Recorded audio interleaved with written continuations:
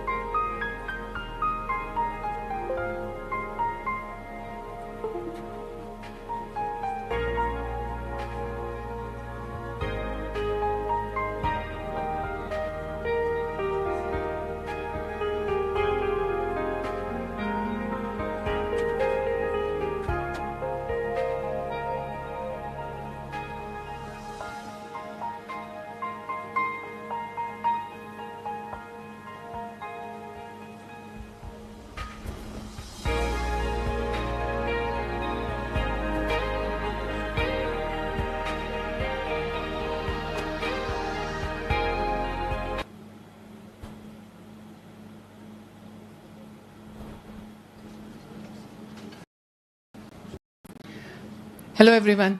We aim to start sharp at 10 o'clock. Yeah? Thought we'll give you a warning.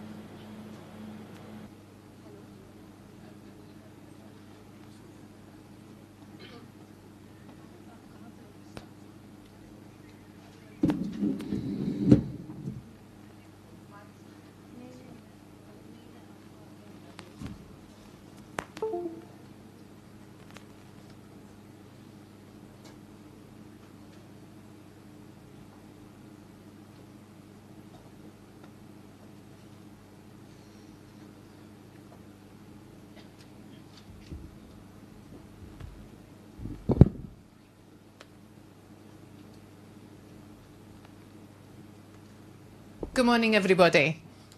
I, Paras Mahendru, welcome you to the annual National Symposium, Inclusion in Mathematics Education.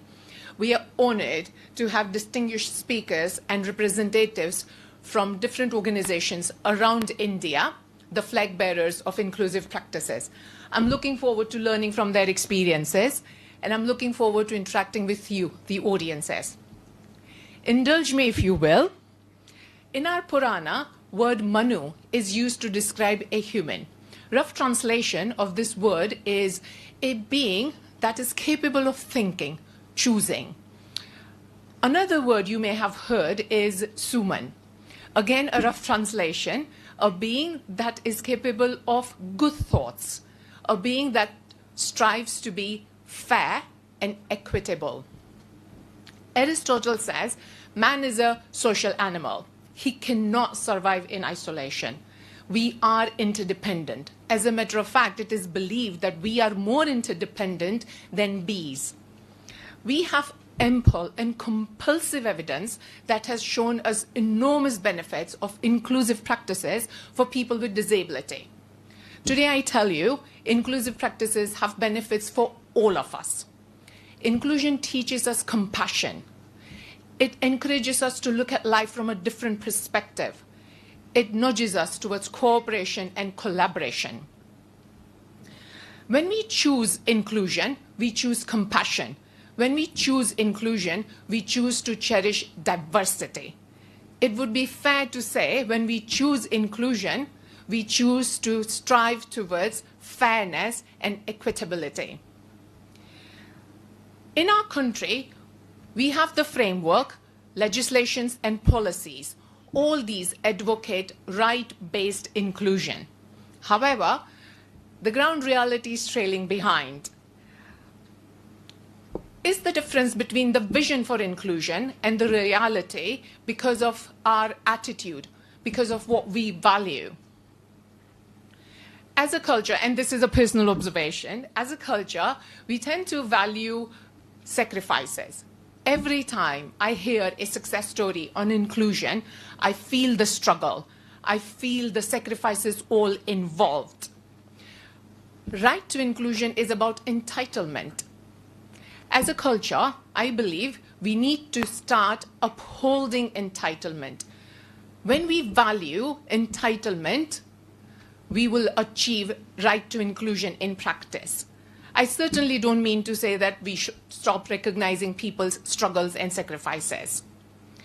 Today's symposium is a step towards this entitlement, right to inclusion. Today we discuss how to enhance learning experiences of children in our classroom, to recognize each child is unique. Children have different dispositions and different learning styles. Keeping this in mind, how do we design learning experiences so that every child in our classroom thrives and progression is attained? We are also going to reflect and debate on why inclusion in mathematics, the value behind it. So without taking up too much of your time, I would like to now invite Mrs. Pramila Zalpuri on the stage. She will be welcoming all our guests. Mrs. Pramila Zalpuri, she is the president of Consortium for Inclusive Education and a retired principal, Baroda High School, Vadodara. Mrs. Zalpuri.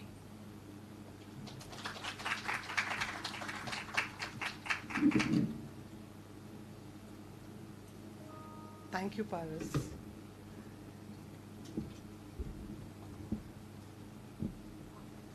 I've worked as a teacher. I've worked as an administrator. I've worked as an academic consultant. And my journey has been long. It's 40 years of teaching. And then I retired. After my retirement, I have got associated with Deepak Foundation, and then we started Consortium for Inclusive Education. Today, when I look at it, I feel that I know very little about inclusion. I know very little about how to empower learners. I know very little about enhancing learning environment. I'm learning even today and would continue to learn every day in my life.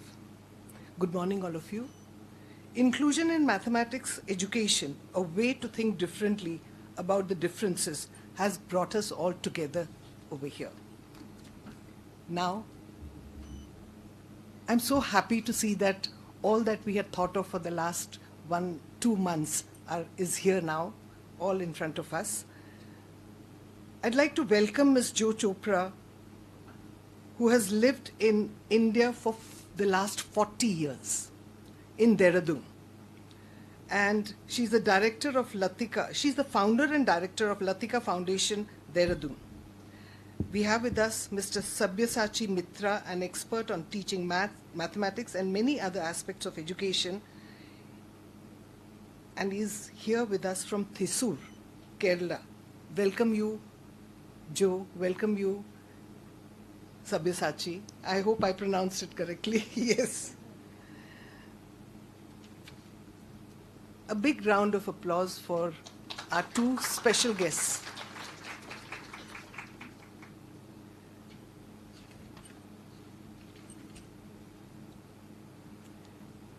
Teach for India is our co-host and our is our co-host for the National Symposium 2020 and is represented by Apurva Shah, and he's the City Director of TFI Ahmedabad. We welcome you.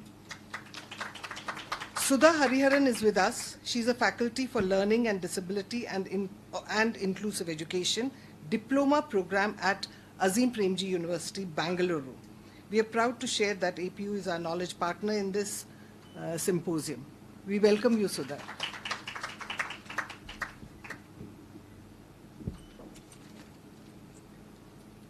We welcome Ms. Neeta Sanghvi, who is the principal of Bright School, Vadodara, Harni.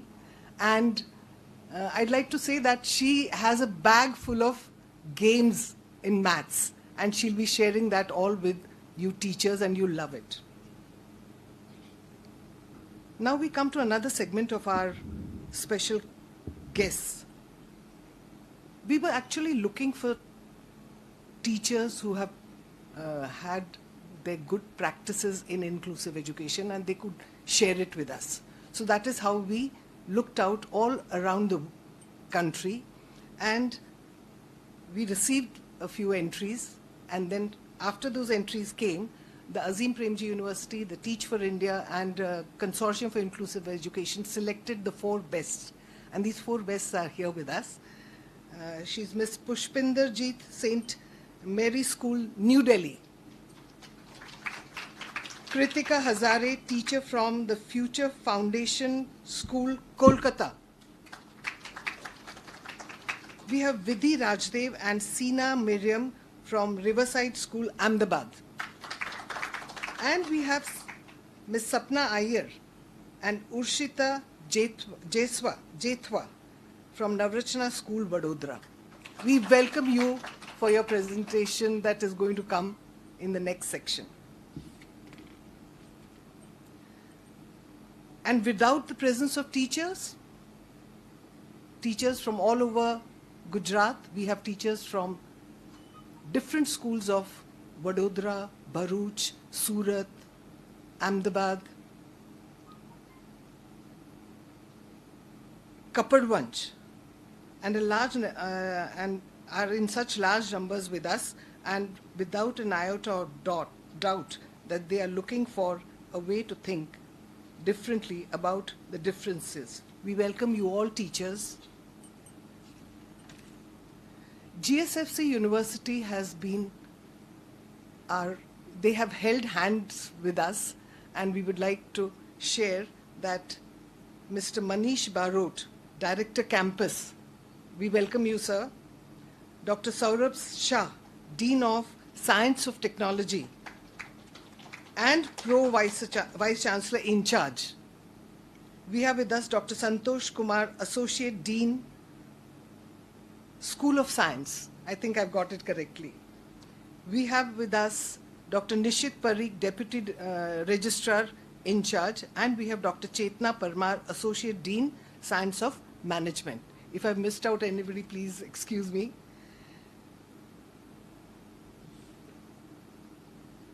We are supposed to be having Narendra Acharya. Is he here? Narendra, thank you so much. I just was wondering, why didn't I see you? You were behind the curtain.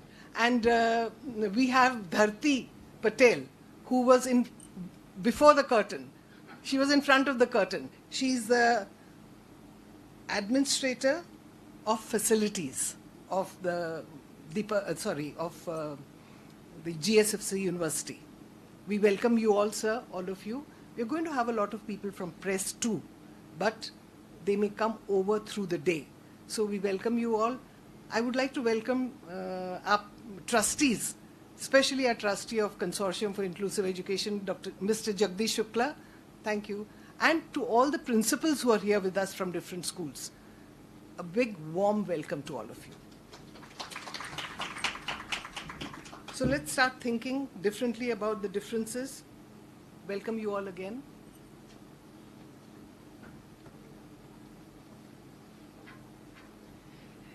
Thank you, Pramila, for that warm welcome. I have been asked, not my idea, I've been asked to request all of you to have your mobile phones on a silent mode, please. Thank you. I would like to call upon Dr. Ruchi Mehta, founding trustee for Consortium for Inclusive Education. She is also the head of strategy at Deepak Foundation. Dr. Ruchi has a PhD in medical oncology surgical science from the University of Oxford. I've had the privilege of working with Dr. Ruchi very closely. I was there when she conceived the idea of Consortium for Inclusive Education. And since then, I have seen her work towards the cause relentlessly. Dr. Ruchi Mehta, please.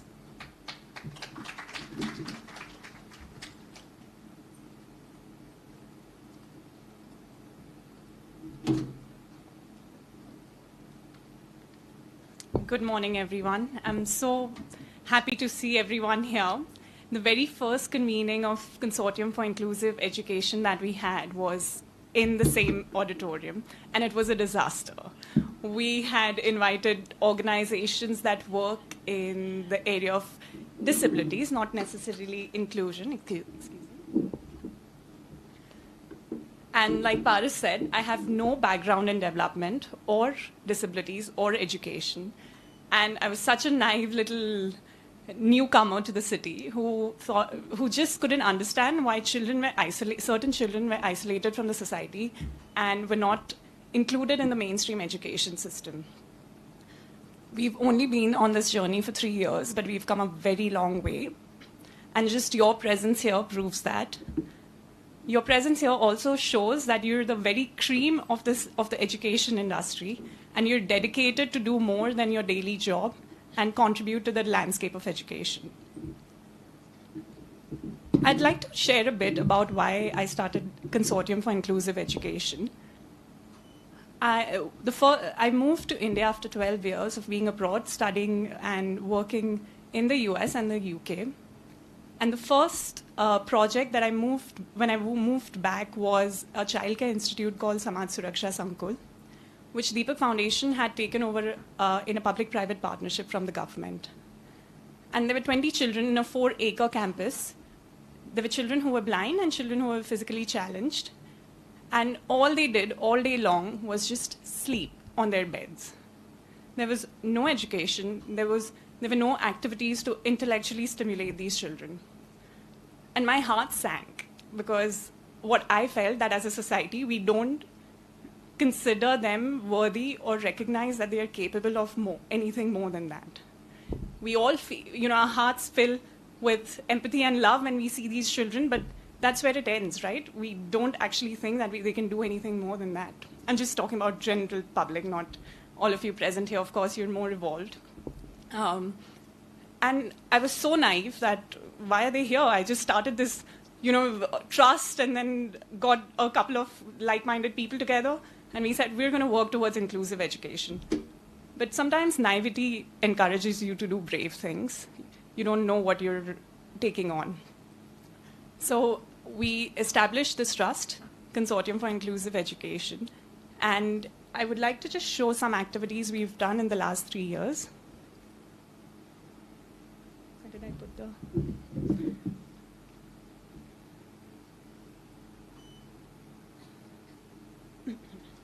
So Our intervention strategies are skills building, where we work with teachers, special educators, the government, to actually connect the experts in the industry to the ground workers.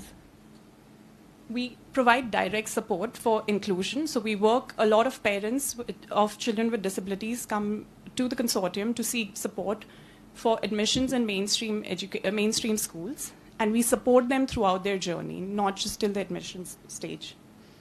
Awareness and sensitization of general society, of policymakers, school managements. We've established a resource center network in Gujarat where we've made resource centers because not all disabilities are catered to in a city. So we ensure that any child in any city in Gujarat is connected to the right resource center. I don't know why I'm dropping it so many times. And then finally, piloting models and scaling them. So I'd just like to talk about two models today. This institute I mentioned earlier, Samaj Suraksha Sankul, where we have about 85 children with visual impairment today. Over the last 4 years, we've gone from integrating 3 children with visual impairment in mainstream school to about 48 children with visual impairment in mainstream schools, and these children have sustained. It's not just up to the admissions stage, but we've piloted a model where we continue to support the school. And this model has been scaled to other organizations in Gujarat as well. Another model that we worked on is assistive technology. Digital transformation uses really emphasizing on assistive technology to make sure that children in a regular classroom learn just as well.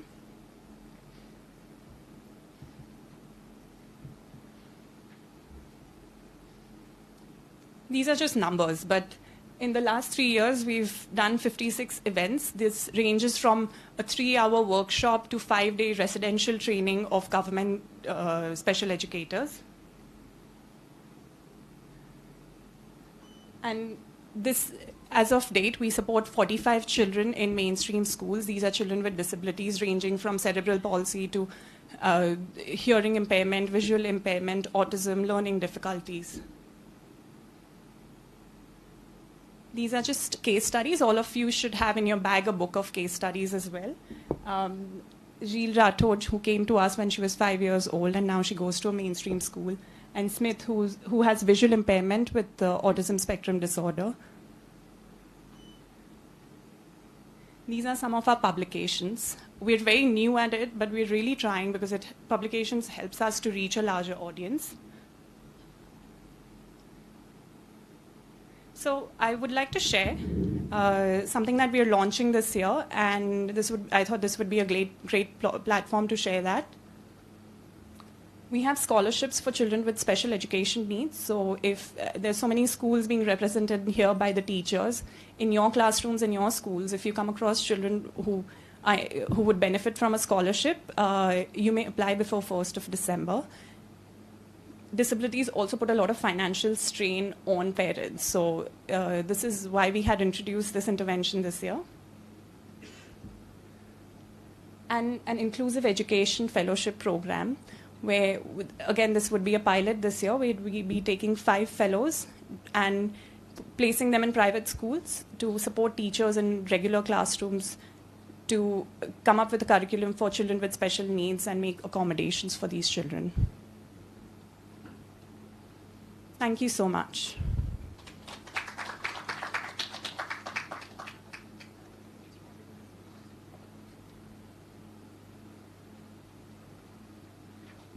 Thank you, Ruchi, for that heartfelt speech and sharing the information on Consortium for Inclusive Education. I'm really looking forward to your fellowship program. I think that's going to be incredible. So now we're going to move on. We would like to start the symposium with the auspicious ceremony of lighting the lamp. May I please request Jo Chopra Maikwan, Manish Jain, Sabyasachi Mitra, Apurva Shah, Sudha Hariharan, and Pramila Zalpuri to come on the stage and do the Lent lamping ceremony.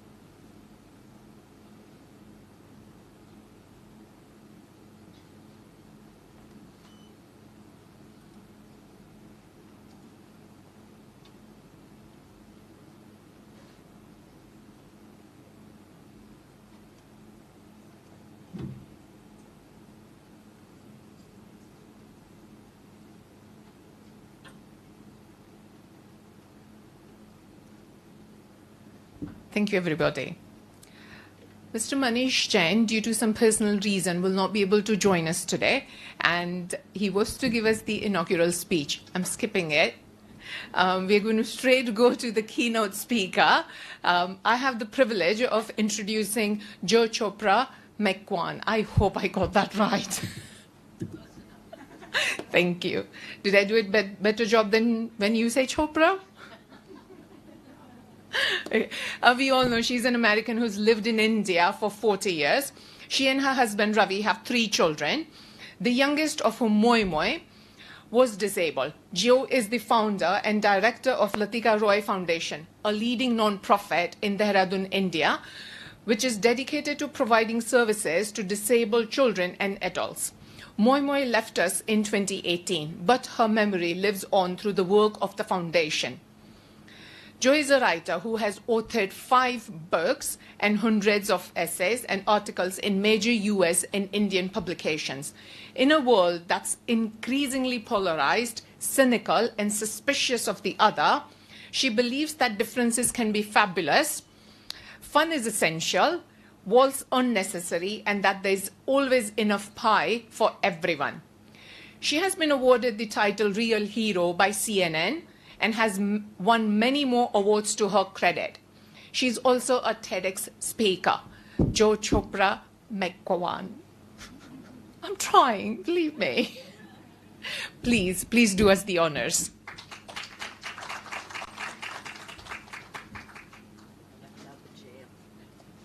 I wanted to. They said don't do it.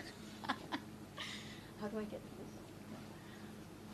Part of my bio was that I was arrested many times in the United States for social justice issues, and every time I put that in my bio, it gets left out. I've gone to jail, you guys, for what I believe in. So I put it right back in.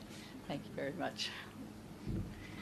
Well, it is such an honor to be here. I cannot believe that I am speaking, giving a keynote address about mathematics.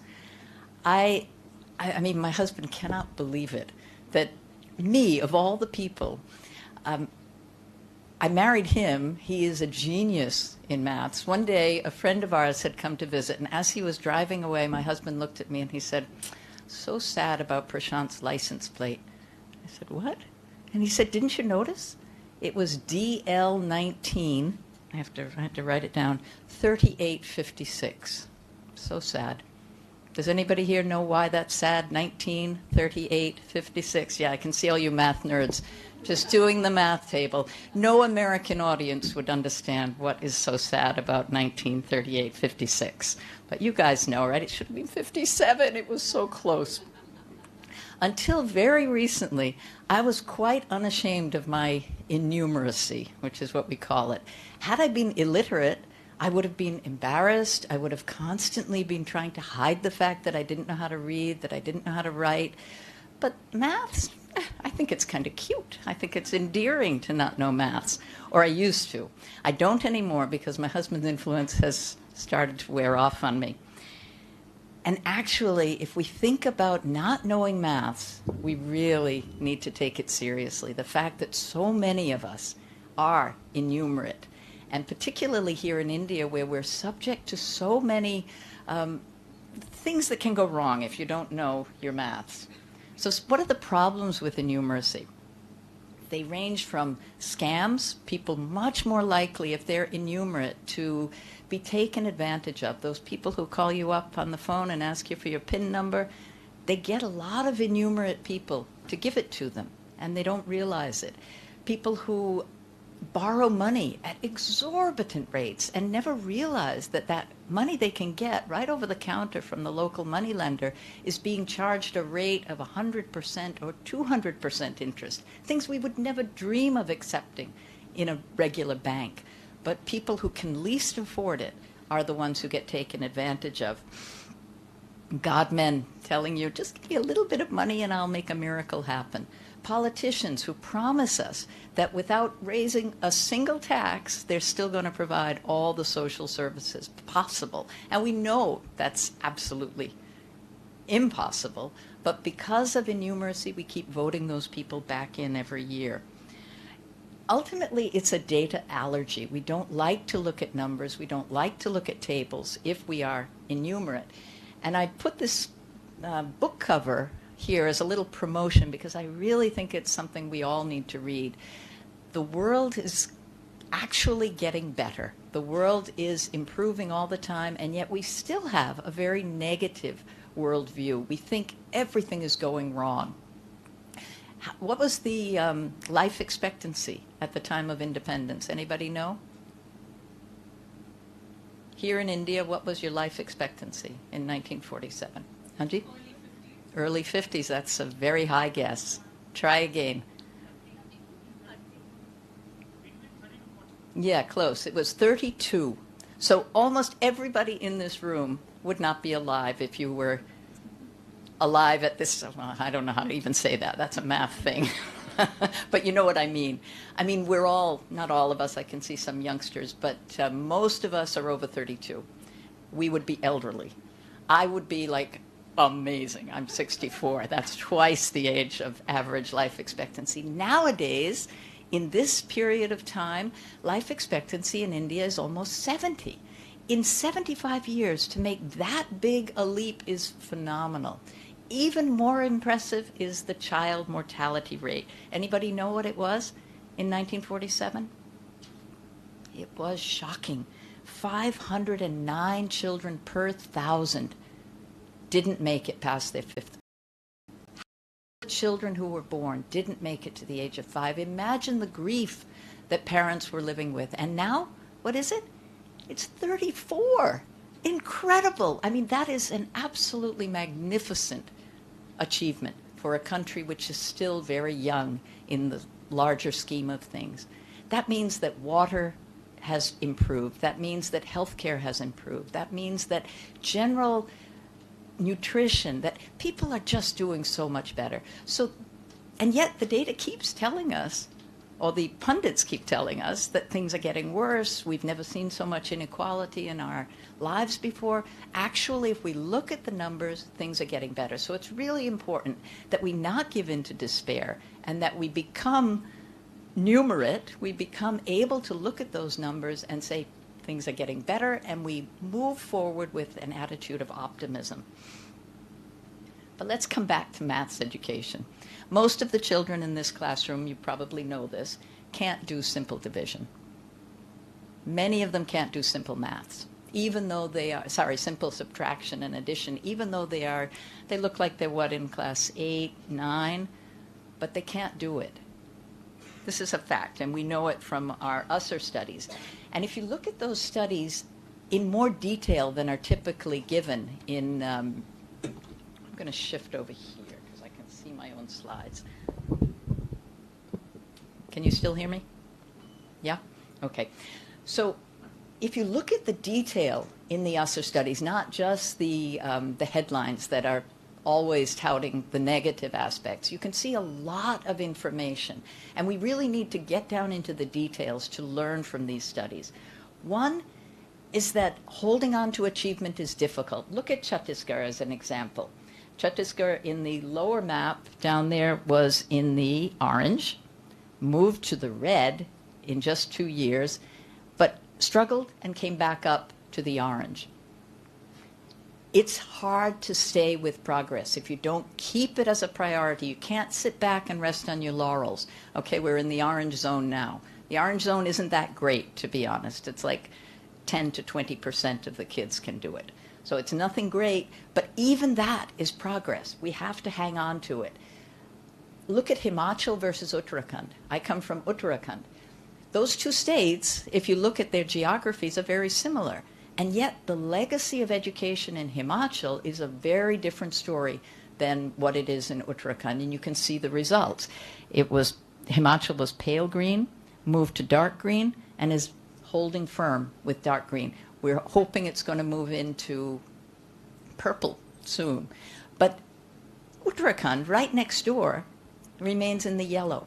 Now, what's going on there? We need to ask those questions. What is Himachal doing that's different from what we're doing in Uttarakhand? What is development? What does it mean?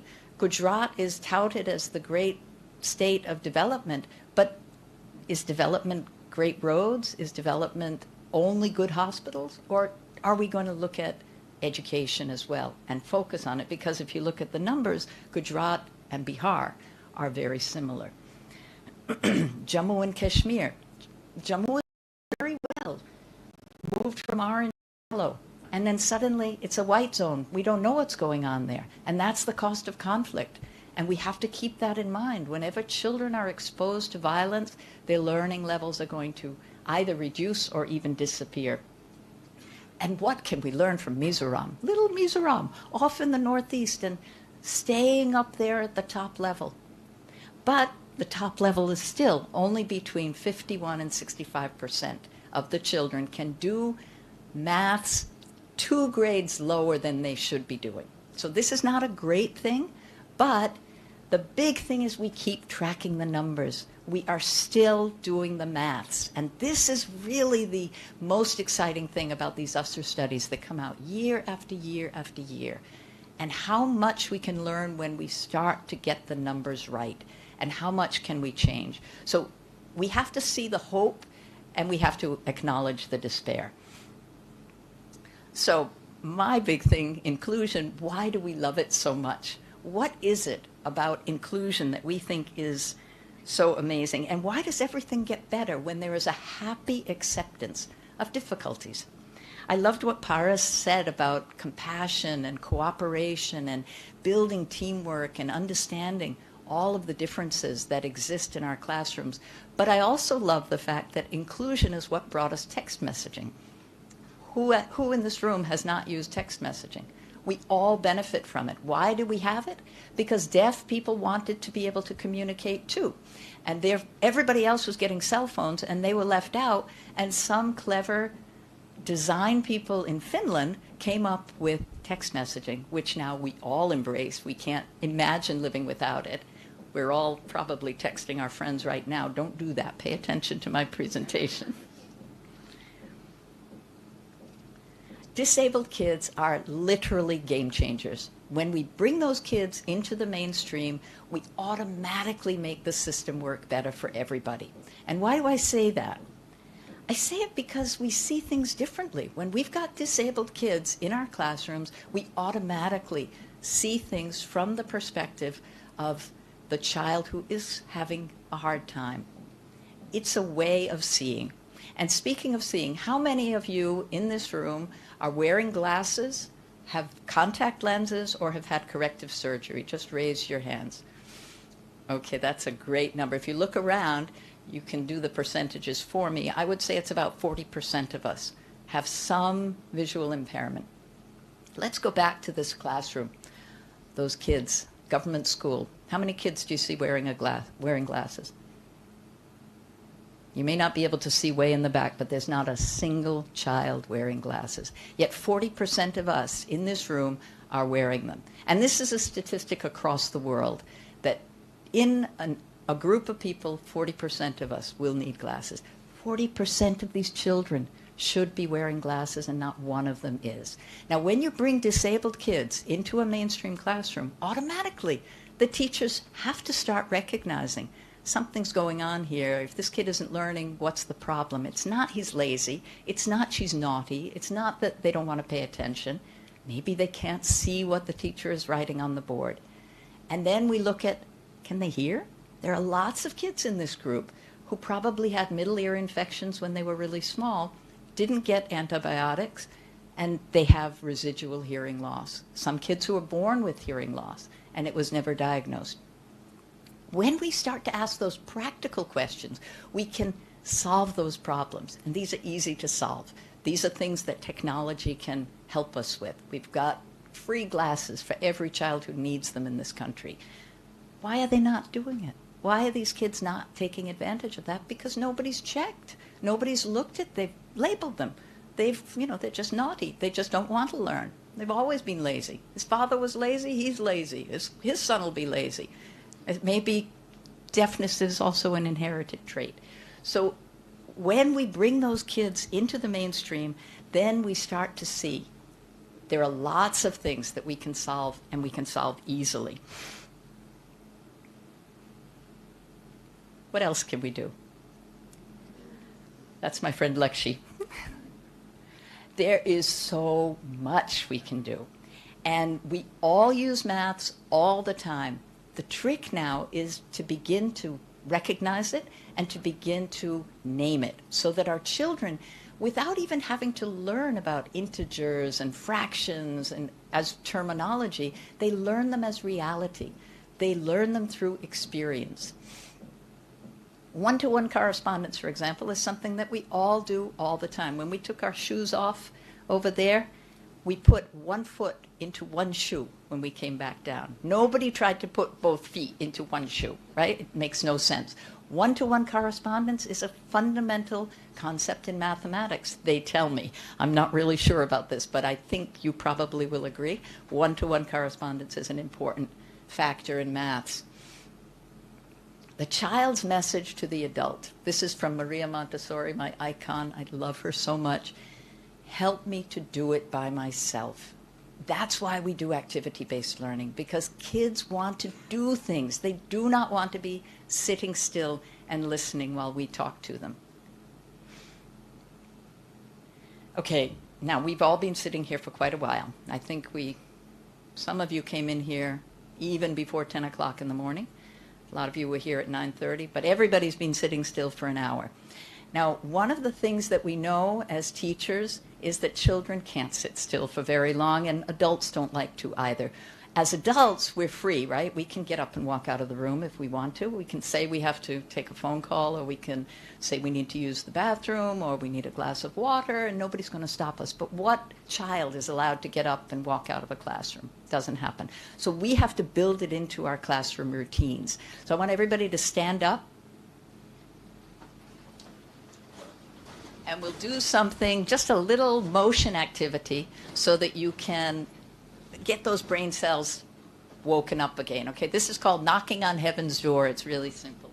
Just stand there and swing. You can laugh. You can smile at your neighbor. Just do it for a minute. That's all you need to do. If you've got less room than this in your classroom and you can't even do this, have the children climb to heaven, just on their tiptoes. They don't have to be hitting out at anybody. Wonderful. You guys are great. You can all sit down again. So these kinds of things we need to bring into our classroom as a regular feature. Every 10 minutes, every 15 minutes. It doesn't have to be something as big as moving, although that's really very, very useful. But it can be just change the activity. Stop the talking and start doing something with the children doing it. Because kids need activity to move. They need some change in their routine. Otherwise, literally, a 10-year-old can sit still for 10 minutes, a 5-year-old, 5 minutes. And what do we expect? 45 minutes they're sitting there. Who on earth can sit quietly and listen and actually take anything in? So that, please, if you get nothing else out of this, just remember that. Okay, now I'm going to give you some fun ideas for what you can introduce into your math lessons that I think will maybe improve them. So count real things. I think we try to pretend that children know a lot more about numbers than they do. We think that because they can recite the alphabet song, they know how letters work. Because they can sing their times tables up to 20, they actually know what that means. Actually, mathematical concepts come in a developmental stage just like everything else does. Like you can't walk if you don't have head control. That's just not going to happen, right? You need one thing first, and then the next thing, and then the next thing, and that's also a mathematical concept.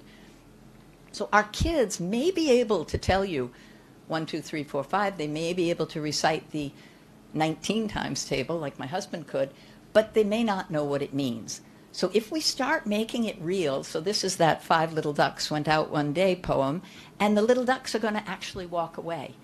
You've got the first little duck, and then you've got 4 ducks. And the kids can see that, and they are acting it out. They get to take turns. And again, because we're doing this in an inclusive way, a child with a mental handicap, a kid with Down syndrome, can be one of the ducks.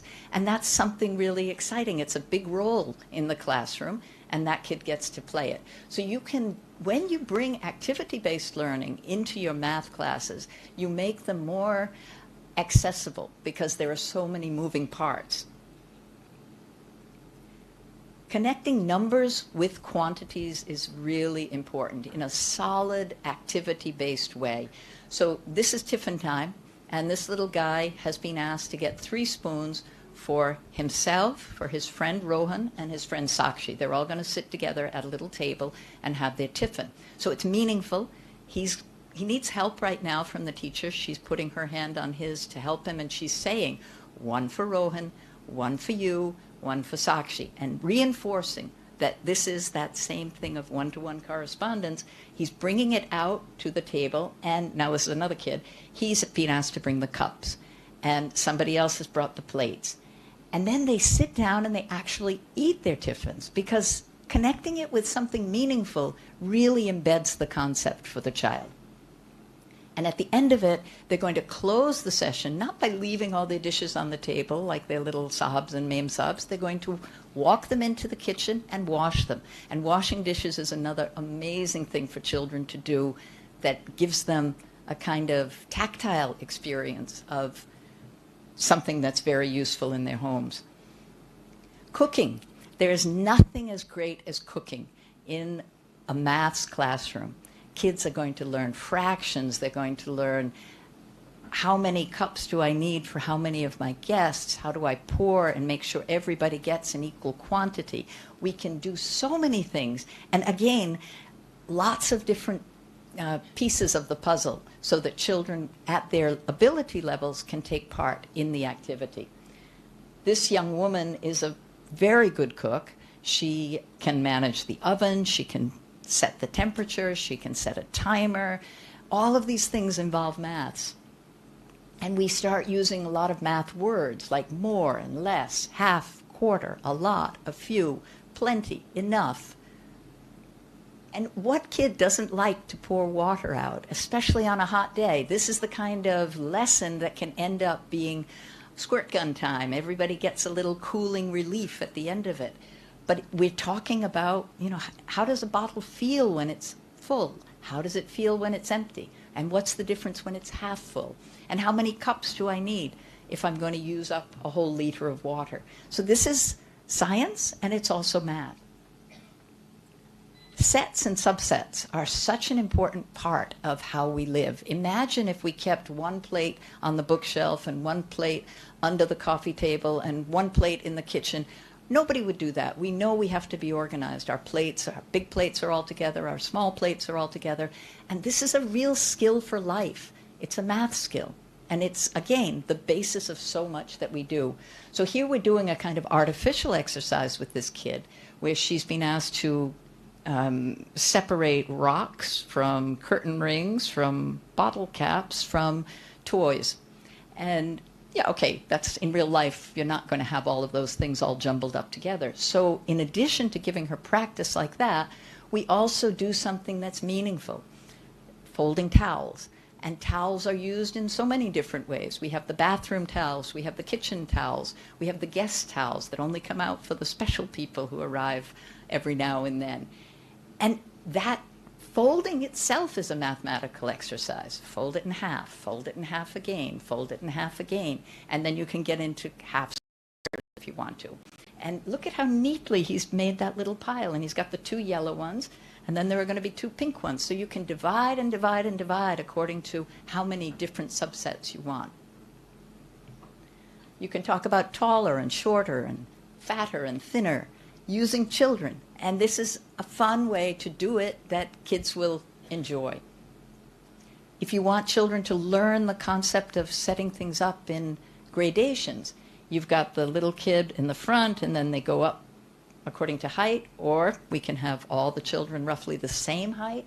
And of course, the prima donnas in the middle, where they always like to be, front and center. And this is my last one, and this is a kite-making class in Latika Vihar, which is our after-school inclusive club for children. And we've got about 40% of the kids are disabled, and 60% are typical. And here they are learning how to make kites, and all of what they're learning has got a math element to it. They're understanding the different qualities of the paper. The thin tissue paper, how carefully you have to use it. Bamboo, how if you have a thick piece, it will break. If you have a thin piece, you can bend it. They're learning that maybe using the glue on a spoon isn't the best idea. You get an awful lot of it that way. Maybe using your finger is actually more effective. Real life experiences, and look how proud they are about what they have accomplished, making their kites, and then testing them out and finding, well, they've got some problems. One is torn, and this guy's trying to figure out how fast does he need to go, how long should the string be. These are all mathematical concepts. And his is about to fall apart, but he's just going to take it back to the drawing board and start over again, because that's how we learn. There's no shame involved. There's nobody telling him he's a failure or will you ever learn. He did it. He realizes himself that there's a problem here, and he's going to take it back and rework the combination of paper and glue and string and bamboo sticks. And that's what learning is all about, when we make it joyful and experience-oriented rather than out of a book.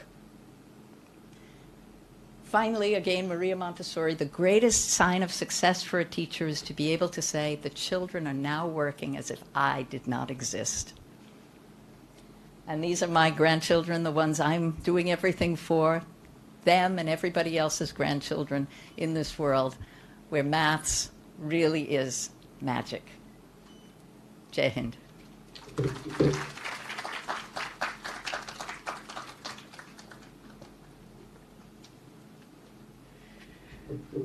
Thank you so much, Joe, for that wonderful presentation. Absolutely right. Math is everywhere. Politics, scams, kitchen, kite. Everything requires maths. I wish I'd known this earlier. I probably would have liked the subject. Before we move forward, are there any questions for Joe from the audience?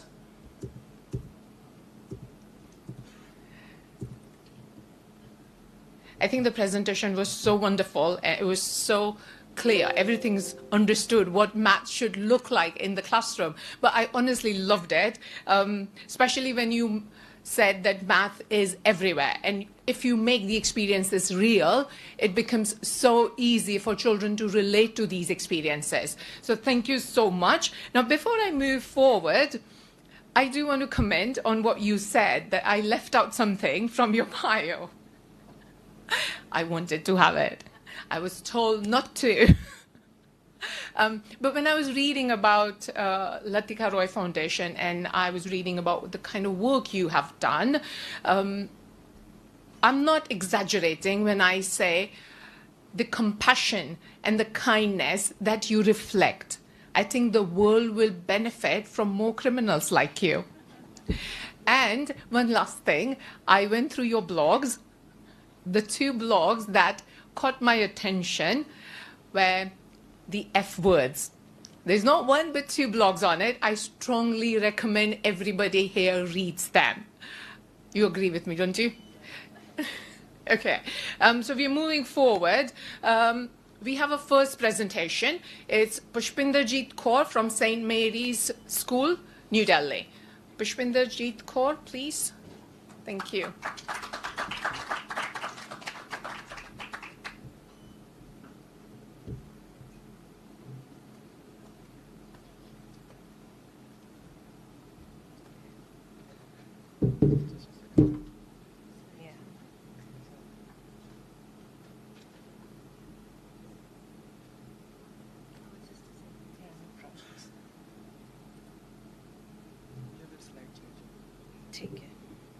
Good morning, everybody. Thank you so much for giving me the opportunity to be here. Can you hear me? Yeah, I'm representing St. Mary's School, New Delhi, and I'm talking about the practices which we have in our school. These are my teammates who helped me making this presentation. Now, before even start talking about inclusive education, I want to know what is the why of why we are doing inclusive education, and if we are doing in our school, what governs it, and if we are not able to take certain practices, what is stopping us? The assessment parameters which we have in our school, the education system where we have examinations and we are supposed to test children, that is one very big governing factor where we are not able to do certain things which we want because of the time constraints, because of the syllabus constraints. A lot of things are there. But we have to think out of box. We have to think that whatever parameters have been given to us, based on that, are we able to take these practices? Nobody is stopping. The government doesn't stop us to take, has a fixed syllabus till 8th. I know we are supposed to prepare children for examination in board exam in 10th class, 12th class.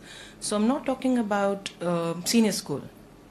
But up till 8th, nobody is stopping us to take a certain parameter of this should be in your syllabus. The syllabus guidelines are given to us. How do we interpret it? It is up to us. So we have to open our minds, and everything is possible if we want. Inclusiveness is a journey. That's what I believe. That inclusiveness is a journey, and it's a matter whether we want to include all people.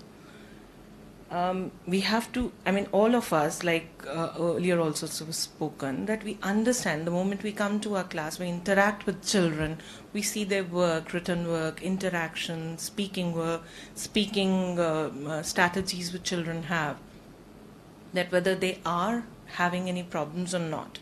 So we have to understand our children, and it should be a child-centric classroom where all the activities which we do, we are keeping children in mind.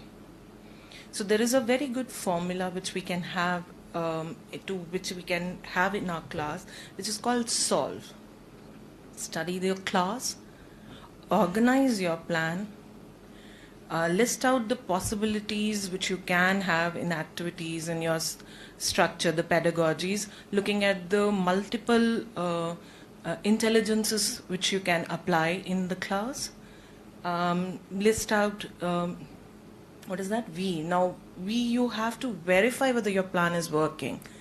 And then 8th is reevaluate, review, and then again try a different method. If that works, good. If otherwise, try another methodology.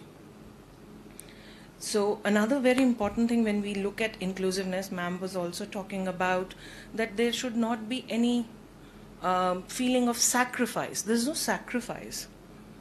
When we are looking at children in our class, we should know that if we plan activity for one particular child, maybe having some a non-typical child, then we would definitely be benefiting the other children also. It's not that once we plan an activity for one child, will not benefit the others. And multiple intelligence is an understanding. It is how we can achieve this inclusiveness. All children, typical, non-typical, all children need to be included in a class. And that is the best class that we can have. Now we have children with different levels and degrees of visual impairment in our school. So we have to plan the activities as such that the maximum utilization of the resources, and we are able to cater to all children's needs. So we can use tactile graphics. Now, many of us think that we do not need to know geometry for take geometry classes for the visually impaired children, but it is an easy task. It is very cost effective. A thread or Fevicol is required to make a figure on a simple paper. Just let it dry and it becomes a tactile for you, where a child can feel, they can touch. 3D objects are very easy to be taught to children. It's a matter of just making 2D figures also. It takes just 5 to 10 minutes to make this. Concrete materials are very easily available, like rajma seeds, buttons, as you were talking. Audio tapes and ebooks are something which we have in our school, so easily available again. Now, JAWS is a software which might be a little expensive for every school to afford. But NVDA is another app which is easily available and doesn't cost that much. And in large print, it's easily. We have to understand that not everybody can see it. Like ma'am was also saying, maybe children can't say, but they have problem in understanding. So if a child is making consistent mistakes, then it is up to us to see whether we are able to understand the problem that child has, and if the enlarged print will help the child. So everybody, this is my experience, that 14 is a size which is very easy for children to understand, but if a child needs an extra help, then having a print of 18 and 22 is equally easily possible. When we talk about kinesthetic learners, the kinesthetic learners like to do movements and learn, have something tactile to work with. So some of the things like clinometer is usually in the applications of trigonometry, and we have a child who's on a wheelchair. So it was very easy for that child to take the measurement of a building. He was, of course, paired with one another child so that the measurement from that place where the child was and the building could be taken up with the help of another child, the measuring tape they used, and they could measure the height of the building. That's an application of trigonometry. Now, Pythagoras' theorem is easily doable by origami paper, and children with ADHD, children who have ADHD, they have issues of settling down. So this outside classroom activities are very encouraging and very positive influence on them to go out and try. Now, paper folding, now everybody visualize, like ma'am was also saying, it is important to visualize what math is. So we talk about exponents. So exponents is easily doable by this paper folding method. So if it's just a way how you fold a paper that you can make exponents to the power 0, to the power 1, to the power 3. We teach this in 8th class, 7th class, 8th class. So these are possible with simple paper folding method. Now, theater and math. This is something which is doable in all word sums. So word sums, as actually some places they are called story sums also. So anything related to a word sum can be made easily accessible to all multiple intelligences if they are made into theater, where a child is expressing themselves, not necessarily just doing it on the paper. Now, kitchen is a math lab is also possible. Like, I have a picture somewhere. See, this is a mango festival which was recently taken place in our school. So children are doing fractions, children are doing ratios, proportions while they're preparing these salads or the souffle and stuff which they were doing. So these were taught while doing the activity, and it was such a big drama was created around it. There's a festival, children presented, some of them showed how the fractions they have done, how they have cut it, all these kind of things, what all ingredients they have used in it. So coming back to this one. Now, spatial learners. We had this child up and now. We were talking about circles. So this child actually could feel when the children were standing around her, they were able to feel that this radius is going to be same all around, and the child was able to understand by doing this experiment. The nets of 2D, 3D are very tactile. You can actually fold the nets 2D into 3D object, and it becomes very easy for children to understand how to achieve a 3D. Making maps, and it is said that children are able to understand things better when they're having movement, all their senses involved. It is a longer duration they remember the things. So puzzles is another thing which children can play. Tangram, there is no age for tangrams. All age groups can do tangram plays, tea, puzzles. These are things which you can make your class interesting with. Also, the puzzles which are very specific to the subject, the topic which you are doing, that can also be taken up. Now these were some of the the tessellations and things which we have done in the class. This was curves out of lines. Children were doing this on the graph paper, and it was an interesting activity. Why? Because everybody was able to do these kind of activities in the class, and children who were not able to do it, the children sitting with them they were helping him to do it. Now, logical learning, Jodogyans is a kit which is available, and it comes for different topics like fractions, for geometry, for puzzles. All different kind of things are available for the Jodogyan. The Capricorn's number is a very interesting number. So children can play with with their friends, in which they try to understand what is this Capricorn's operation. These are some of the activities which are done in St. Mary's. That picture is when children were designing they were designing using algebra.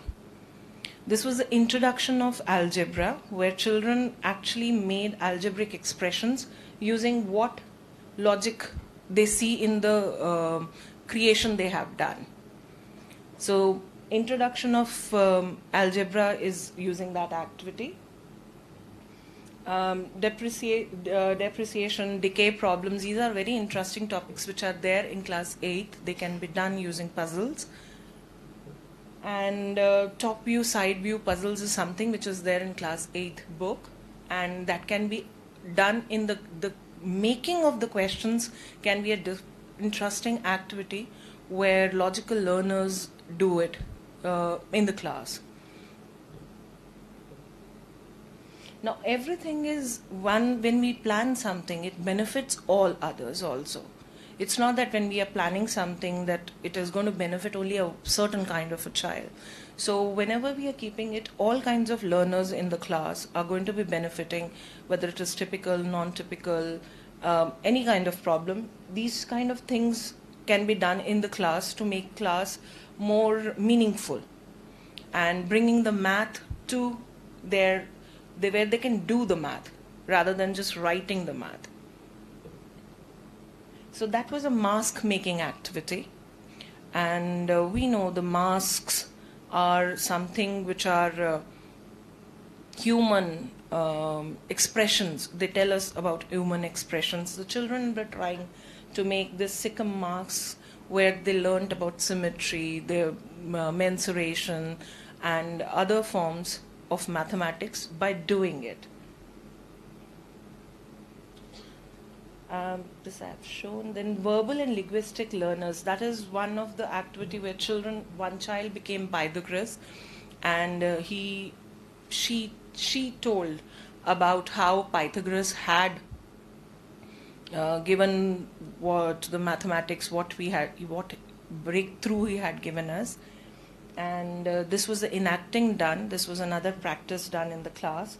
Then advertising campaigns are there, where anybody is trying to sell a product, and story writing, presentations, sometimes always game, where suppose I say what is the sometimes, always, like x square plus y square is going to be x plus y whole square. So children give the answer, whether it is, there are placards made by children which I've got sometimes, always and never. So they have to raise. So everybody is giving the answer without actually, I mean, you're not testing them as such, but you are still getting the answer from children. So debate topic, it is very important that what topic we give, it is age appropriate. So you can give any topic like, since mobile phones are there, so math is redundant, or simple, after 8th, child should be allowed to choose if they have to continue math. These are the topics, some of the topics which we usually take. There's flipped classroom. Children should be given the ownership to learn. It is easier, it is very good to have a blended learning mode where children are also given ownership of learning. So we have this style where children present, they prepare a topic, they come and present what they have learned, and teacher interacts with them and gives them feedback on how things can be done. For auditory and musical learners, if we are having jingle competitions, rhymes, song competitions, and dance, movement, then it is a very interesting class. And does it require too much of preparation? No, not at all. It doesn't. So some of the assessment parameters which we have in our school are, we look at the abilities and then we try to have the type of assessment. Till 8th, this is how we assess. It is a skill-based assessment where mental maths is given up for a certain skill. There is a breakup of marks, and it is comprehensive, and then it is continuous. So we don't have it at the end. So there are no exams as per se till 8th class in St. Mary's, but we keep taking assessments in this way, where a skill is involved in it, and even the activities are kind of assessments.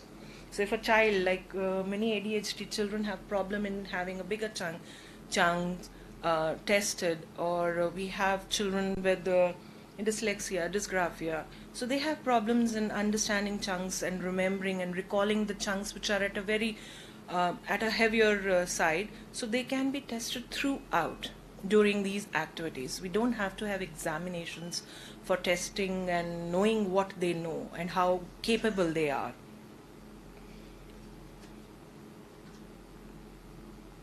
And this is a mantra which we always have. When you have certain plan, you always look at it, you apply it, and then you review it.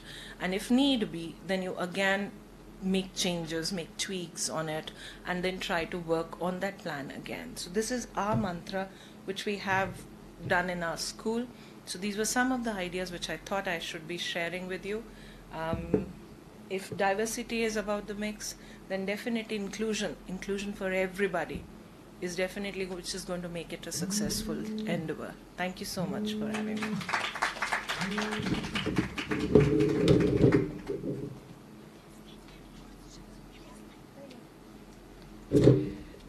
Thank you so much, Pushpinder.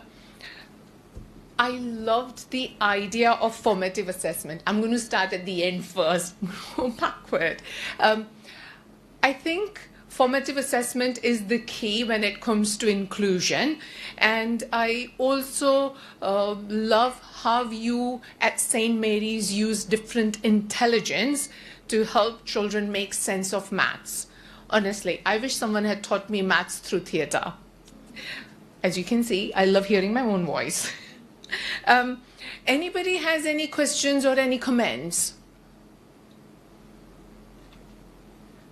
I also like the idea of using indigenous material to create resources, because creating resources is part of accessibility, isn't it? Anybody has done something similar, or? I have done in third grade, and children loved, and they have created different masks. I have taught them to make a cat mask. They have created tiger mask, their dog mask also. So they enjoyed and they learned that symmetry that madam has told. And so it was great fun in that period. Yes, definitely. Thank you so much. Thank you. Yes, please. Good morning, everyone. I am Neeta Shah from Shesha School. And we have Aadhaar, special children. And we are conducting so many activities, and this is the way to teach and enhance their future and enhance their capacities to build them, ship them to regular school. So we are conducting, we conducted the activity that just madam said, that make them, perform them as a teacher, let them prepare some topic and whatever, according to their capacity, according to their mental age and whatever the things. And it was very successful, went successful, that program we conducted there, because they felt special and they felt that they are at that area behind the table, and their parents, what exactly the success is that the parent felt energetic, and they started working hard on the kids. We are so many kids in our types of disabilities in our school. So it was the fantastic experience. Thank you so much. You're absolutely right. When children are encouraged to not only participate but contribute in whatever capacity they can, it does motivate. It motivates us. Am I right? Okay. The other thing I really liked about what you shared with us is when a child does not learn, we reflect as teachers. We look at what we have planned. And there are a few teachers in the audience with whom I work. They know how much I nag them about it. They'll tell you during tea break.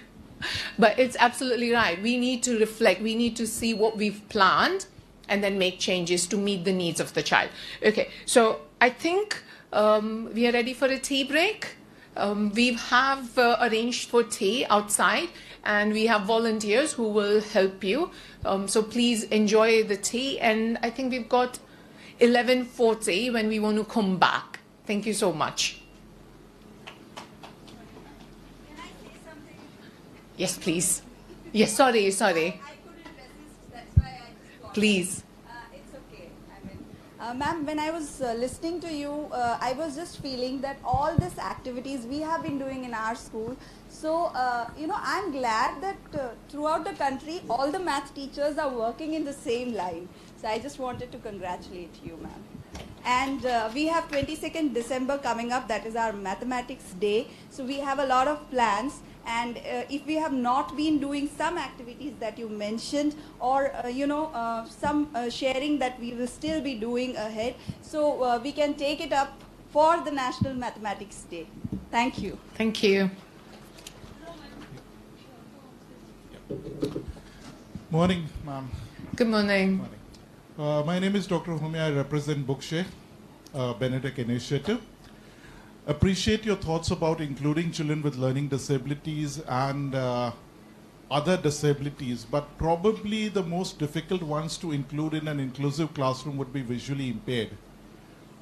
Is there any thought on how do we include visually impaired children within an inclusive setup for learning math? Because this is one of the greatest challenges, and I specifically have come here to understand this because of the national education policy promoting inclusion.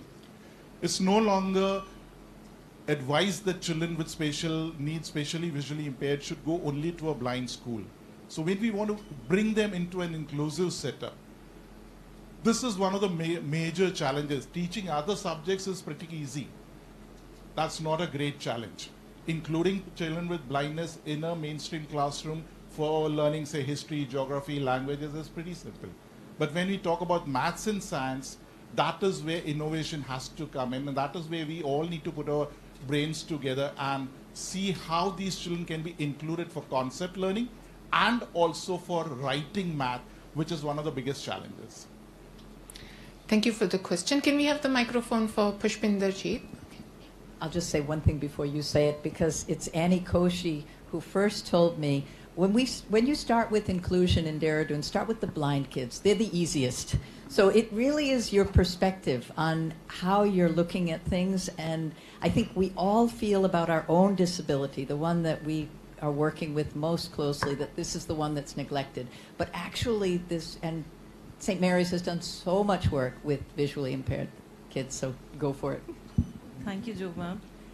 Thank you so much for your question, sir. Can you hear me? So I don't remember a single year. I've been associated with St. Mary's for last 20 years, and I don't remember a single year when we don't have a visually impaired child in our school. Just recently we have one child who had given class 12 exams, and she and her brother, who was 2 years back, Kiran and her brother Ajay, and Ajay has actually got admission in a university which is outside India. So these visually impaired children and any other kind of visually challenged children had been a forte, an easy way we can contribute to our obligations towards the society. It is not an easy task. Like Sir is saying, yes, it is not an easy task, but it is very easy to at least include them in your classes. There are different ways. If you want, you can talk to me about it later on. There are very many ways in which we can include the normal class for visually impaired children. And you don't have to have expensive setup to make inclusion possible for them. There are tailor frames, there are tactiles, there are activities based which you can do for visually impaired children. There is no particular class in which you can you have to have any hindrance for your the feeling which you want for inclusion. So it is possible, and not only visually impaired, but even hearing issues, it is possible. Hearing is going to be a little bit more difficult than visually impaired children, but possible. Thank you so much once again for your question, sir. Thank you, Dr. Humiar, for asking that question. And I think what he specifically asked was how visually challenged children will learn maths in the classroom. And that is what we'll need to think of in the next few sessions. Thank you. Thank you. So before we part for tea, I think technology is being used quite well to help children with visual impairment when it comes to writing as well. I think that's one of the things you'd commented on as well. So, but as I said, we are on a tight schedule. We will break for tea, and please continue this conversation during tea break as well. Thank you so much.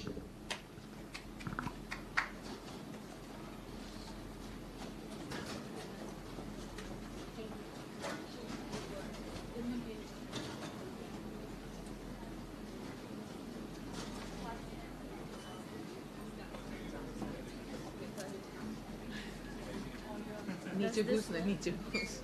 Yeah.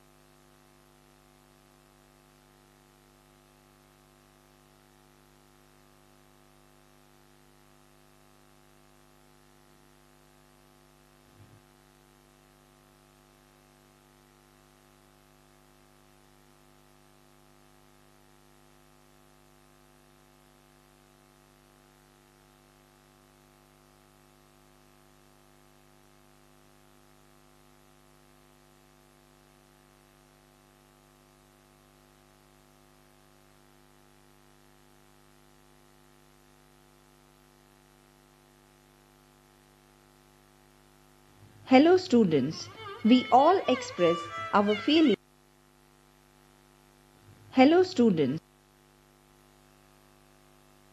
way.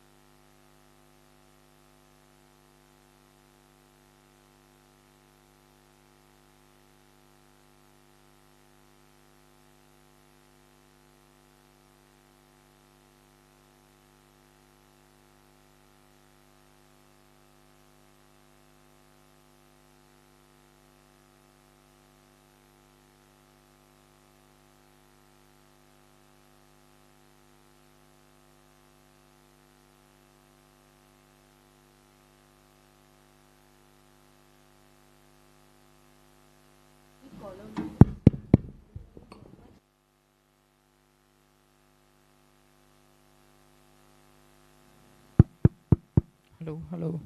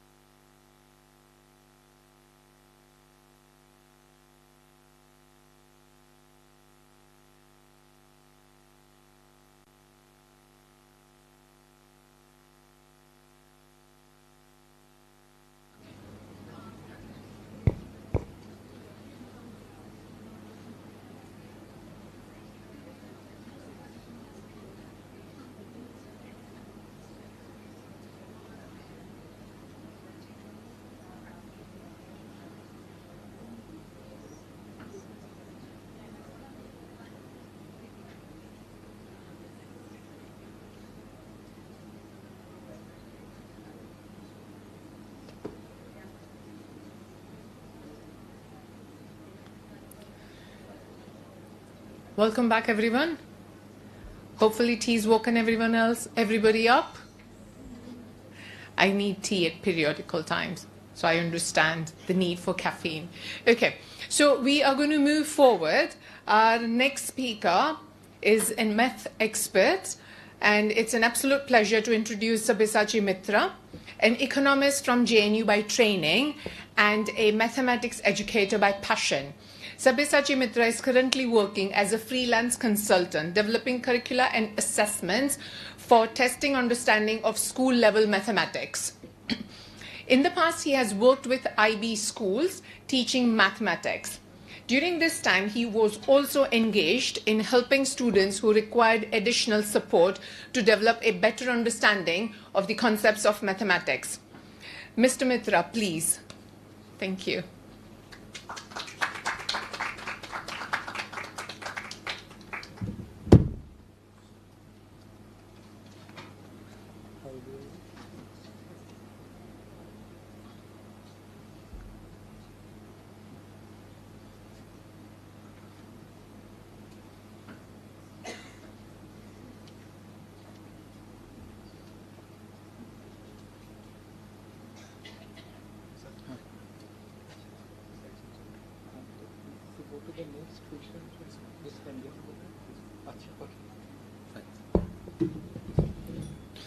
Okay, good morning everyone.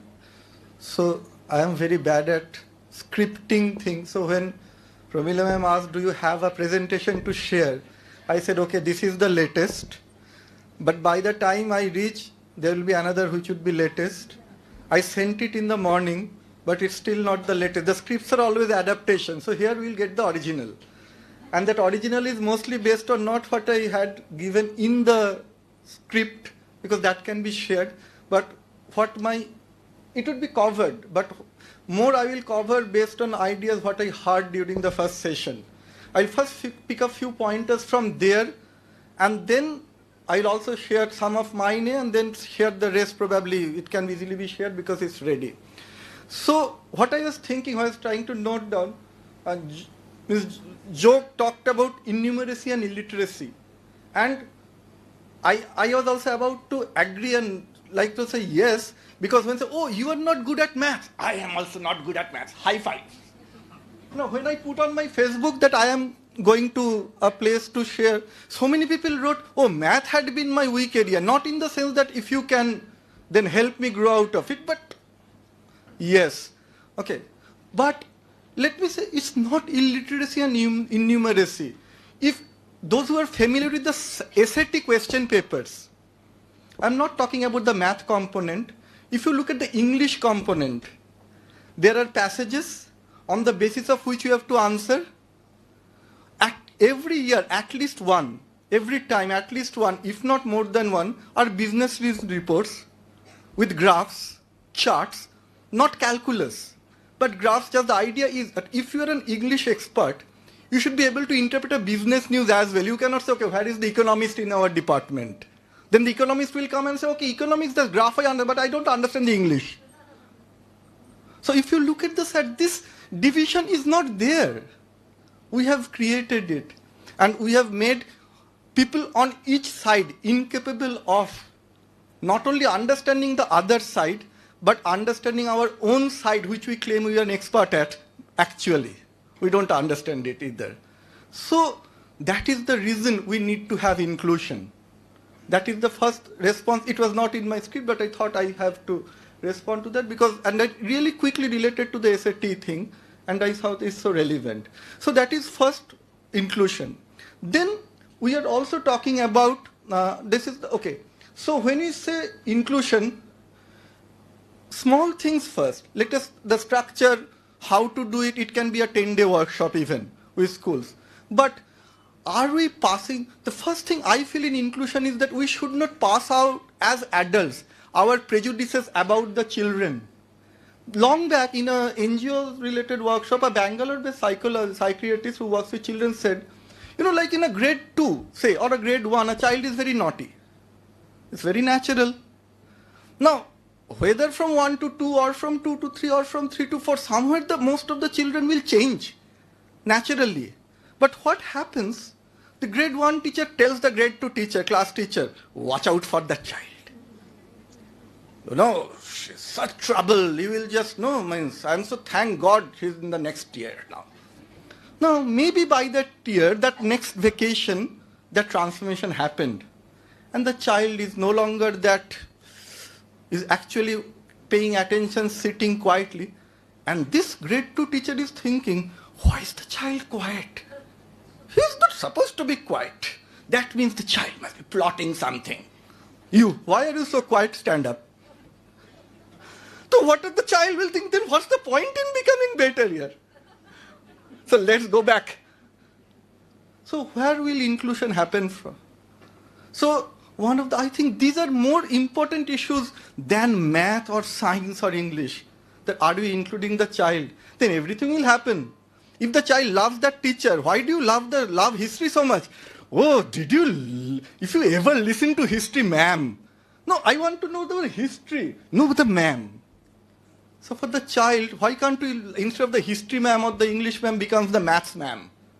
Every child will be included in math education then. You know, but math education is that. We think that it's hierarchical.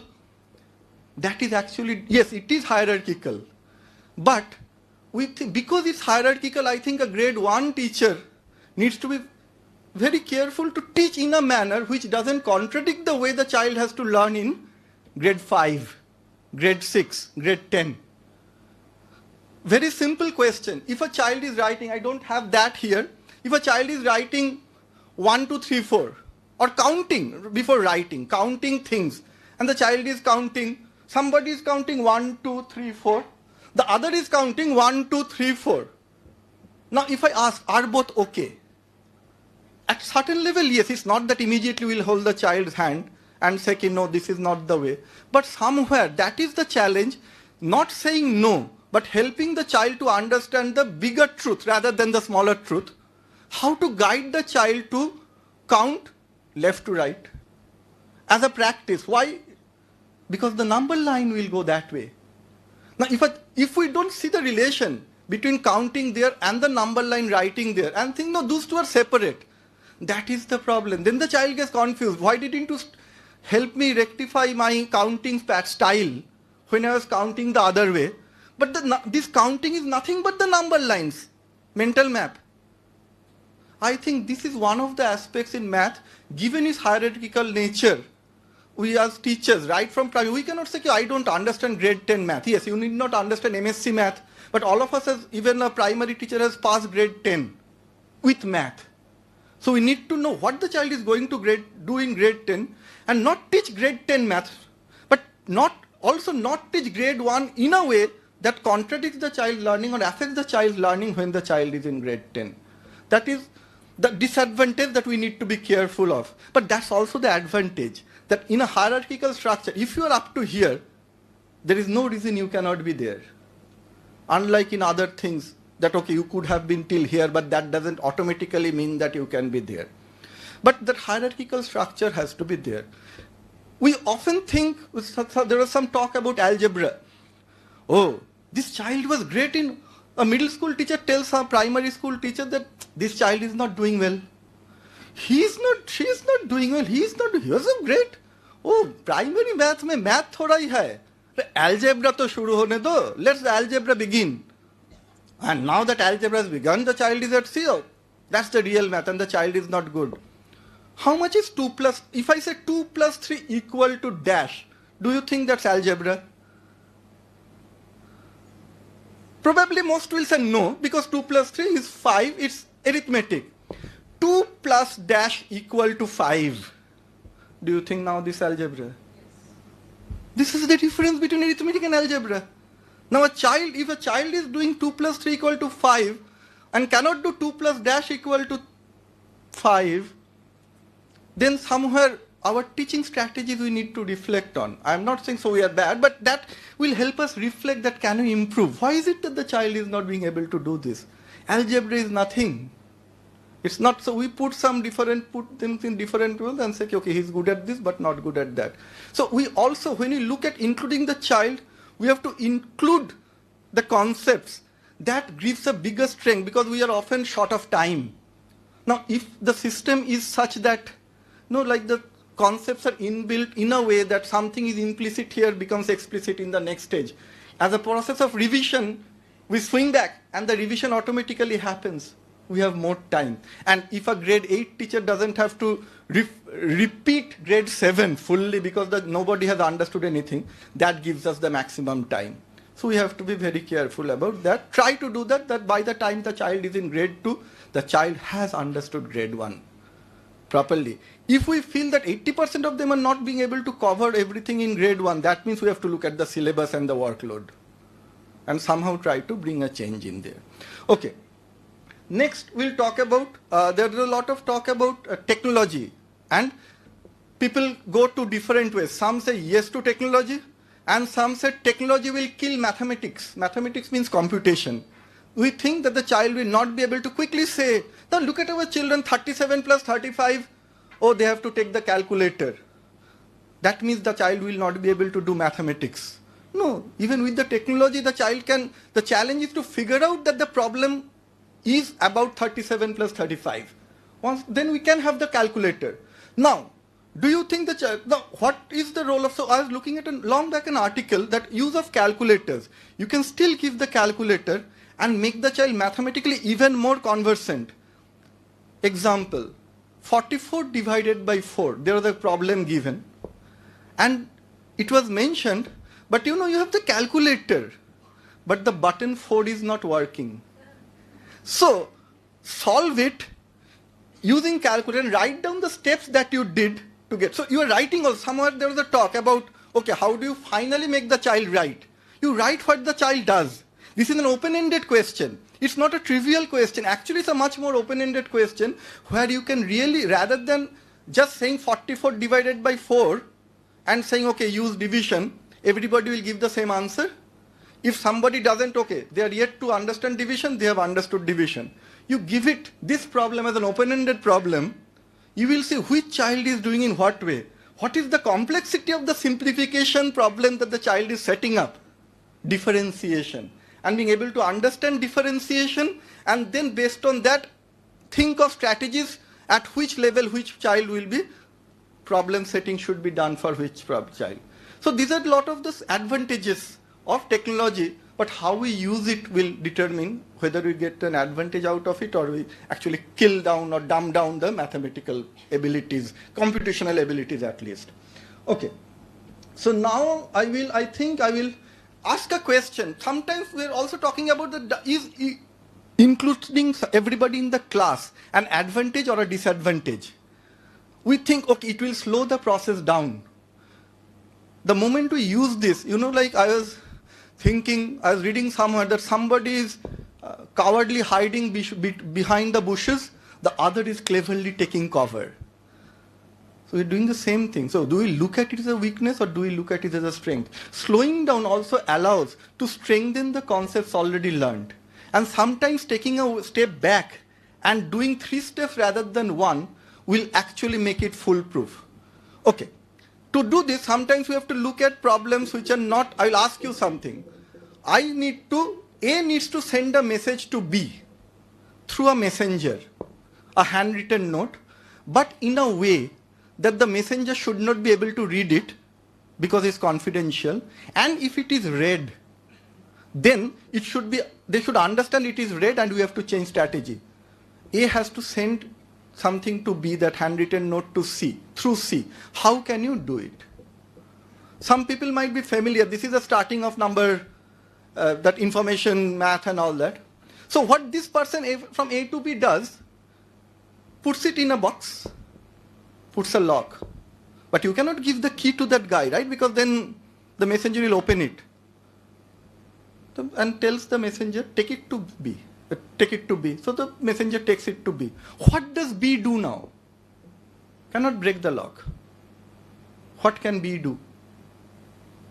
B will put his own lock on that and send it back.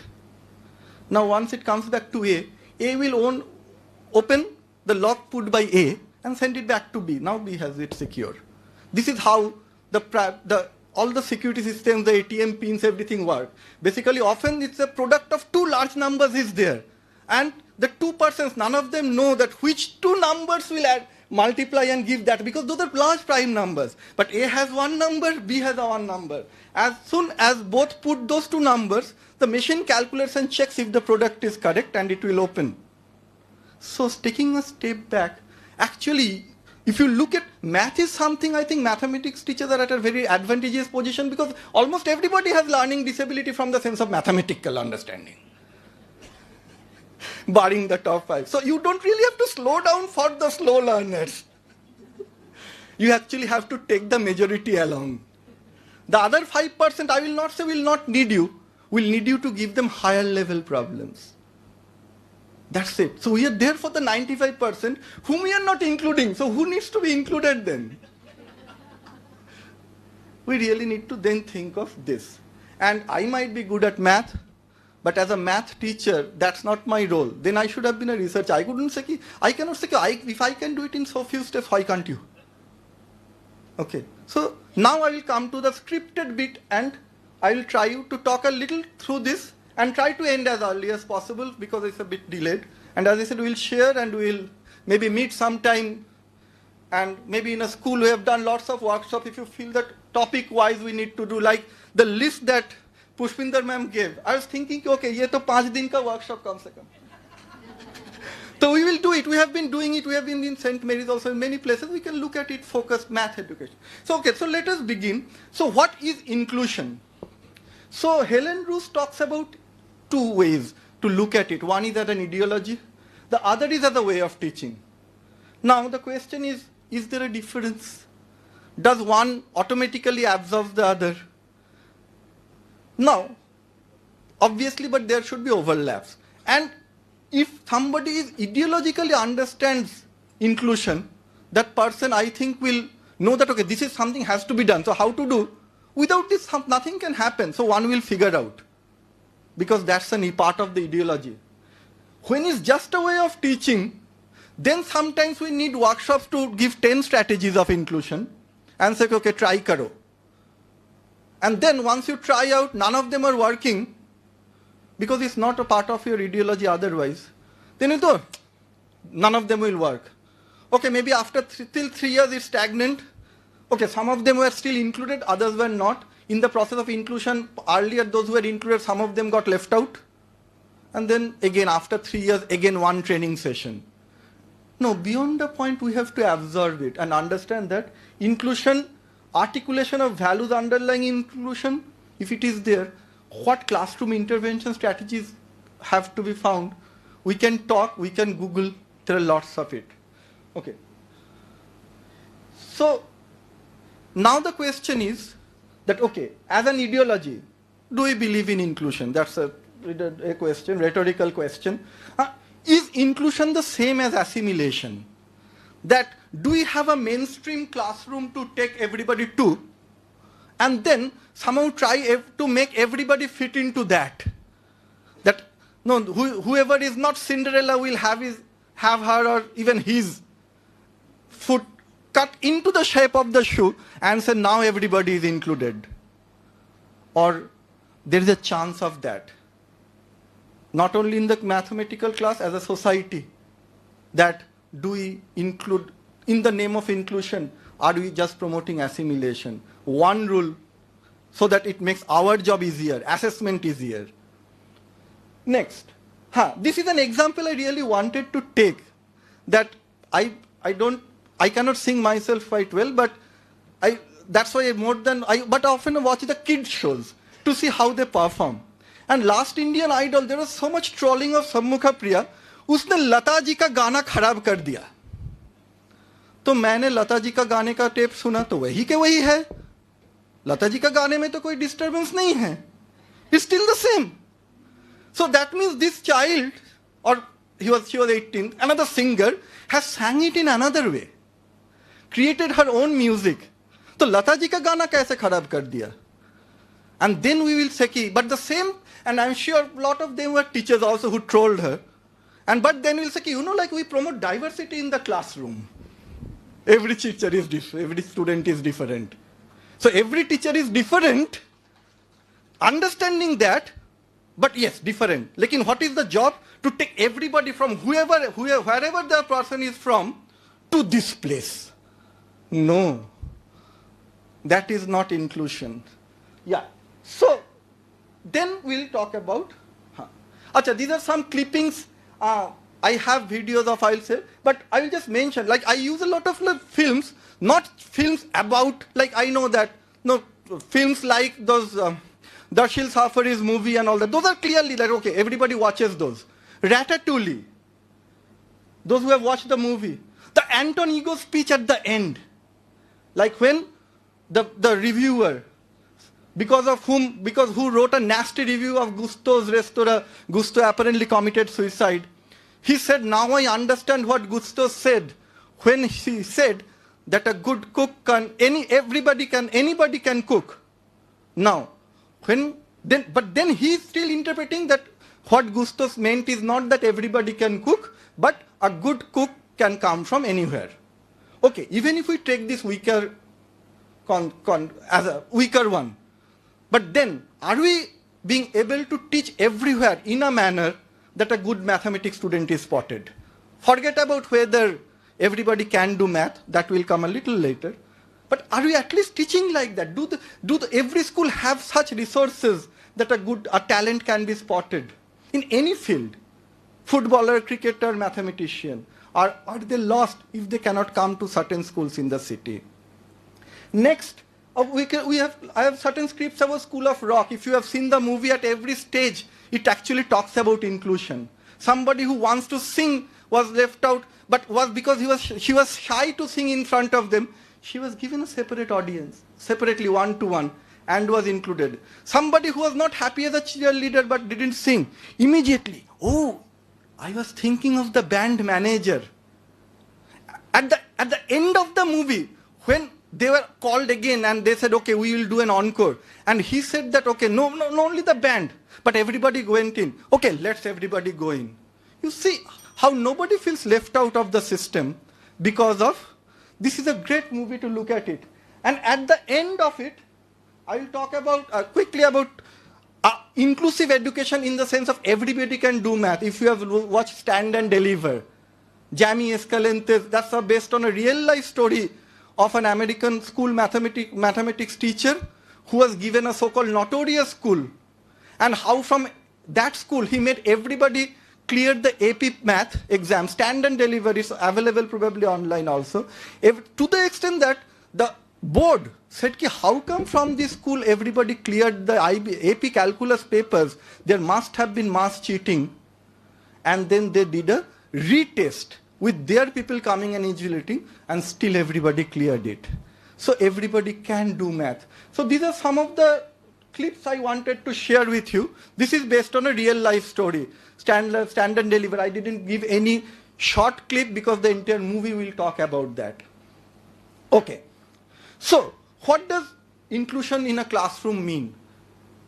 Does it mean offering remedial to one group and the enrichment to the other and saying now everybody is included? Because anyway in the class we teach the middle group. Is inclusion about a common curriculum and integration? I talked about it. Or is inclusion about teaching methods so that there is acceleration for all the time? Inclusion doesn't mean that everybody will reach somewhere. But it means that every day, every child feels, today I learned something new and I progressed. This is what I think, can there be accelerated learning for all? Vygotsky had talked about, this is familiar, that from the zone of actual development to the level of actual development to zone of proximal development. So every child will have a level of actual development. The teacher's challenge used to be, we teach in a way that everybody moves to that child's level of proximal development at that point of time. Paul Guinness asked, using a strategy, will all students be stretched and challenged? Or should all students be required to operate beyond current capabilities? Will all students be tantalized and puzzled? Should all students be able to achieve with effort and support? The last part is very important. Achieve with effort and support. Okay. So, in what ways can we actually, now coming to classroom practices, in what ways can we do this in a class, 40-minute syllabus, more mundane thoughts? If I ask a child 98 plus 35, how much is that? Now, a child can count and go. A child can start from 98 above and count and go. A child can do 98 and 35, okay, plus 10, plus 10, plus 10, and then go. Somebody can do 98 and 2, 100 and 33, and go. So this is a problem where using that one problem, I think children across abilities in the same class, multi-ability children, each has a strategy. Nobody is feeling left out, because it's not one way of looking at it. So these are strategies with which one can look at. And today the child who is counting will probably tomorrow even discuss and ask every child to discuss, how did you do it? So some child here will see, okay, may not understand this level solution, but will probably get some idea of this level solution and start thinking on that line. So it's inbuilt into the system. Tomorrow the child will think of a similar problem at this level. Okay. This is, I talked about already, allowing use of calculators. Fine. There should not be any problem right from the beginning. Gradually, if the exam doesn't allow, by that time the child will gain some confidence and can be gradually weaned away rather than inserting it later. Okay. Ask a variety of questions. Allow pictorials, verbal. Now, this might look very trivial. That, okay, like, okay, ये तो primary में हो सकता है, senior school में क्या करेंगे? We'll talk about a senior school problem very soon. Okay. Now, this I wanted to discuss. Multiple, itne tarike hai, there are so many ways to handle it, yes. But how do we share all the strategies in a classroom setup within the time and see which works for somebody? Next. Maybe for 4 of the types I could cover, for the others it went off. How many of you now, this is a very in thing, the Wordle. How many of you play Wordle? Quite a few. Now I have given a particular example. Think of a 5-letter word where the last 4 letters are E, I, G, H and T. Only the first letter is missing. And it's in the first attempt, you are there. How close do you think are you to the solution? Is it that, okay, like I am just there, 1 letter. And remember, there are 6 tries, right? The first one is already there. So, okay, we start E. Oh, sorry. If we start with an E, it says no, wrong. F, fight, 8, fight, light, might, night. Best of luck next time. So what do you do? We are talking about a step back. So, now why is it I took this example is that as a teacher, we need to know all the possible strategies as far as possible. It's not possible to know everything, but as long as possible. Yeah, I started, let's say 5 minutes maybe. Yeah, I got 10 minutes cut off. So just 5 minutes, I'll try to do it both sides, average. So, as a teacher, we need to know as many strategies as possible to set up the anchoring context. I use this even for math, so that from those, whoever strategy, whatever is will work, can pick it up. So rather than trying one at a time and saying your turn is over, I know that, okay, there are only 8 options, E, F, L, M, N, R, S and T. Based on my English knowledge, if somebody knows one more, maybe 9. But based on that, I think, okay, now I have 5 more tries. So why don't we try with these 2? Flame as my the second try.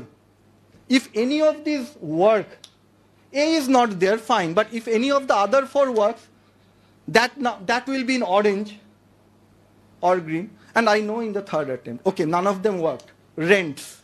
Now you see in these 2, F, L, M, E, R, N, T, S, all of them are covered.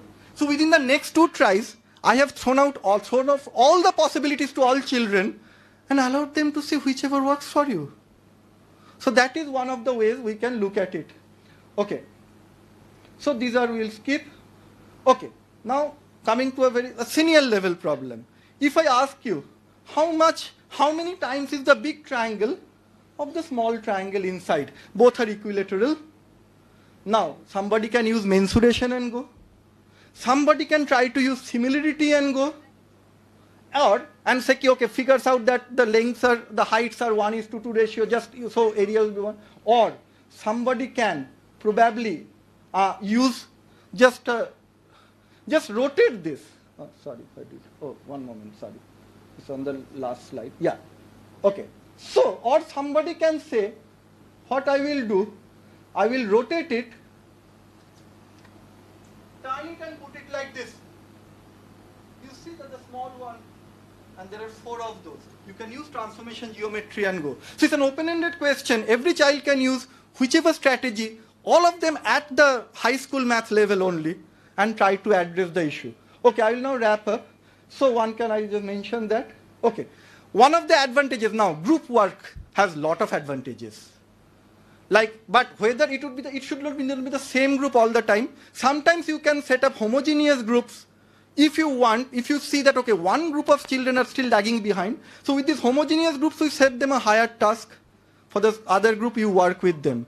Other times you set heterogeneous groups, they learn from each other, and then you say, but a group can raise their hands only once they are sure anybody from the group can come and explain. Not if only the so-called brightest has understood it. So homogeneous and heterogeneous groupings. Okay, I'm done. Okay, assessment in the inclusive classroom. So we talked about how do we assess? If we do all this, but finally ask the same question to everybody, same type, only one type of questions, it will not help. Unless assessments change, everything before will fall flat. Assessments have to be in line with the teaching. So can there be more? Okay. So are we the formative assessments we are talking about have to have more scope?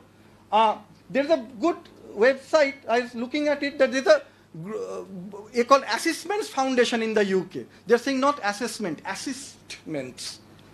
So as formative assessments, you give them a lot of support. One simple example, they're saying multiple choice questions, A, B, C, D.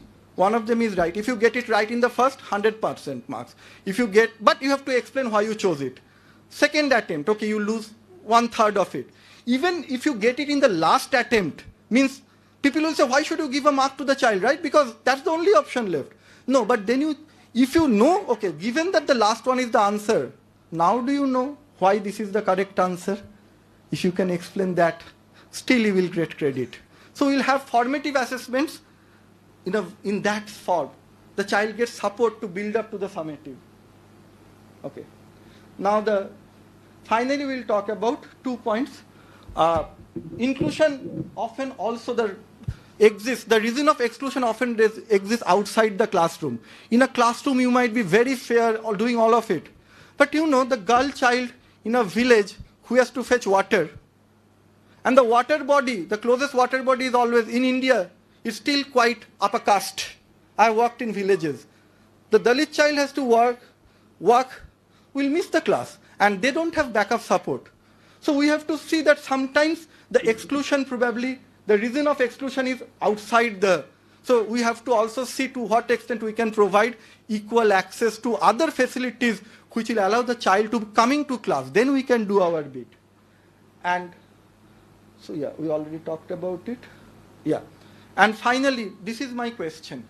As a person who doesn't have B.Ed, my personal experience, I have been invited to so many CBSE schools to train teachers.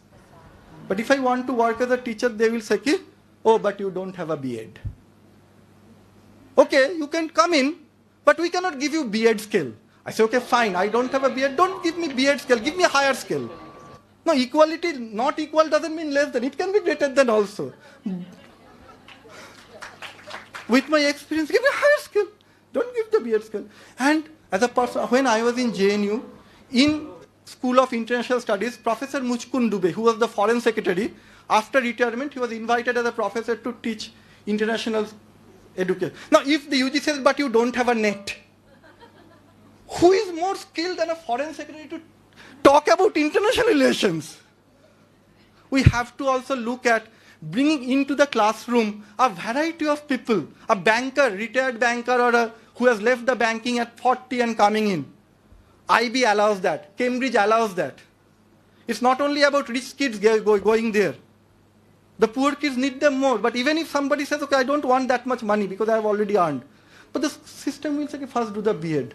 I think we need to also look at the policy level, that if we need diversity in the classroom adults need to be inclusive, not only the classroom. Sorry for stretching the time. There are some resources to which we will share.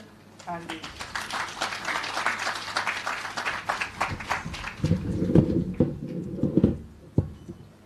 thank you so much. I think we all felt the passion.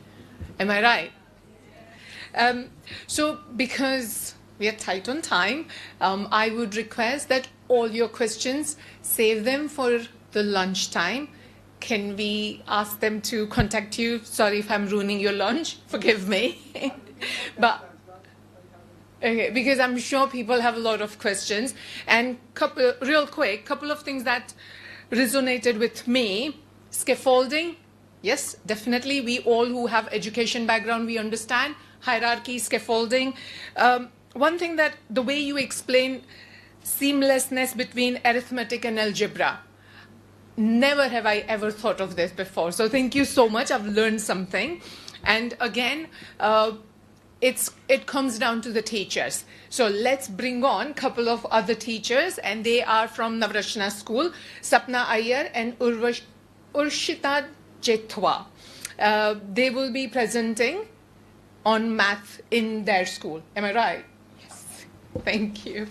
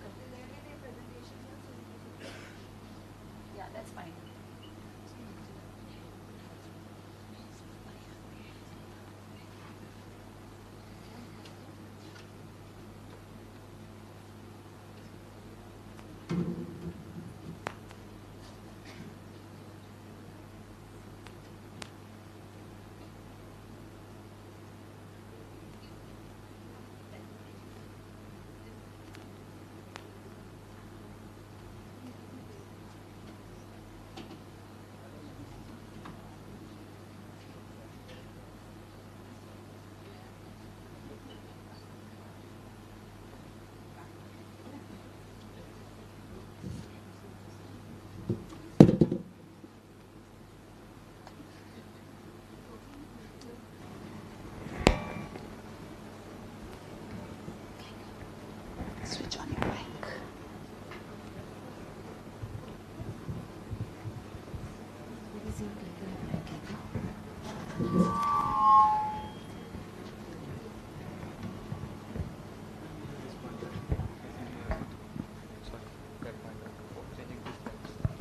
This one.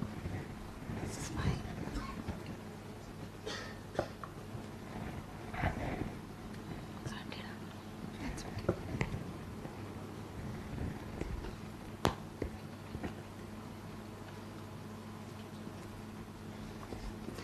Angles are present everywhere in nature. Geometry can evoke a variety of emotions in students. Much like seeing a sunset can make you feel serene, tranquil, and sentimental. Inclusion in mathematics education. Wonderful topic.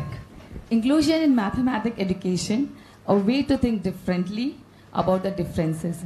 I hope at the end of the session we make justice to it. I am Sapna Iyer. I am Urshita Jethwa from Navrachna School, Sama. And together we present the topic, Angles in Nature.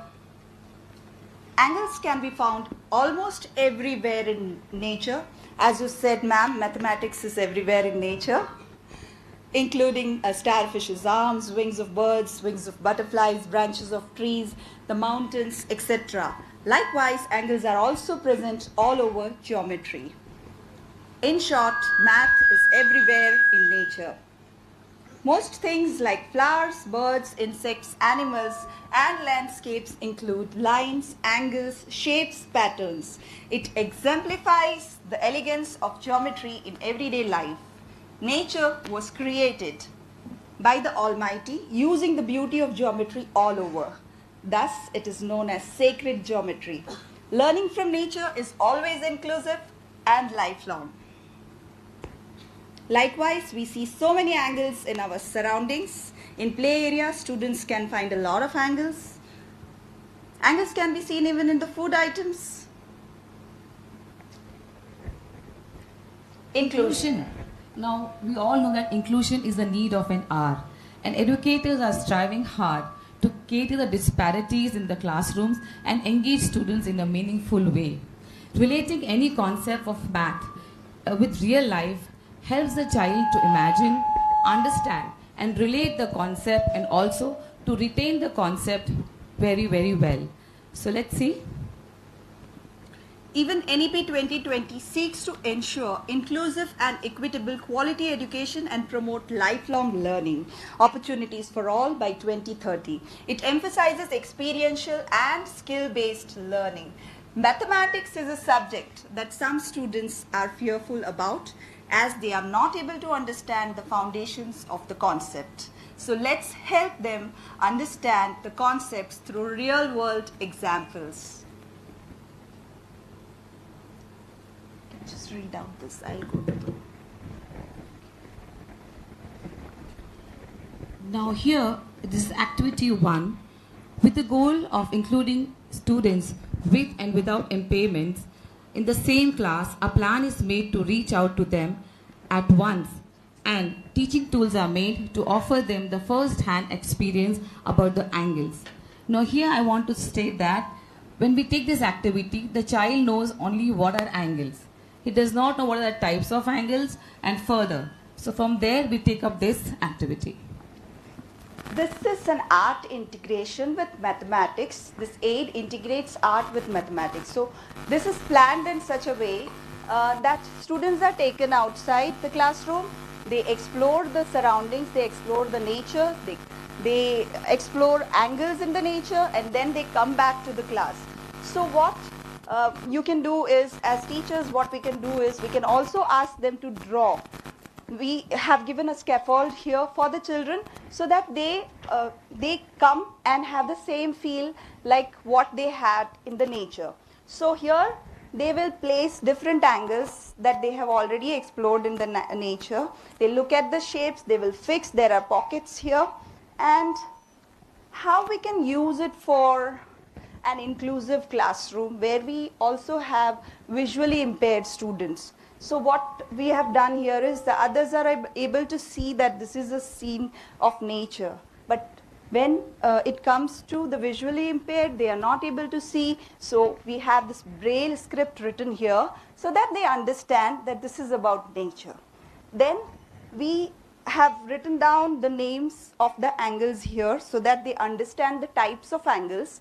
So we have used braille script here. So they explore, so this gives them an experience. They are able to relate what they are able to. This is for all the children. They are able to see what they are able to see the angles in the surroundings, and they will be able to relate it here. Now we have an activity to check whether they have learned or not. That will be taken up by Urshita ma'am. You would like to add to it?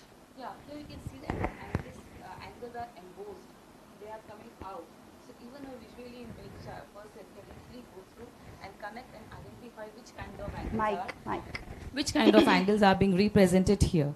So here the child connects. He is learning the real life. Where are the angles he can see around? We'll go to next activity. Yeah, and this can be just a chart paper also. We have put it in a canvas because we wanted something concrete where we can use it regularly for different concepts, if not only for angles. But this can be a very cost-effective activity where we are just having a chart for the children, or you can ask the children to draw, because most of them like to draw. So they will better understand what they have explored in the nature. So this is about activity 1 that we have planned. nature-based learning is always experiential learning. Now we come to just this has to be placed there. Okay, so this is a working model where you can now explain the types of angles. So they will start from 0 degree. This rotates, and here you can start from 0 degree. This gives a look like a protractor. So they will be able to relate when you ask them to measure the angles with protractor, and then slowly they go towards each number and explore what are the types. You have already given them an idea about the types of angles, so they will be able to relate it. And for visually impaired, we have used Braille script here, so that the numbers are read, and when they touch this, they will be able to feel the angle. So we have to explore, like ma'am said, we are yet learning a lot about this. This is an improvised aid after we participated in the competition. So we have been learning, and there is yet to learn a lot. So that is all about this model. Do you want to add? Suppose a child is a slow learner or he takes time to learn. He cannot learn through writing or understanding. Just rotate the wheel and tell them till when the wheel is going to come here. Initially just tell him here, you have to stand here. Just rotate the wheel, comes in and comes to okay, this is something, oh come on, you have to stop. The quarter. He said, okay, then we can tell this is an 90 degree angle. If you go beyond this, it's called an acute angle. If you go beyond, sorry, if you go below this, it's an acute angle. If you go beyond it, it's an obtuse angle. So even for slow learners who find a topic difficult, you can engage them. A child will only learn when you are engaging them. They should not, attention, you have to grab attention. So colorful things, something different helps them. And then we have this chart. Click. Yeah, paper fans. I'll just go through. So, I will. Okay, these are simple play equipments that can be created in the class. You can ask them to do it. Yeah, this can be a peer learning activity where they can just check, what kind of angle it is. And this works best with the reflex angle because it takes time to understand what is a reflex. So you can just start with a straight angle and tell them that this is how, reflex look like, and it goes up to this, and they will be mesmerized to see such a nice fan there. So then it's a complete angle, right? So this they can also create this just to check whether the learning has happened. Like, we do not know whether the child has grasped what we actually want them to know. And then we can have this chart for the visual learners. This can be placed throughout the chapter or, throughout until we are sure that, children have learned types of angles. This is very basic that we all have been doing in the class. And finally, I think, ma'am, can we move to the next session? Yeah, these are very humble and simple teaching aids. You all know how children love to play with paper. So give them a piece of paper and ask them to make fan. And out of fan, you can teach the concepts of angles very easily. Okay, now coming to the next topic. It's about assessment. Evaluation plays a very important role in teaching learning process, and we all know this. So how well are we going with our students? We need to keep a check on ourselves as well as on the students. So here we have sorted 5 basic types of assessments, and these are assessment as learning, assessment as a bidirectional feedback, assessment for learning, flexible assessment, assessment tools, technologies for assessment. Here we have not included assessment of learning because it is a summative kind of assessment which we have after a child has already learned the process, and it is like we have a kind of unit test or periodic test. But in inclusive classroom, what is important to have is frequent test, which helps both the learner and the educators. So the first kind of assessment, assessment as learning, can be a self-assessment, it can be a peer assessment, or it can be a reflection. children love to be peer assessed. They love to become the educators at time and assess their children. And in this process, their concept learning is very, I will tell you the best. When they find mistakes in others, then we ask them, what is a mistake? He automatically learns and he checks himself or herself. Assessment as bidirectional feedback. Here, the exchange of feedback between the learners and the educators happens. Feedback is very, very important in any kind of project work. So when the feedback comes in proper time, it again helps the child's, enhancing the child's learning and concepts. Next is assessment for learning. This is a different kind of formative assessments which you can have. And I think most of us are doing. But if you do at frequent intervals, catering the needs of a child, what kind of child you have in an inclusive classroom. So accordingly, you can plan and work out.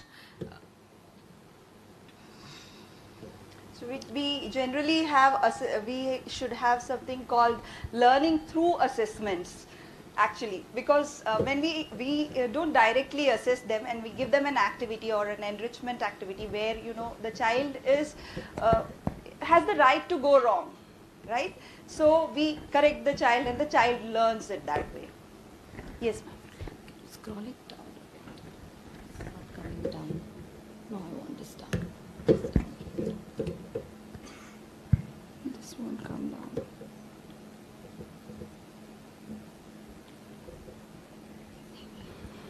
That was coming down. Yeah. I'm sorry. The next assessment is assessment for learning. As I said, it's a kind of a formative assessment which we are doing. But what is the advantage? This kind of assessment can bridge the gap between child's current condition and where the child wants to be after a certain period of time as a learner or as an achiever. So if you are very well aware of his progress, you can help him with different kind of assessment and he can sail through his learning process. The next assessment is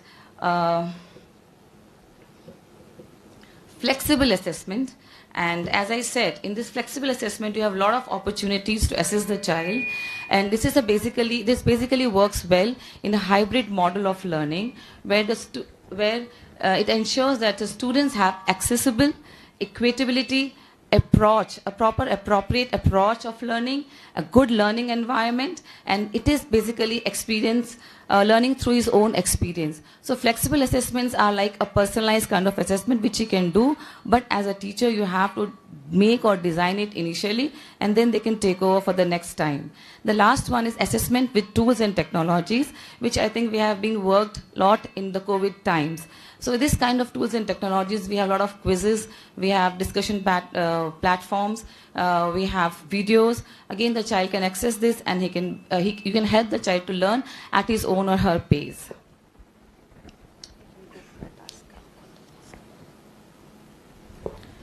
Now coming back to basics, the topic which we introduced about the lines and angles, how can we use the same model for the assessment?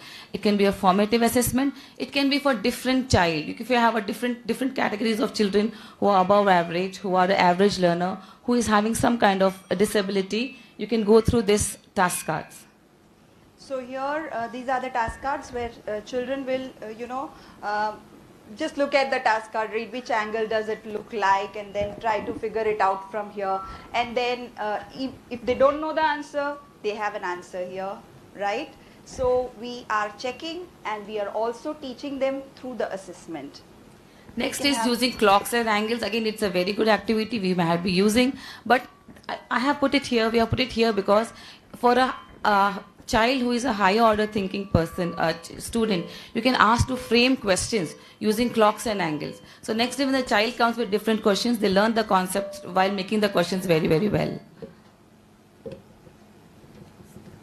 Here there is one more. At the end of the session, you can ask the child to write their names using lines. And when you exit the class, within 5 minutes, you'll come to know how well the child understood the concepts. So they can figure out the angles in their own names. This is again one way of assessing. And then we have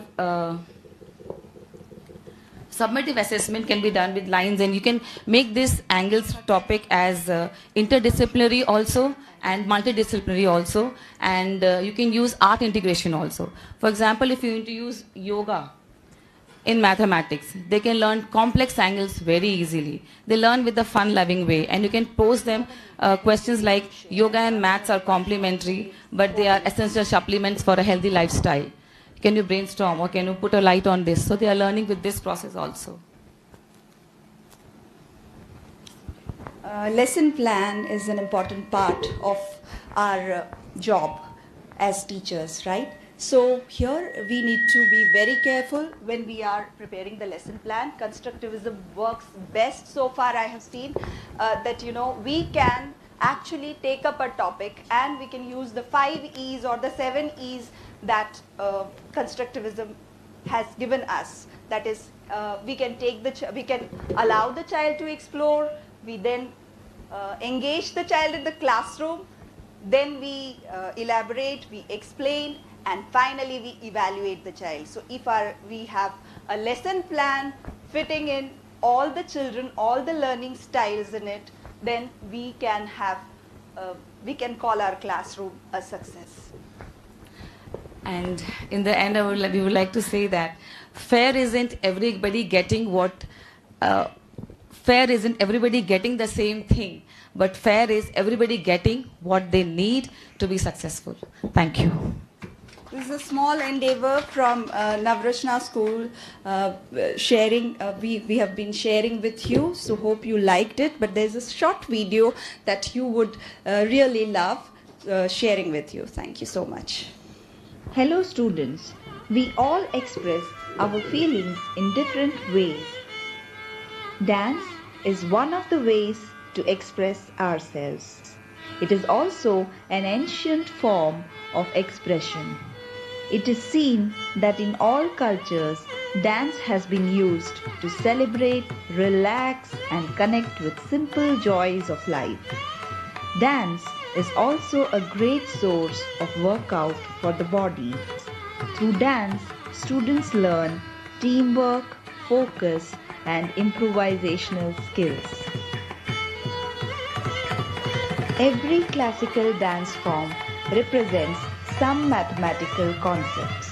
Bharatnatyam, which is called the mother of all other classical dance forms, has an incredible relationship with mathematics. Any dance is incomplete without the counts, the beats, and the steps. Through Bharatnatyam, students learn shapes, angles, symmetry, and spatial organization. They form geometrical formations like parallel lines, squares, angles, and some simple shapes with their arms and legs, such as circles and triangles. So let's look at angles through dance. An integration of mathematics with art.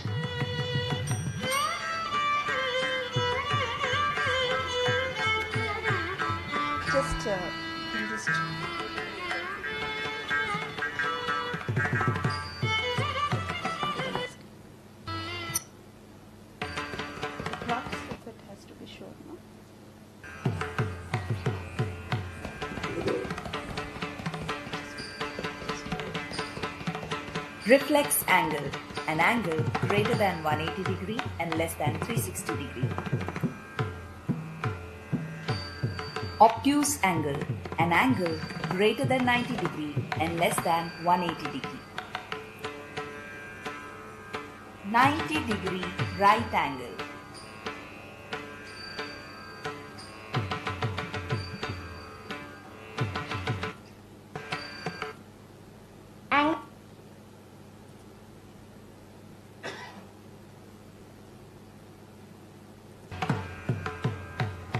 Straight angle, an angle whose measure is exactly 180 degrees.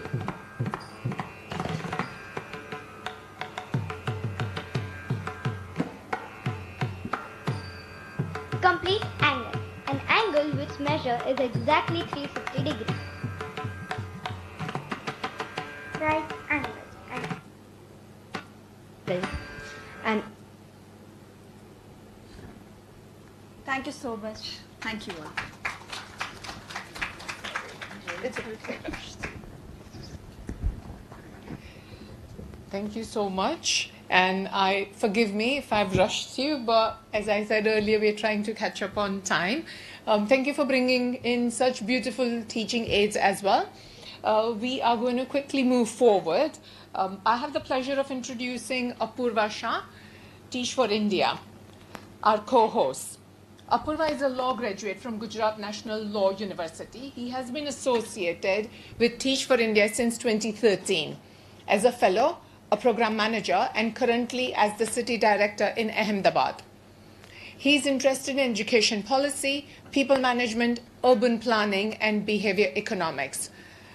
Apurva, please.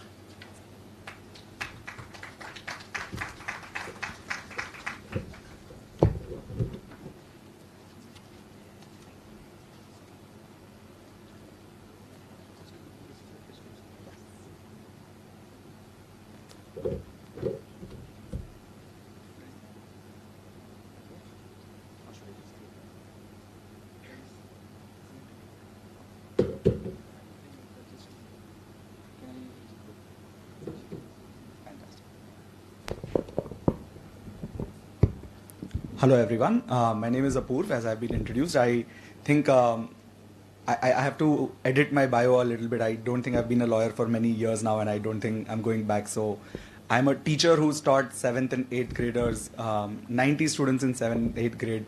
We have Arjun who's in the crowd, who's also taught my class right before me. And I think that's the identity that I'll go with in the future.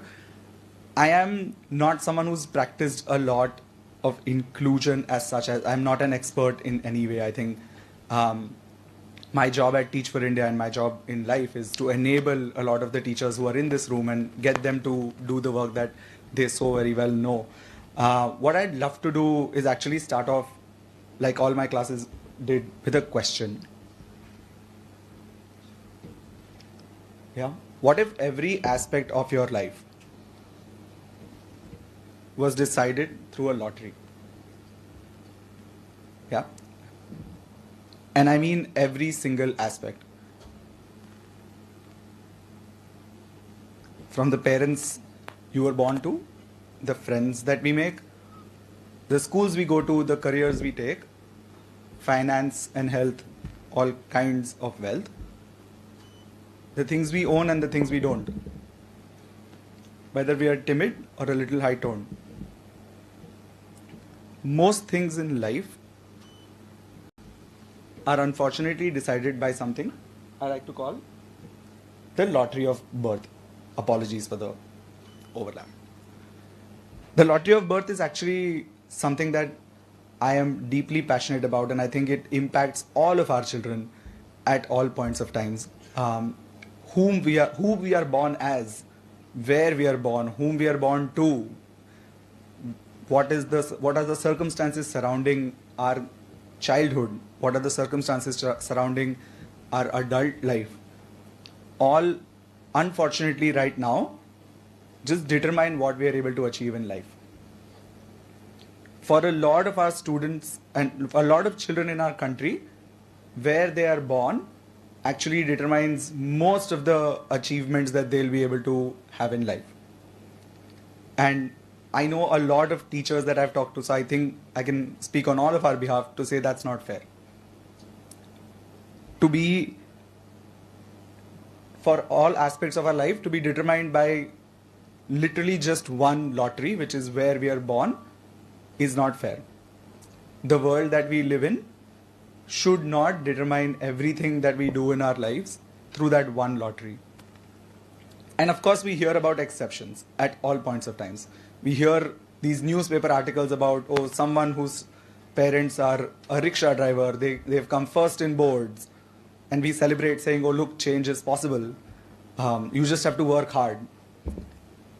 Unfortunately, I think over the last 7-8 years, what I've found is that's not true. It's not just hard work that lets us be successful in life. And if there are people who are doing this, it's through luck. And I don't think we should rely on luck for all of it, right? One of the things that we try to do as a part of our job at Teach for India is to work towards making sure that one day all children attain an excellent education. So the vision of the organization, the questions that come to me are, okay, tell me, what does all children mean for you? Tell me what excellent education means to you, and why excellent, right? And I think every time, the reason why we've written all children is that our aim is to say till every single child in the world has access to that excellent education, our work is still not done. And all means all, not just people who are in the cities, not just people who are in the villages, not just people with different abilities. It means all. And it's important for us to say all and to work towards all at each point of time. The second question, which is what is excellent education, will probably take a lot longer, so I'm not going to deep dive into that. And the only thing I will say is that our understanding of what excellent education is has been evolving over a longer period of time, and I think it should evolve. If you asked me in 2013 when I joined Teach for India to say what is excellent education, I would have given you a different answer. 3 years down the line, my answer would have changed. It is different today. And I can guarantee that if you ask me 5 years down the line what my understanding of this is, it will be different. The world that we are living in is changing really fast. The possibilities of what can happen for children and with children are changing really fast. And I think it is our duty as teachers to be able to make sure that we are also understanding what our understanding, we also update our understanding of what an excellent education is. The point that I'd like to talk about a little bit longer is the why excellent. Why not just good or better or decent, right? Those are all perfectly sound words. But why do I harp on the fact, and why do we as an organization think that it has to be excellent? And I think there are 3 big reasons why over the years of my work in the organization, I've realized that excellence is important, excellent education is important.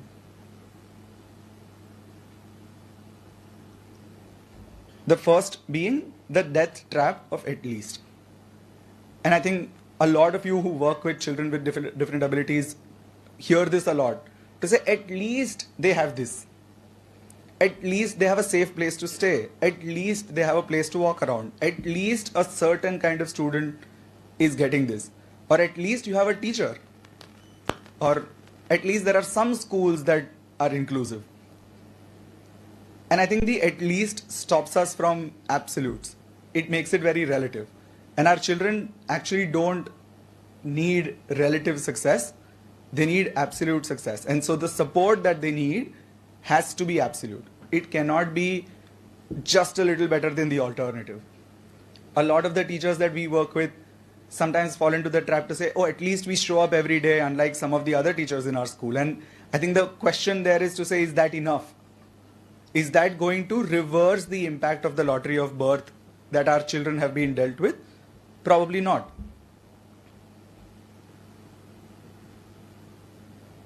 Second, and I think this is more of a personal opinion than everything else, I think it is our moral duty.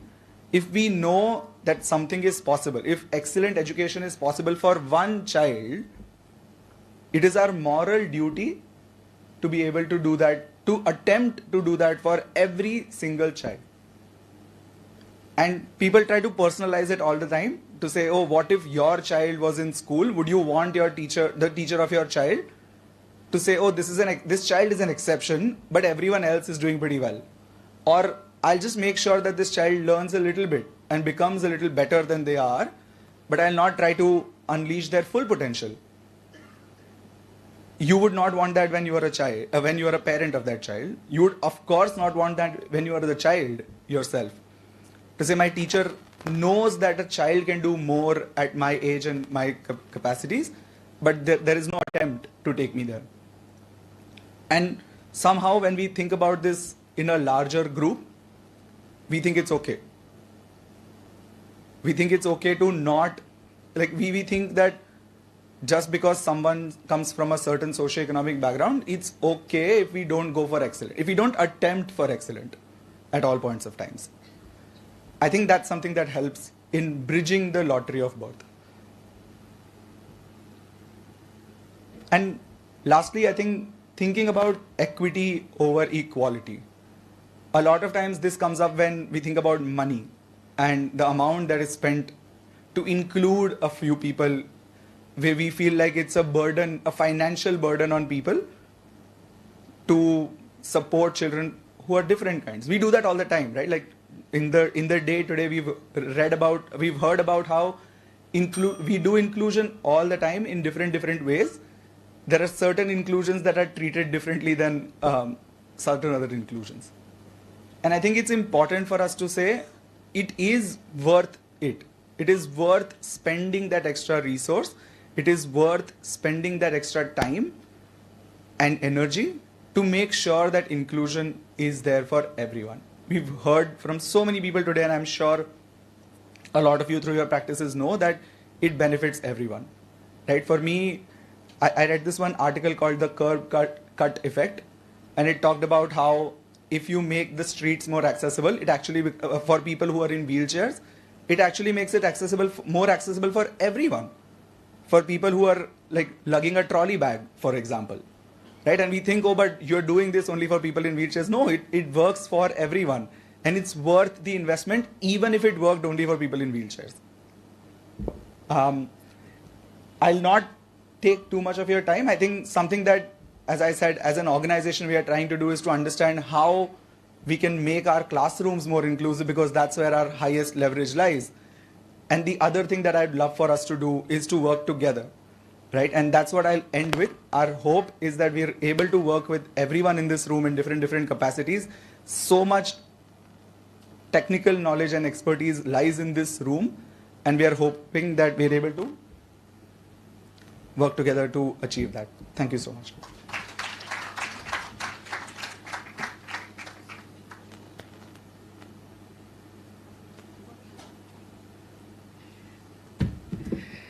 So thank you so much, Apurva, for sharing your thoughts.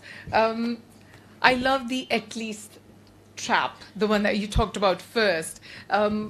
Again, my personal opinion or personal observation, yeah, we do tend to use at least as a positive thinking. Glass half full, that's an excuse for complacency. Completely with you. I'm going to rush. Sorry. So if you have any questions or if you have any comments, can I ruin your lunchtime as well? Sorry, I'm doing this to everybody, I think. But we do need to catch up on time, as I keep reminding everybody. Our next speaker is Jas Sethi. She brings in a very interesting perspective. I have to tell you, Jas, honestly, know nothing about diabetes except don't eat sweets. Jas says diabetes is a game of numbers and calculations. Believe it or not. Jas will be speaking about math in health and well-being and the importance of inclusion of invisible conditions such as type 1 diabetes. I can't wait to hear you. Please.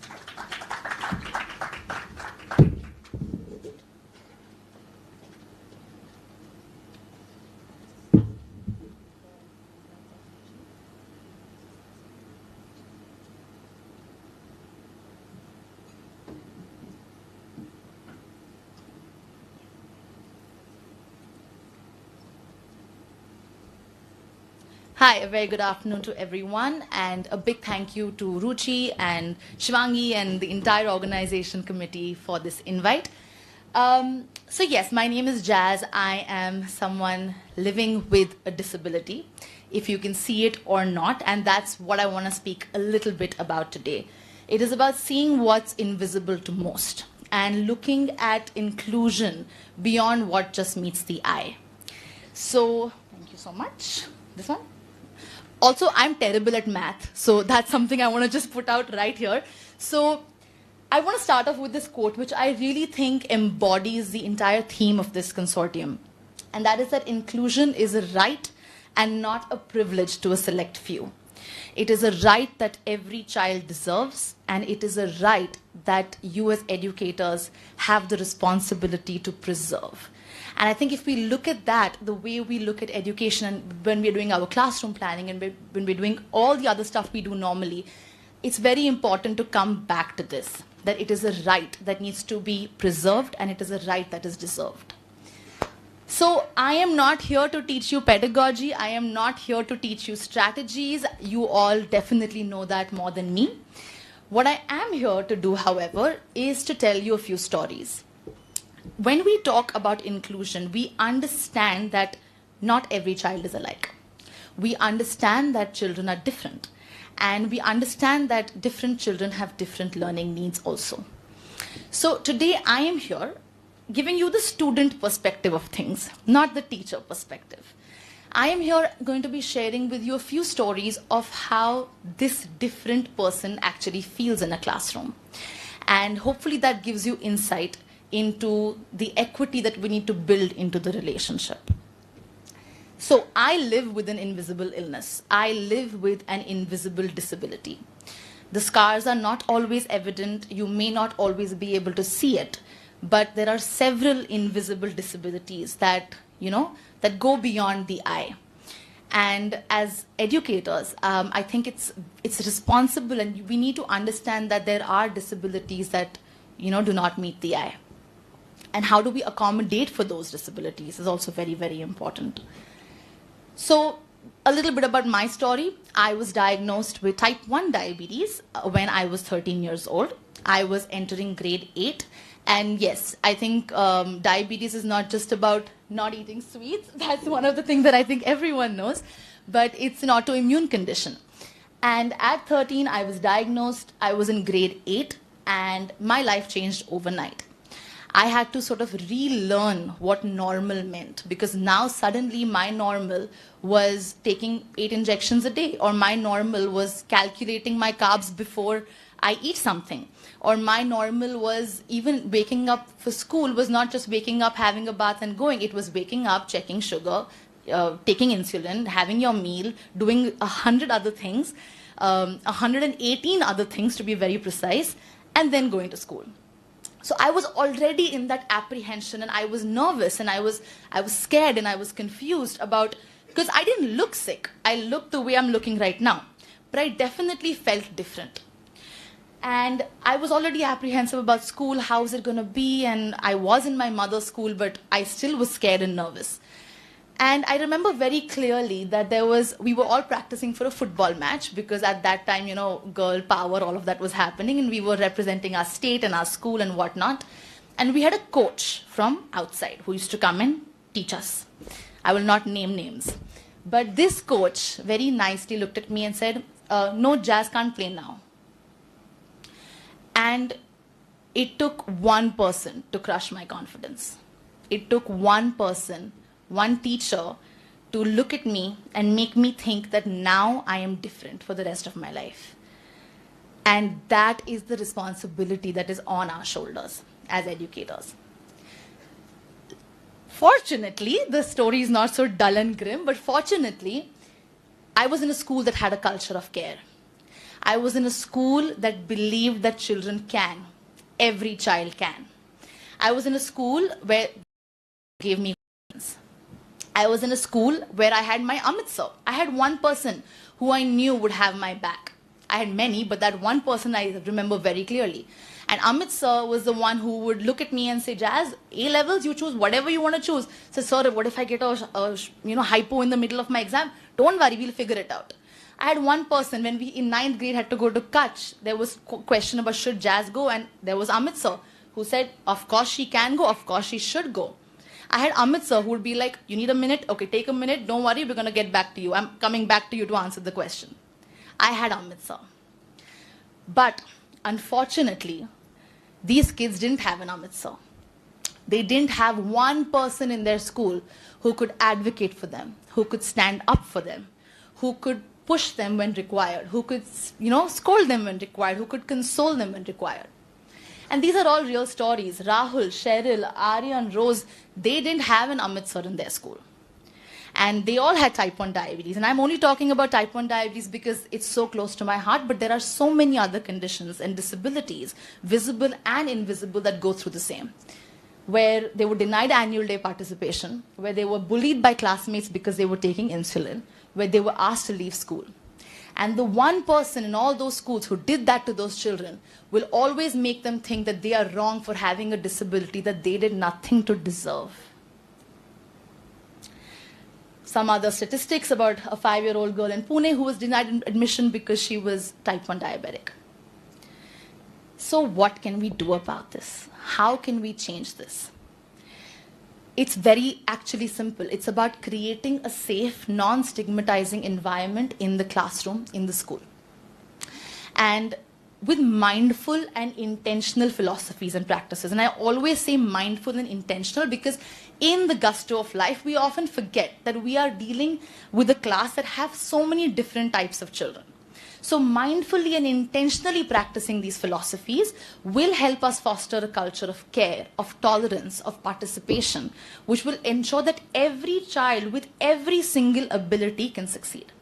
And I want to quickly share my 4 top philosophies that my school gave me when I was growing up and didn't make me feel different and didn't make me feel like I was an outsider, didn't make me feel like I was pulling the class down, didn't make me feel like I couldn't succeed in life. One is visible strategies for invisible challenges. And this is, again, for all the educators, what I wish most teachers knew. It's sort of like that, right? That empathize with the challenge. Even if you don't understand it, even if you can't see it always, try to empathize with it. You know, just because you can't see something doesn't mean I'm not feeling it. Open discussions that lead to acceptance. I was asked to give a presentation in front of my class. Hi, my name is Jazz. I was 13 years old. I have type 1 diabetes. I have to take injections. It's my superpower, all that. Let the child know that it's okay to talk about their condition and let their friends know that it's okay to accept that.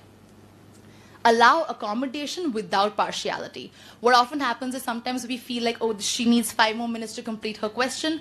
What will the other kids think? No, the more you talk about it, the more you understand the relevance behind why I'm giving her 5 more minutes, nobody will question it. It's not because you're the teacher's favorite. It's because, yeah, she had a low blood sugar. She wasted 5 minutes doing that. That's why she needed. The more matter of fact we make these things, the more less stigma there is. And of course, zero tolerance for bullying. I just think that should be a mandate in any classroom all over the world. Understand the distinction, but don't point out the difference. And this is such an important thing when we are dealing with children from different disabilities and learning needs.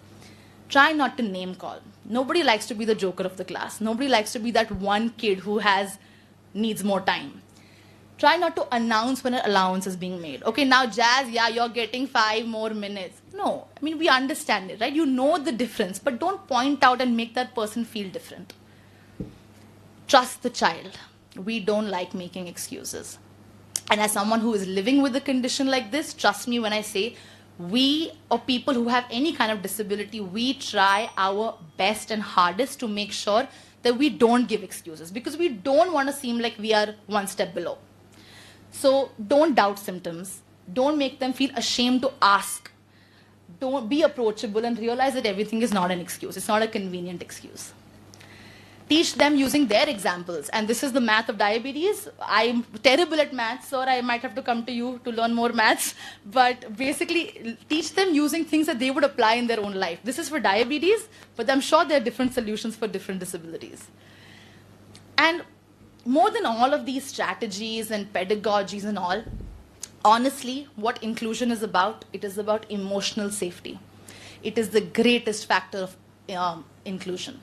That one Amit sir was there for me no matter what. And that nothing, no strategy, no pedagogy can actually compare with. Inclusive responsibility is not just for the external visible aspects, it starts with the heart. Like my mother always says, inclusion starts with the heart. It's inside you. Because everything else in school is a bonus. Access ramps is a bonus, differentiated instruction is a bonus, pedagogy is a bonus, ramps are a bonus. But inclusion is within all of you. Because you are the reason that that child will feel safe. You are the reason they will want to come to school every day. And you are the reason that hopefully one day they will say that I'm not living with a disability, but I'm living with this ability to lead a successful, happy life. Thank you so much. That's my time.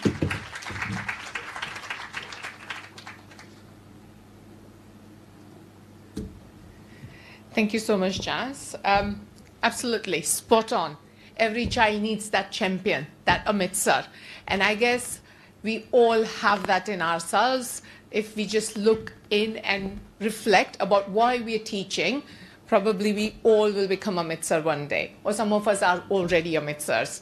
Okay, so on that thought, I'm going to break, as in we all are going to break. It's lunchtime, and we are back at 1:40. Can I please request everyone to be on time? We do need to catch up on time. Thank you so much. Do we know? What is the time right now? So 2 o'clock? All right, 2 o'clock.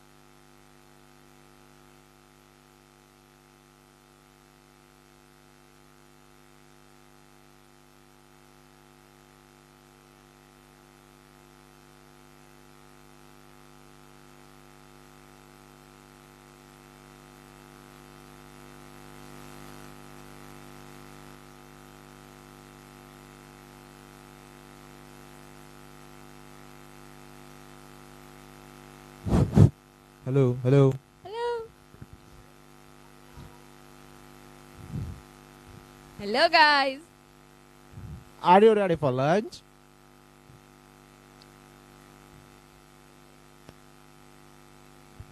Okay, guys, make some noise.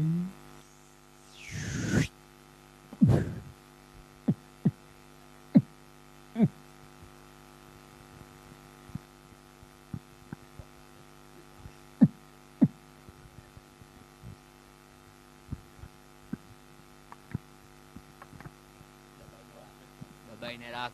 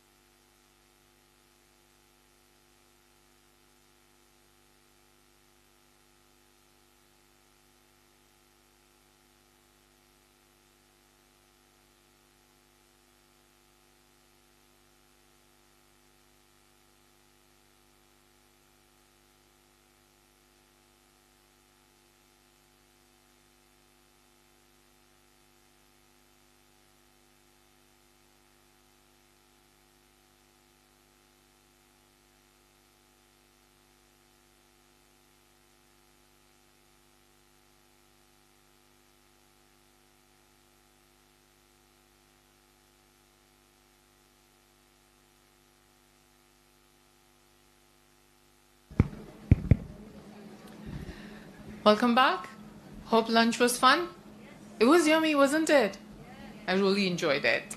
Okay, so now we have the privilege of listening to Sudha Hariharan, Azim Premji University, and our knowledge partner. Sudha Hariharan is a chartered accountant by profession and has over 15 years of experience in the field.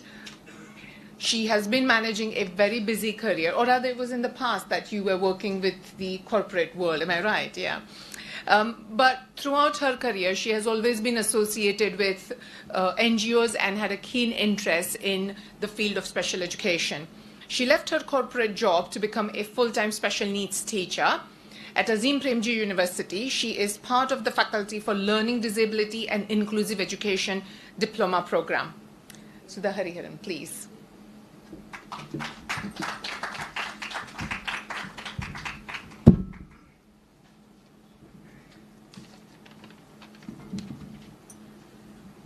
Good afternoon, everybody.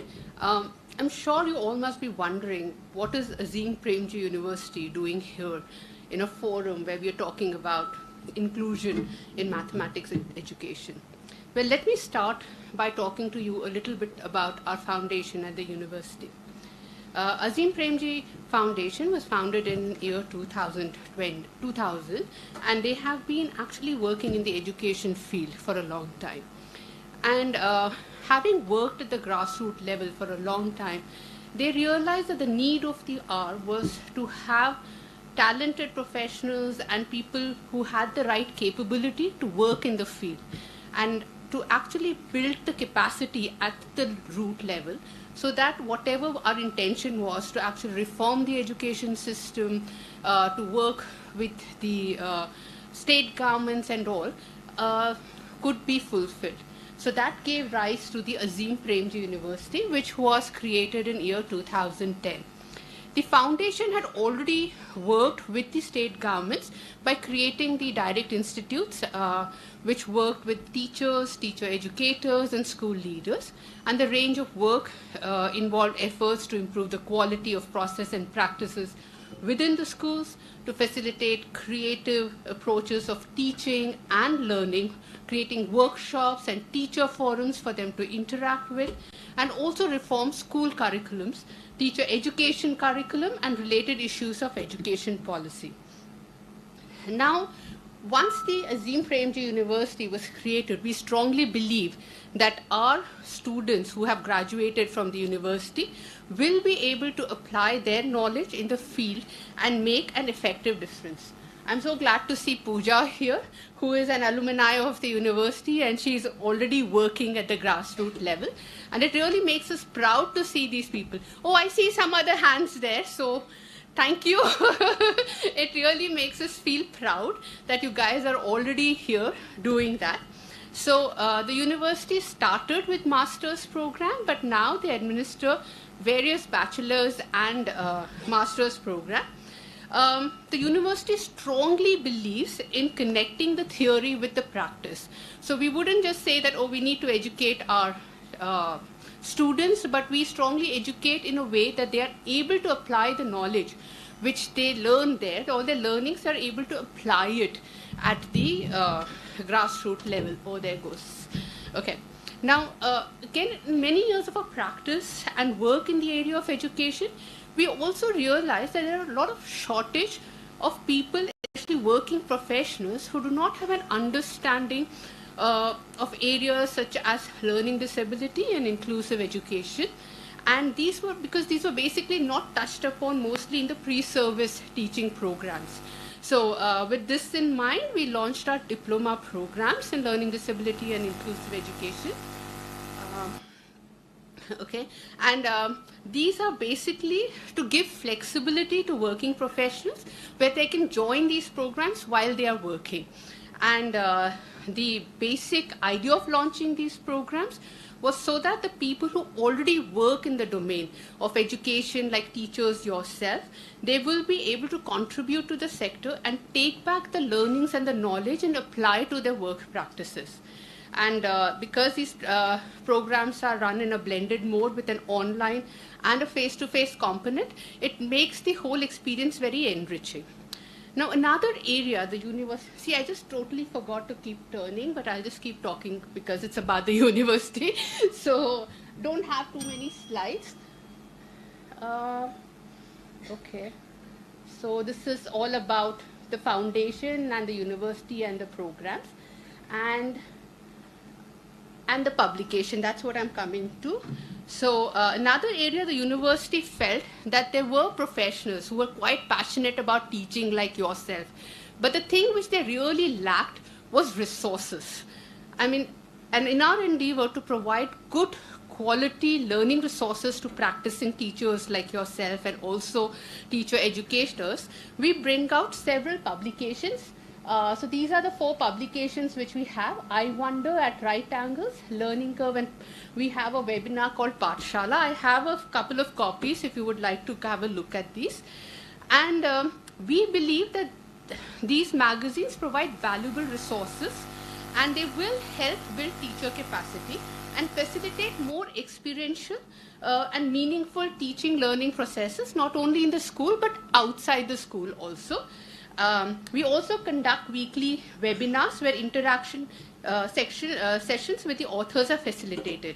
And all these magazines are available in the public domain free of cost. All you need to do is you need to just go to that link there and subscribe it, and you will be able to get these magazines.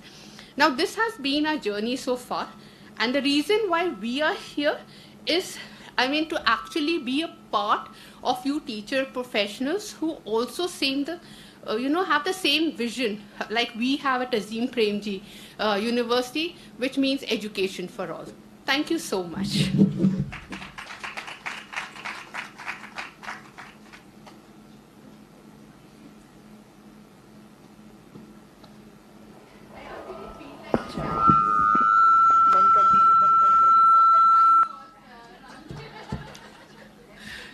Absolutely. Yep. A big one, actually. It was a big help. Okay.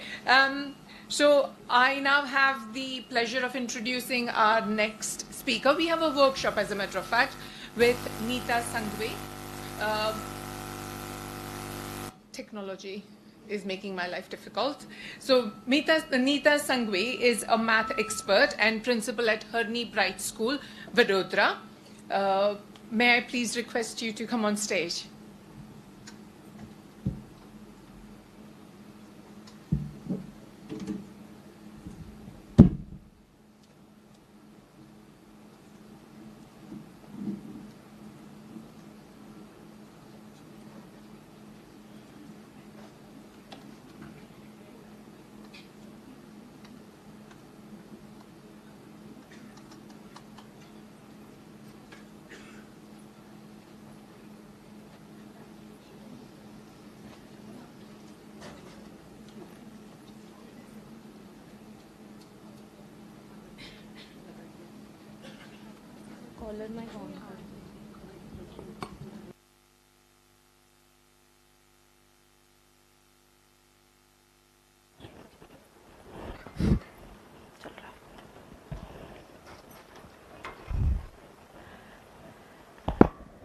Good afternoon everyone.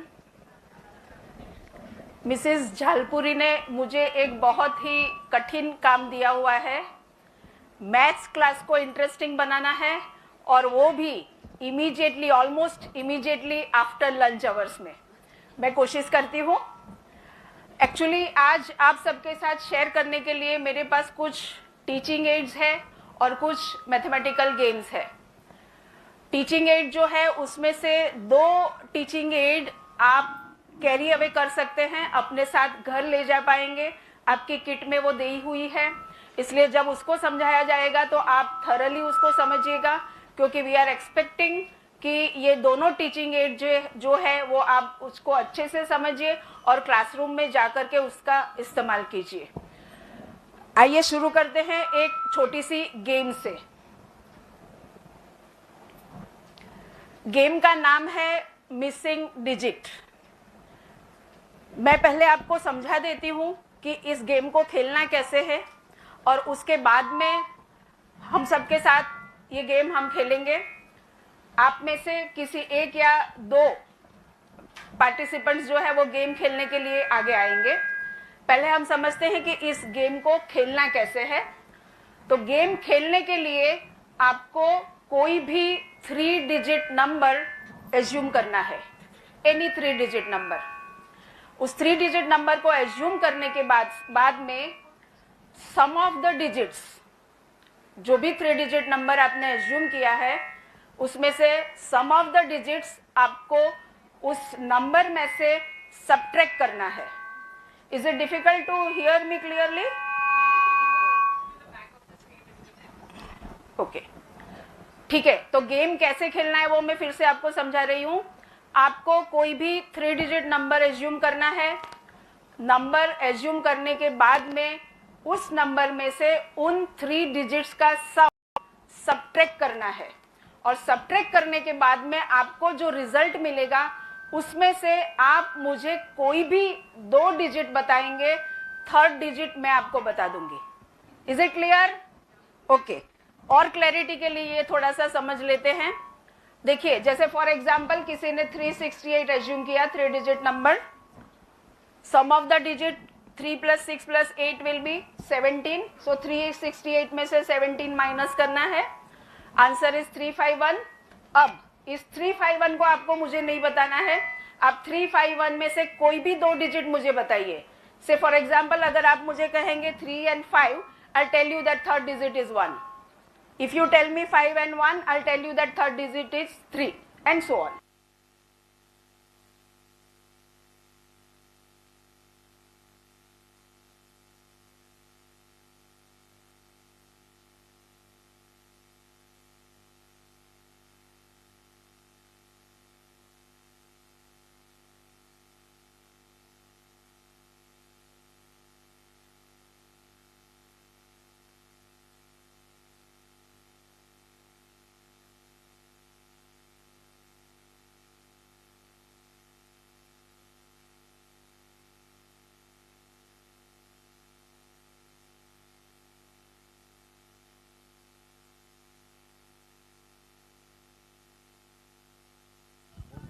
Hello. इसलिए हम किसी भी 2 participant को select करेंगे और उनके जो भी रिजल्ट है उसका 3rd डिजिट बताएंगे, राइट? ओके, तो आप शुरू कीजिए। आप कोई भी 3 डिजिट नंबर एज्यूम कर लीजिए और सम ऑफ द डिजिट उसमें से सब्ट्रैक्ट करके मुझे कोई भी 2 डिजिट बताइए। कौन रेडी है? यस, बिल्कुल 1 बताइए। सो 3rd digit is 7। Am I right? Okay, fine. Anybody else? हाँ, 3, 7. So 3rd digit is 8. Correct? Okay, fine. So yeah, 9, 9. So 3rd digit is either 0 or 9. Okay, fine. So समझ में आ गया सबको? आप सबको भी ये गेम आपके क्लास में जाकर बच्चों के सामने खेलकर शकुंतला देवी बनना है? Okay, fine. तो अब ये किसी भी गेम के 2 पहलू होंगे। एक तो ट्रिक कि हम सही आंसर कैसे देंगे, जो हर इंडिविजुअल समझना चाहेगा। लेकिन बीइंग मैथमेटिक्स टीचर हम सबको ये जानने में भी इंटरेस्ट होना चाहिए कि ये ट्रिक काम क्यों कर रहा है, व्हाट इज द मैथमेटिकल और लॉजिकल रीजनिंग बिहाइंड इट। मैं आपको दोनों चीज समझाऊंगी। देखिए, जैसे मैंने कहा कि हम 3 डिजिट नंबर अज्यूम कर रहे हैं। किसी भी 3 डिजिट नंबर को हम 100A + 10B + C फॉर्म में लिख सकते हैं। फाइन। नेक्स्ट स्टेप मैं क्या कर रही हूं? I am subtracting the sum of the digits, यानी कि A, B और C हम इसमें से सब्ट्रैक्ट कर रहे हैं। हमें क्या मिलेगा? 99A + 9B. Is it clear to all of you? Okay. And this 99A + 9B is nothing but 9 into 11A + B.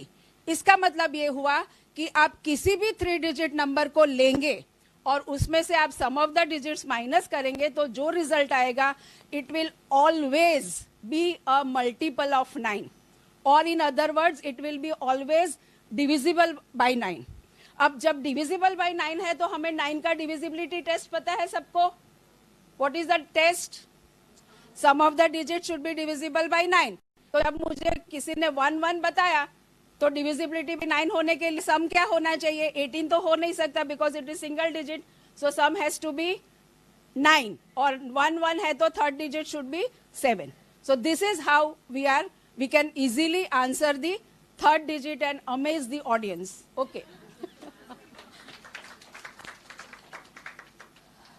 ये हमारी फर्स्ट गेम की बात हो गई. गेम कैसे खेलना है, what is it's logic, why it is working. अब गेम में हमने देखा कि हम लोग डिविजिबिलिटी टेस्ट जो 9 का है उसका इस्तेमाल कर रहे हैं.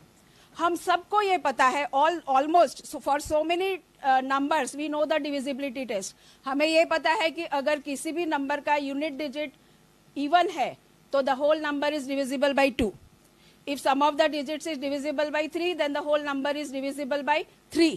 लेकिन ये रूल क्यों काम करते हैं, ये किसी को पता है? Yes, आपको तो पता होगा. लेकिन मनीष जी को हम छोड़ देंगे इस डिस्कशन में, लेकिन और किसी को ऑडियंस में से? ओके, तो एक सिर्फ मैं आपको 9 का डिविजिबिलिटी टेस्ट जो है वो क्यों काम कर रहा है वो मैं समझा रही हूँ. आप उस पर से बाकी सारे नंबर के डिविजिबिलिटी टेस्ट क्यों काम कर रहे हैं वो समझने की कोशिश अपने आप कीजिएगा. And this is the way आपको क्लासरूम में भी इसी तरह चलना है. बच्चों को आप एक कोई भी चीज है वो सॉल्व करके बता दीजिए and then motivate them to find the other answers. एक 9 का डिविजिबिलिटी टेस्ट हम देख रहे हैं. देखिए, ये टेस्ट समझने के लिए हम लोग इस इंफॉर्मेशन का इस्तेमाल करेंगे कि if a and b both the digits are divisible by c, then a plus b and a minus b are also divisible by c. Say for example 42 and 56 लिया, both are divisible by 7. It means कि उन दोनों का सम यानी कि 98 and 14 also will be divisible by 7. ये चीज हमें पता है.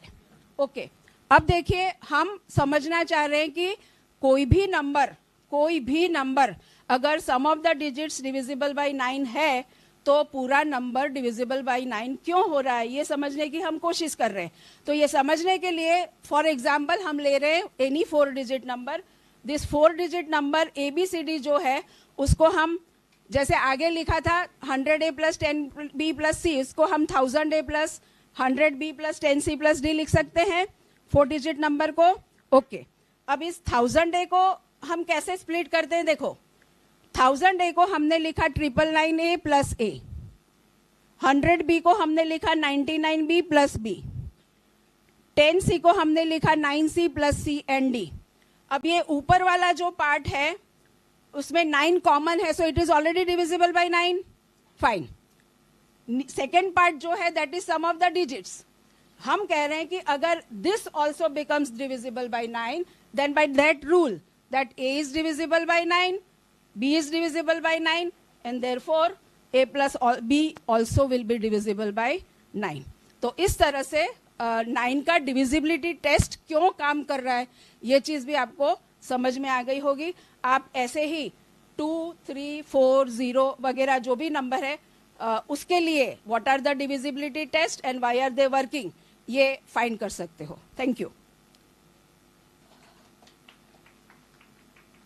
ओके, अब हमारे पास एक और गेम है. इसको आइदर आप गेम और टीचिंग एड दोनों में से जो आपका मन करे कह सकते हो. और इस गेम को या टीचिंग एड को आप बड़े ध्यान से समझना, क्योंकि आपको जो किट दिया गया है उसके अंदर इस गेम बनाने के लिए किट दिया गया है. तो आपको समझना होगा कि उसमें आप नंबर्स किस तरह से लिखोगे ताकि क्लासरूम में जाकर के बच्चों के साथ आप इसको गेम खेल सको.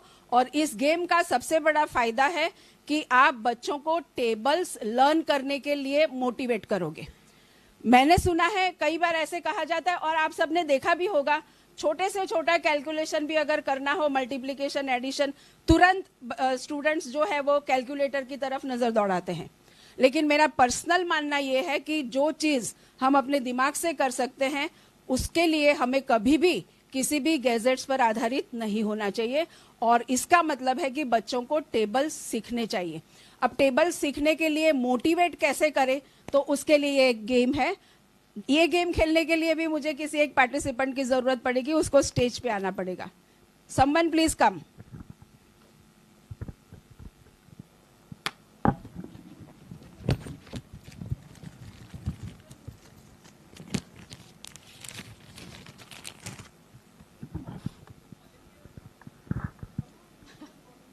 हाँ, बिल्कुल मुश्किल नहीं है. यहाँ पर आने का बाद जो काम है एकदम आसान है, डरना नहीं.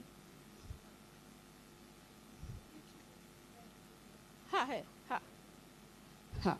आपका नाम? सुखजिंदर कौर. सुखजिंदर कौर जी हमारे पास आइए गेम खेलने के लिए. अब ये कार्ड मैं इनको दे रही हूँ. ये मेरे पास 8 कार्ड्स है. देखिएगा, टोटल 8 कार्ड्स है. कार्ड के एक तरफ पिंक कलर है, दूसरी तरफ वायोलेट कलर है, और दोनों साइड पर मैंने नंबर्स लिखे हुए हैं. अब हमें काम ये करना है कि सुखविंदर जी जो है वो कार्ड को इस तरह स्प्रेड करेगी और मैं पलक झपकते ही आपको बता दूंगी कि उस कार्ड पर जो नंबर लिखे हैं उनका टोटल क्या है. आप थोड़ा ऐसे स्प्रेड करना ताकि मिक्स नंबर्स आएंगे. Throw, you have to throw. ऐसे थ्रो कीजिए ताकि नंबर आए. हाँ, नीचे. फिर आप ही देखना. ओके. ये जो कार्ड है, इनके ऊपर जो नंबर है उसका सम इज 130. 130. अब आपका रोल है एक एक कार्ड उठाते जाइए, उस पर नंबर जो है वो ऑडियंस को बताइए, वो टोटल करेंगे. 130. आप नंबर भी बोलो. 1 मिनट, एक मिनट. ये कैसे गिरा था वो साइड का नंबर आपको बताना है. Same side. हाँ.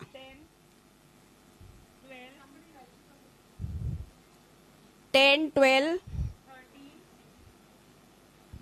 13, 28,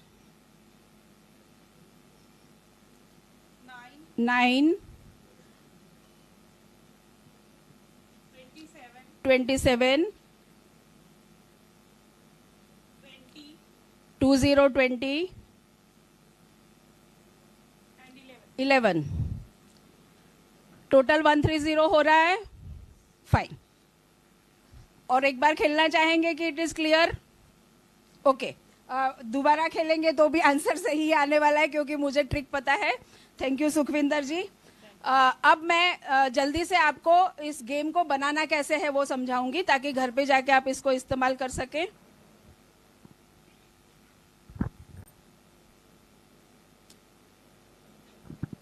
देखिए, ये जो 8 कार्ड्स मेरे हाथ में थे, एक तरफ पिंक कलर था, दूसरी तरफ वायोलेट कलर था.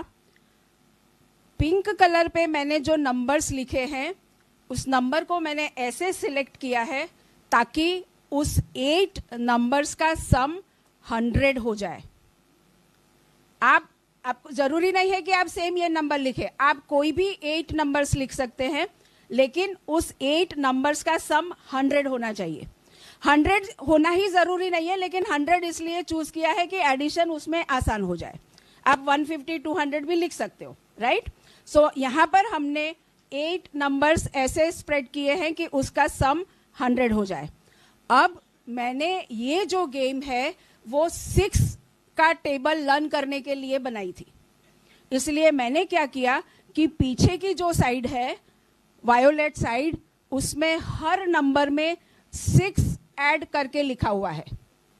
5 तो 11, 5 plus 6 will be 11, 6 plus 6 will be 12, like that 21 plus 6 will be 27 and 22 plus 6 will be 28. क्योंकि मैंने ये 6 का टेबल बनाया है, मैंने 6 ऐड किया. आप अगर सपोज 13 का नंबर टेबल बनाते हैं तो आप हर नंबर में 13 ऐड करके लिखेंगे. ओके. अब करना क्या है, गेम को खेलना कैसे है? जब कार्ड स्प्रेड होते हैं तो मुझे ये पता है कि अगर सारे कार्ड पिंक होंगे तो सम क्या आने वाला है? 100, क्योंकि मैंने नंबर ही ऐसे सेट किए हैं. ओके.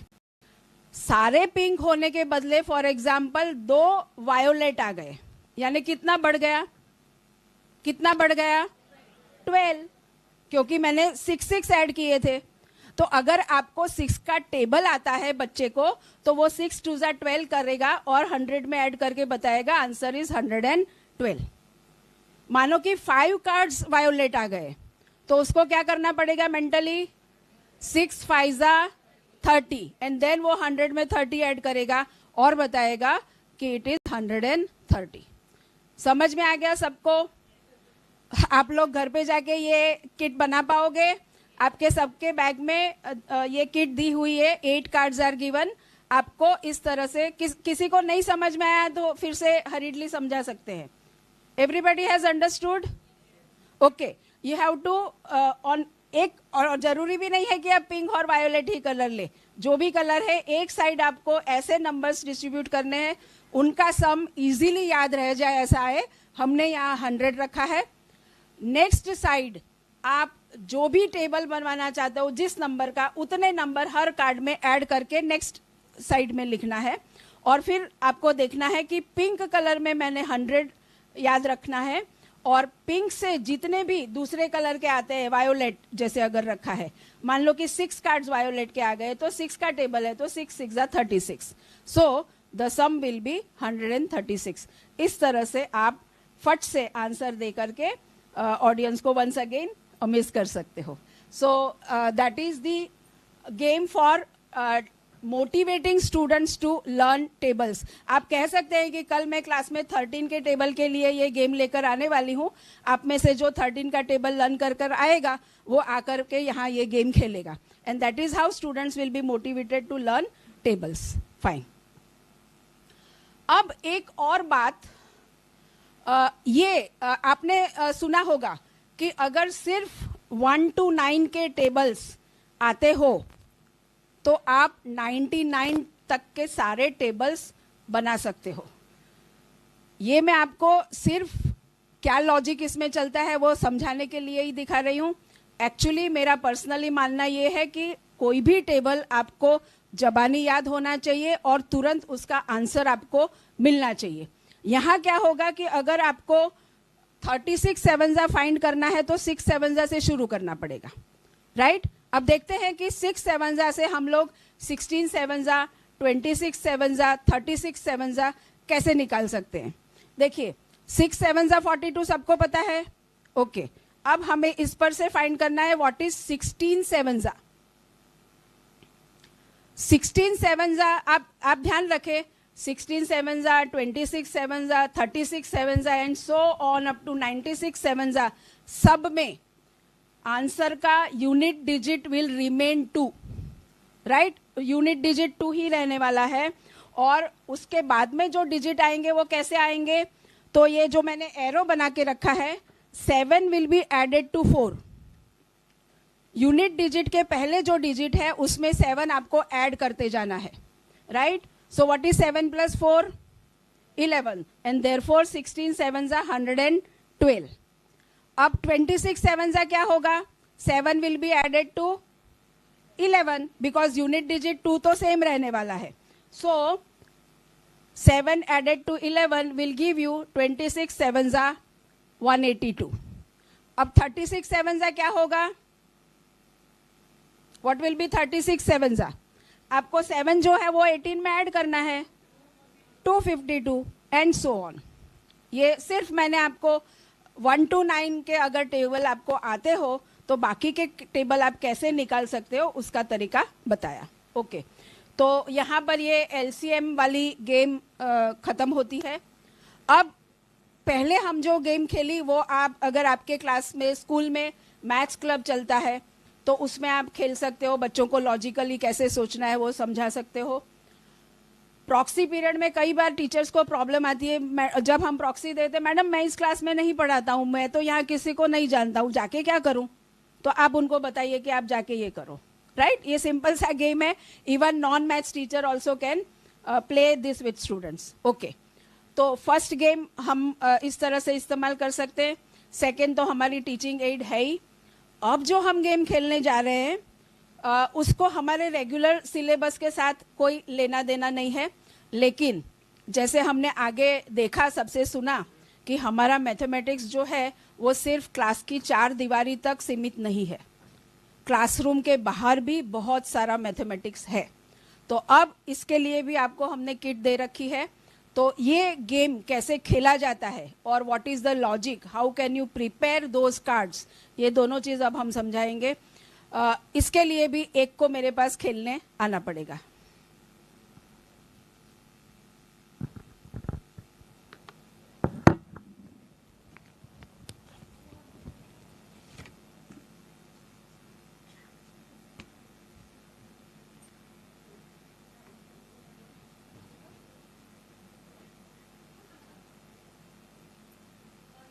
आइए।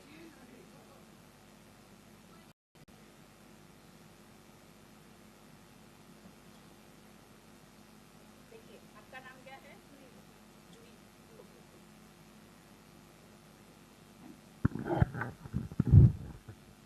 जूही जी हमारे साथ ये गेम खेलने के लिए आई है।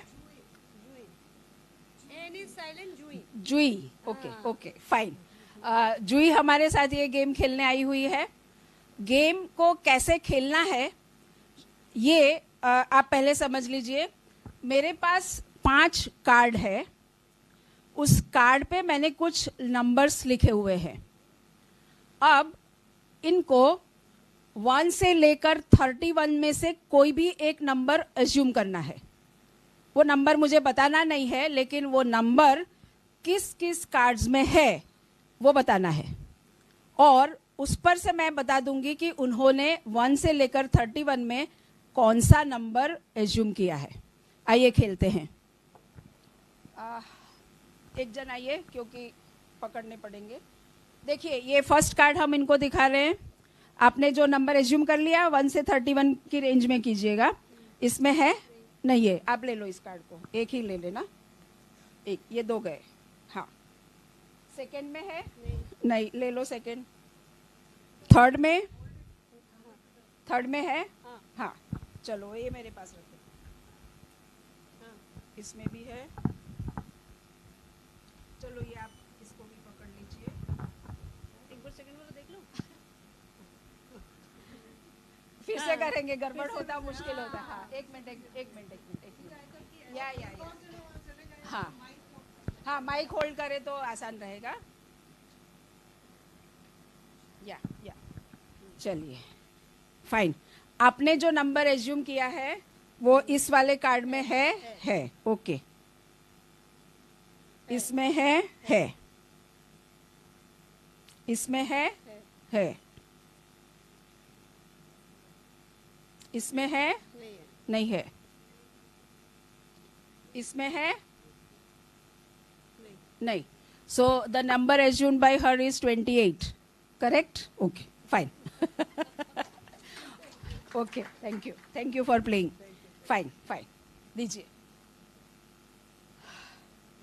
अब ये जो गेम है इसमें नंबर्स, एक्चुअली 2 बात है इसमें। एक तो आंसर कैसे देना है, मतलब जब आपको रिप्लाई मिलता है कि इस कार्ड में मेरा नंबर है, इसमें नहीं है, तो जहां जहां पर नंबर एज्यूम किया है वो है, उस पर से आपको आंसर कैसे देना है ये पहले समझ लीजिए। Just 1 minute. देखिए, हर कार्ड के पीछे इस तरह से नंबर लिखे हुए हैं, और ये नंबर क्या इंडिकेट करते हैं? 3 means it is the power of 2 cube. अगर मुझे कोई कैंडिडेट कहे कि मैंने जो एज्यूम किया है वो नंबर इस कार्ड में है, तो मुझे 8 मेरे मन में सोच लेना है। समझिए कि इसमें भी है, तो 4 मीन्स 2⁴, दैट इज 16। 8 में भी था 16, सो 16 + 8 24। और फॉर एग्जाम्पल बाकी किसी में नहीं है, इसका मतलब ये हुआ कि उन्होंने जो नंबर एज्यूम किया था वो 24 है। और अब देखिए कि 24 आपको इस 2 कार्ड में मिलेगा। देखिए, यहाँ पर 24 है और यहाँ पर 24 है। Hold this. और बाकी के ये किसी भी कार्ड में आपको 24 नहीं मिलेगा, राइट? देखिए, इसमें भी 24 नहीं है और इसमें भी 24 नहीं है। तो जो नंबर जिस कार्ड में है ऐसा बताया जाता है, हम कार्ड आपको इस तरह से दिखा रहे हैं, राइट? तो पीछे वाला नंबर हमें दिख रहा है, तो उस नंबर को पावर ऑफ 2 समझना है और फिर ऐड करके जितने कार्ड में वो हाँ कह रहे हैं उतने ऐड करके उन्होंने क्या नंबर एज्यूम किया था वो बताना है। अब ये तो हो गई ट्रिक, लेकिन इस कार्ड्स को मैं कैसे बनाऊं ताकि मेरा ये काम करे? वंस अगेन, ये तो ट्रिक हो गई जो कोई भी नॉन मैथमेटिशियन भी इस गेम को खेल पाएगा, लेकिन बीइंग अ मैथ्स टीचर मुझे तो ये जानना है कि ये कार्ड्स मैं कैसे बनाऊं ताकि मैं इस गेम को खेल सकूं। और सचमुच आपको ये कार्ड बनाने हैं क्योंकि आपके किट में भी ये 5 कार्ड्स ब्लैंक आपको दिए हैं और उस पर नंबर लिखने का काम आपका है। तो अब आपको देखना है कि आप नंबर कैसे लिखेंगे।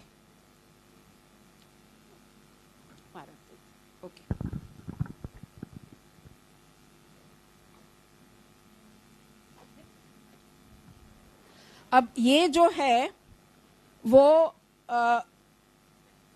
1 से लेकर के 31 तक, हाँ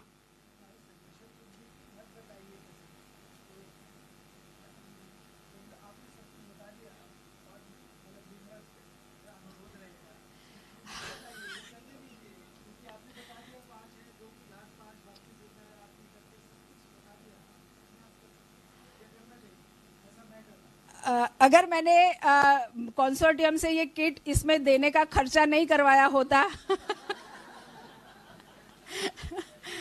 तो मैं शायद ये चांस ले लेती कि ठीक है कुछ वेस्ट नहीं होना है।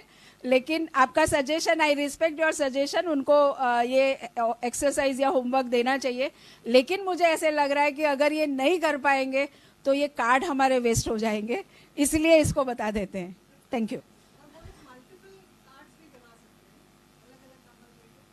नहीं, हाँ, दे कैन एक्सटेंड। अभी जैसे 31 तक था तो 2⁶63 तक जा सकते हैं, उस तरह से एक और कार्ड बढ़ा सकते हैं, दैट दे कैन डू। लेकिन इतना बताना पड़ेगा ताकि वो बना पाए। Are you all interested in knowing कि हम आगे बढ़ें? ओके।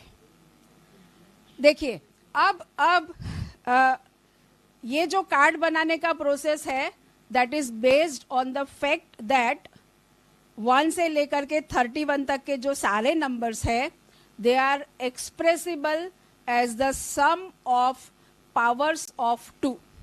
फिर से, all these numbers are expressible as sum of powers of 2। say for example, देखिए 1 जो है, 1 को आप कैसे लिख सकते हैं? 2�0। 1 को आप 2�0 लिख सकते हैं, यानी आपको 1 जो है वो सिर्फ 2�0 वाले कॉलम में लिखना है। सेकेंड इज 2 को आप कैसे लिख सकते हैं? 2⁻1। So 2 is to be written only in the column of 2⁻1। Next number is 3 को आप 2⁻0 प्लस 2⁻1, क्योंकि 3 is 1 plus 2, right? 3 is 1 plus 2, तो 3 को आप दोनों जगह लिखना है, 2⁻0 में भी और 2⁻1 में भी। 4 इज 2⁻2, यानी सिर्फ 2⁻2 वाली कॉलम में आएगा। इस तरह से अगर आप आगे बढ़ते जाएंगे, सिंपल एक और देख लेंगे, जैसे 13। अब 13 को हम 1 + 4 + 8 लिख सकते हैं। 13 इज 1 + 4 + 8, यानी 13 जो है वो 2⁻0, 2⁻2 और 2⁻3 वाली कॉलम में आएगा। इस तरह से आप 1 से लेकर के 31 तक जो सारे कॉलम्स आपने मतलब बना लेंगे, और कॉलम बनाने के बाद में आपको कार्ड बनाना है। कार्ड कैसे बनाना है? देखिए, वापस जाना पड़ेगा। जिस कार्ड के पीछे हमने 0 लिखा था, हम क्लियरली 2⁻0 नहीं लिख रहे हैं, वो हमें मन में समझना है। हम कार्ड के पीछे सिर्फ क्या लिख रहे हैं? 0।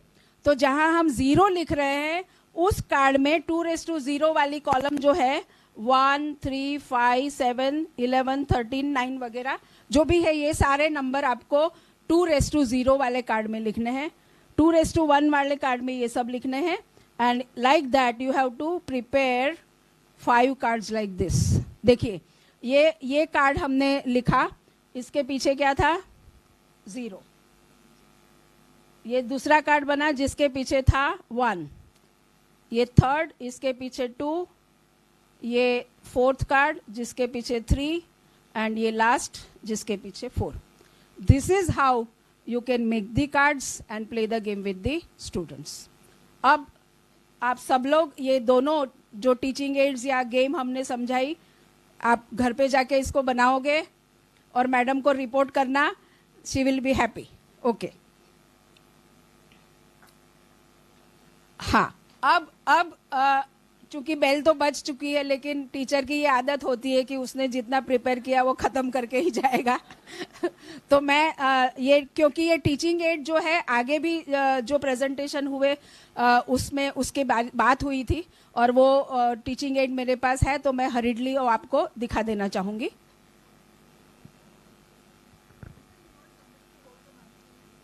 Yes, now I need.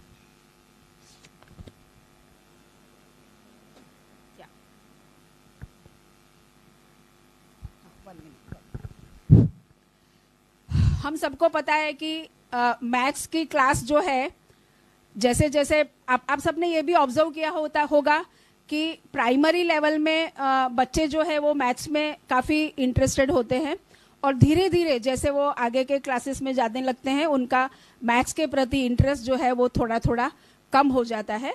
और वो रीज़न है सब्जेक्ट की विशेषता। इसलिए एज अ मैथ्स टीचर हमारी ये रिस्पॉन्सिबिलिटी बढ़ जाती है कि जितनी हो सके हम कोशिश करें और हमारे क्लास को इंटरेस्टिंग और कलरफुल बनाएं। तो देखिए, एलसीएम पढ़ाने के लिए जो एक टीचिंग हमने बनाई है वो हम आपको दिखाएंगे। देखिए, एलसीएम का फुल फॉर्म है लीस्ट कॉमन मल्टीपल। तो ये जो टीचिंग एड है वो आपको सब कुछ समझाएगा, what is multiple, what are common multiples and what is least common multiple। आइए देखते हैं।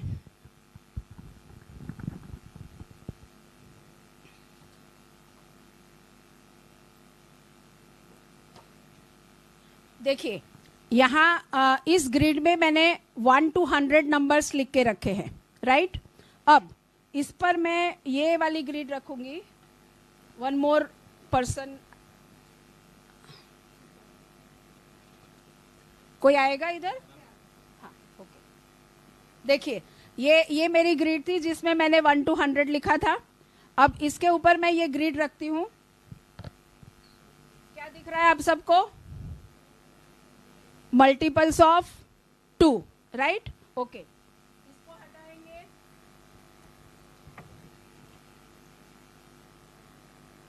क्या दिख रहा है आपको? Multiples of 5। दोनों को साथ में रखते हैं, क्या दिख रहा है? Common multiples of 2 and 5। दोनों को साथ में रखा है, राइट। सो हमको अभी कॉमन मल्टीपल्स ऑफ 2 and 5 दिख रहे हैं, उसमें से हमें लीस्ट पकड़ना है।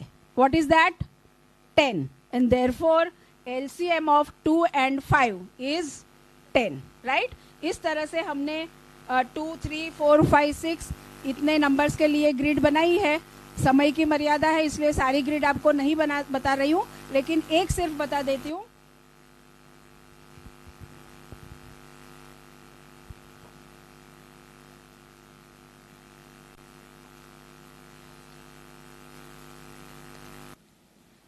ये मल्टीपल्स नहीं है, लेकिन क्या दिख रहा है आपको, ये बता पाएगा? All prime numbers, right. अगर बच्चे ने ये पिक्चर क्लियरली देखा होगा तो कभी भी 1 को प्राइम नंबर कहने की गलती वो नहीं करेगा, राइट।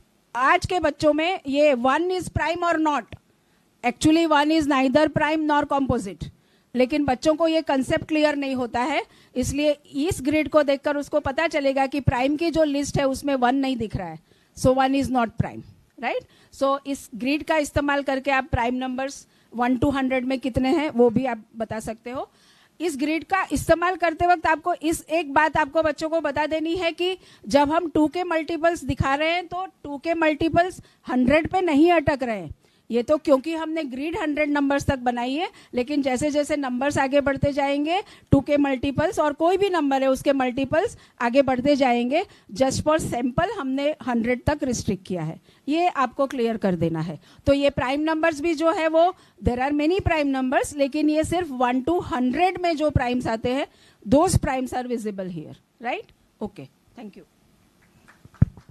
अभी ताली नहीं बजाना, एक और.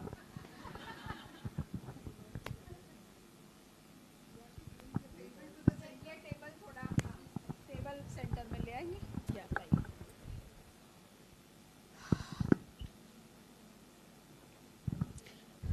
एक्चुअली किसी प्रोग्राम में कोई गाना गा रहे थे साहब जी, और बार बार उनको वंस मोर कहा जा रहा था. वो मास्टर जी बड़े खुश हो रहे थे कि बार बार मेरा गाना सब लोग सुनना चाह रहे. लेकिन बाद में पता चला, किसी ने बताया, जब तक आप सही नहीं गाएंगे तब तक हम लोग वंस मोर करते जाएंगे. कहीं ऐसा तो नहीं है ना?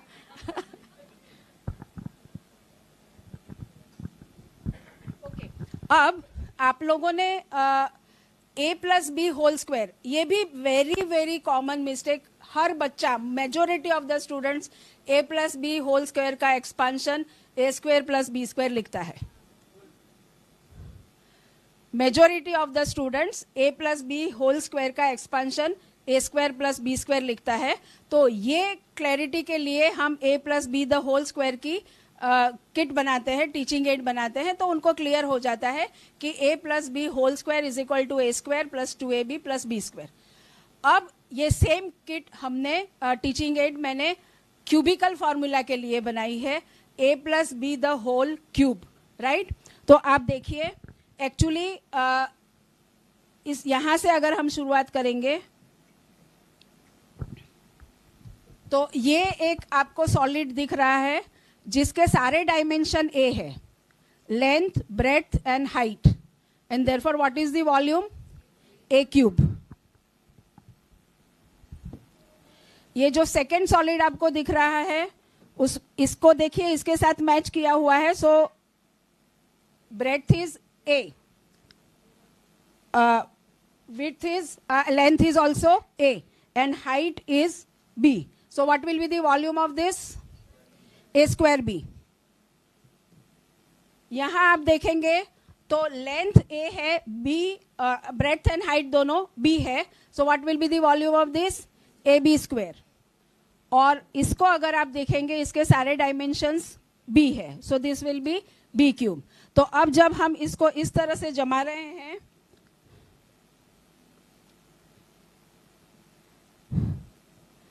तो length is a plus B,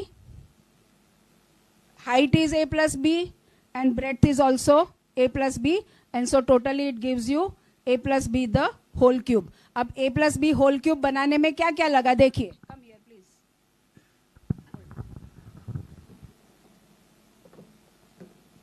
एक a plus b whole cube बनाने के लिए a cube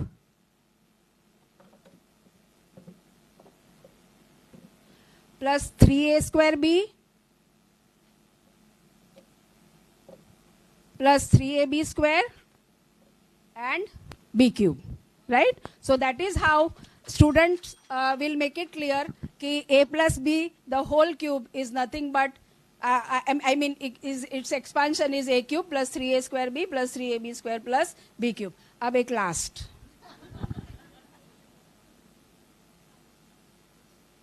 ये सारा मैं स्किप कर रही हूँ. हाँ, इसको थोड़ा साइड में कर देंगे. आपको वैसे नया साल आने में देर है, लेकिन नए साल की एक गिफ्ट देनी है. नए साल की एक गिफ्ट देनी है, और गिफ्ट ये है, आजकल तो वैसे आपके मोबाइल में ही कैलेंडर अवेलेबल होता है, तो किसी भी डेट के लिए आपको अगर डे फाइंड करना हो तो आप तुरंत मोबाइल में देखकर फाइंड कर सकते हो. लेकिन मोबाइल भी अवेलेबल ना हो और जबानी आपको पता करना हो कि भाई फलां डेट, अब मान लो कि कोई फंक्शन अरेंज करना है तो इस डेट पे क्या डे होगा, तो इस कोड का इस्तेमाल करके आप बड़ी आसानी से विदाउट कैलेंडर, विदाउट मोबाइल, आप अपने आप कैलकुलेट कर पाओगे कि what will be the day for that particular date. अब देखिए, आपको ये तो सबको पता होगा कि जब ईयर बदलता है तो एक दिन आगे चला जाता है, यानी आज अगर 23 सितंबर 2022 को फ्राइडे है तो 23 सितंबर 2023 विल बी सैटरडे। तो चेक कर लेते हैं ये हमारा कोड काम करता है कि नहीं। देखिए, ये जैसे हम लोग 10 डिजिट का मोबाइल नंबर याद रखते हैं कुछ लोगों का, वैसे ही आप ये 12 डिजिट जो है वो याद रख सकते हैं। This 12 digit is the code for the whole year. एक साल के 12 महीने होते हैं, इसलिए इस कोड में 12 डिजिट है। Every digit corresponds to every month. So जनवरी का कोड क्या हो गया 6 एंड दिसंबर का 4 एंड कोड फॉर डेज ये तो याद रखना बड़ा आसान है। संडे से शुरू करेंगे 0 1 2 3 4 5 6 राइट। अब हमें सिर्फ ये दो चीज हमने याद रख ली और यूज कैसे करना है।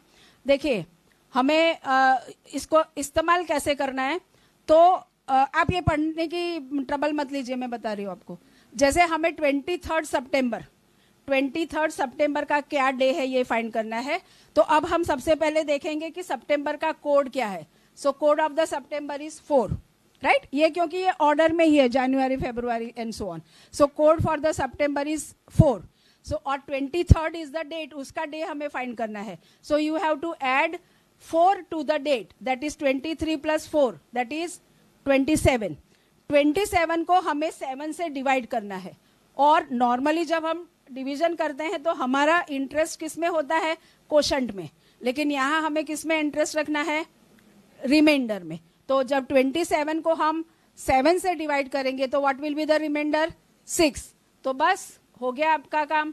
6 के कॉरस्पॉन्डिंग डेट क्या है, डे क्या है, Saturday, and therefore 23 September 2022 will be Saturday right.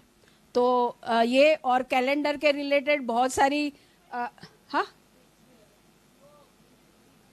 23 इसके रिलेटेड भी बहुत सारी गेम्स मैंने प्लान करके रखी थी, लेकिन अभी टाइम जो है वो परमिट नहीं कर रहा है। ये भी एक बहुत अच्छी गेम थी, इसको भी हम स्किप कर रहे हैं। और लास्ट मैं आपको बता दूं कि अगर गुजरात के जाने माने मैथमेटिशियन की अगर हमें बात करनी हो तो one name is professor AR Rao, और आज दैट इज 23 सितंबर इनकी 114th बर्थ एनिवर्सरी है। उन्होंने अपनी लाइफ के ऑलमोस्ट 98 इयर्स तक he was active, he was a geometry lover. और मैं आपको खास करके ये बताना चाहती हूँ कि नॉर्मली जब हम रिटायर होने लगते हैं तो जब हमारा रिटायरमेंट करीब आता है तो हम गिनना शुरू कर देते, चलो अभी 1 साल के बाद रिटायर, अभी 6 महीने के बाद रिटायर, अब खत्म।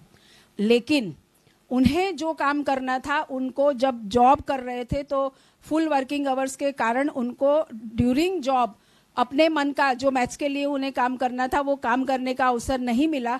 तो रिटायरमेंट के बाद उन्होंने अपना काम शुरू किया, और जैसे साइंस लैब होता है ऐसा पूरा mathematics lab Vikram Sarabhai community science centre Ahmedabad में उन्होंने पूरा मैथ्स लैब डेवलप किया है।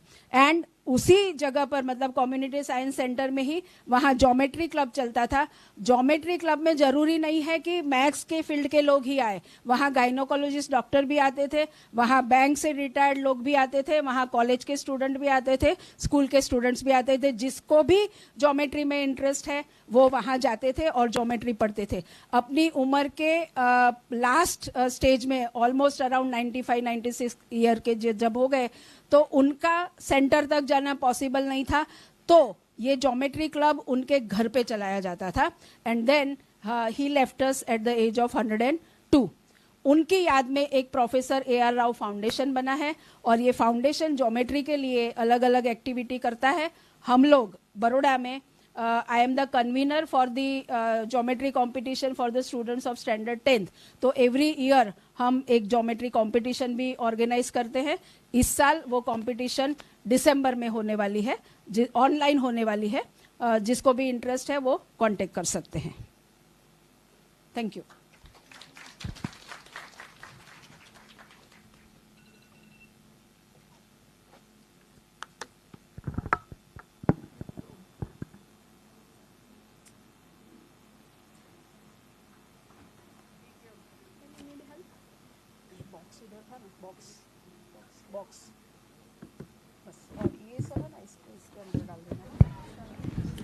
Thank you so much. Math felt like magic to me right now. But it was a lot of incredible games, and I'm sure people have learned a lot from you. Thanks a lot. We are moving forward with our next workshop. That's from Riverside, Miss Vidhi Rajdev. Yes, thank you.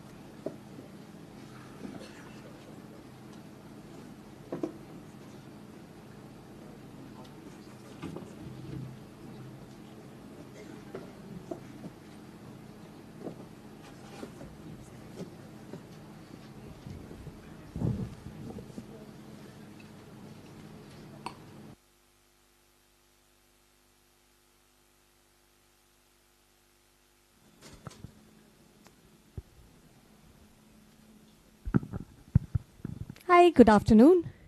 That's Vidhi Rajdev and I'm Seena. We'll introduce ourselves.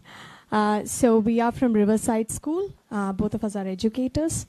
I think Jazz had already given a hint. You might have heard about Amit sir quite a lot when she was talking. He is our colleague, so that itself I think sets an introduction for the school. And I think before starting, while we were just coming in and we have been interacting with quite a few of you throughout the day, and we have been seeing this setup, we were just discussing with each other, it looks like a very serious place, serious discussion happening. Probably, and the last one, I think, ma'am's workshop was a bit interactive, but the kind of place from where we come from, the Riverside School, this is a very rare thing to see, right? We are always doing interactions. We're always doing hands-on. The children are all over the place. So coming from a space like that, it looks a bit, off. So for us. So we would like to start with an interaction, perhaps.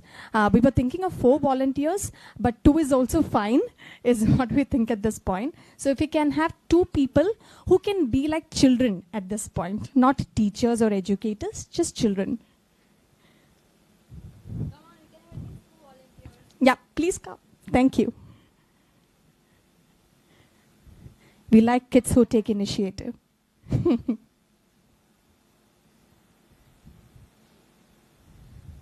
Lovely. Can we have your names, please? Good afternoon, everyone. I'm Ritu. Hi, good afternoon. I'm Rachna. Hi, Ritu and Rachna. Thank you so much for coming in. So we would ideally wanted everyone to do, but it's fine. They can give you a demo. What we want you to do is, if you can just remove your shoes and exchange it. Swap it and wear it.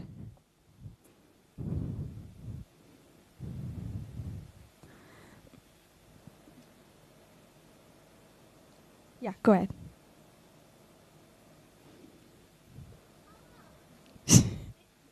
It's not going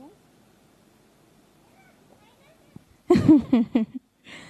So for her, it's fitting in file. It's not fitting in?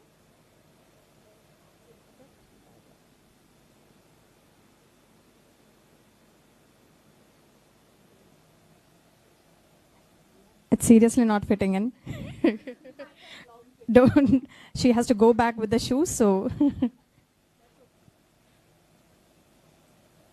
Okay, you can wear it as much as it is comfortable for you.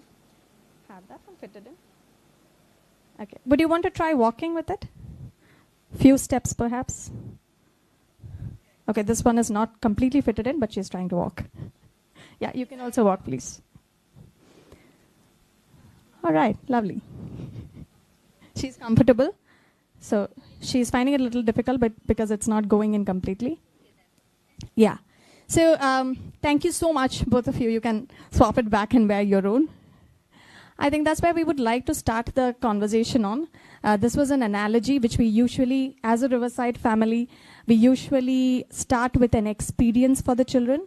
Why experience? Because that's where it kind of, starts with a feel. The children like to get with the feel and then go into the aspects or, consider all the factors of things, right? So thank you so much. So why this analogy perhaps was to show that not all size fits all, and her shoe doesn't fit her perhaps, and hers doesn't fit hers. Or even if it fits, it's very difficult to move with it and perhaps run a marathon with it, right? And that's exactly what we are trying to bring in, the idea of inclusivity and how we kind of practice it in our space, our education world of Riverside.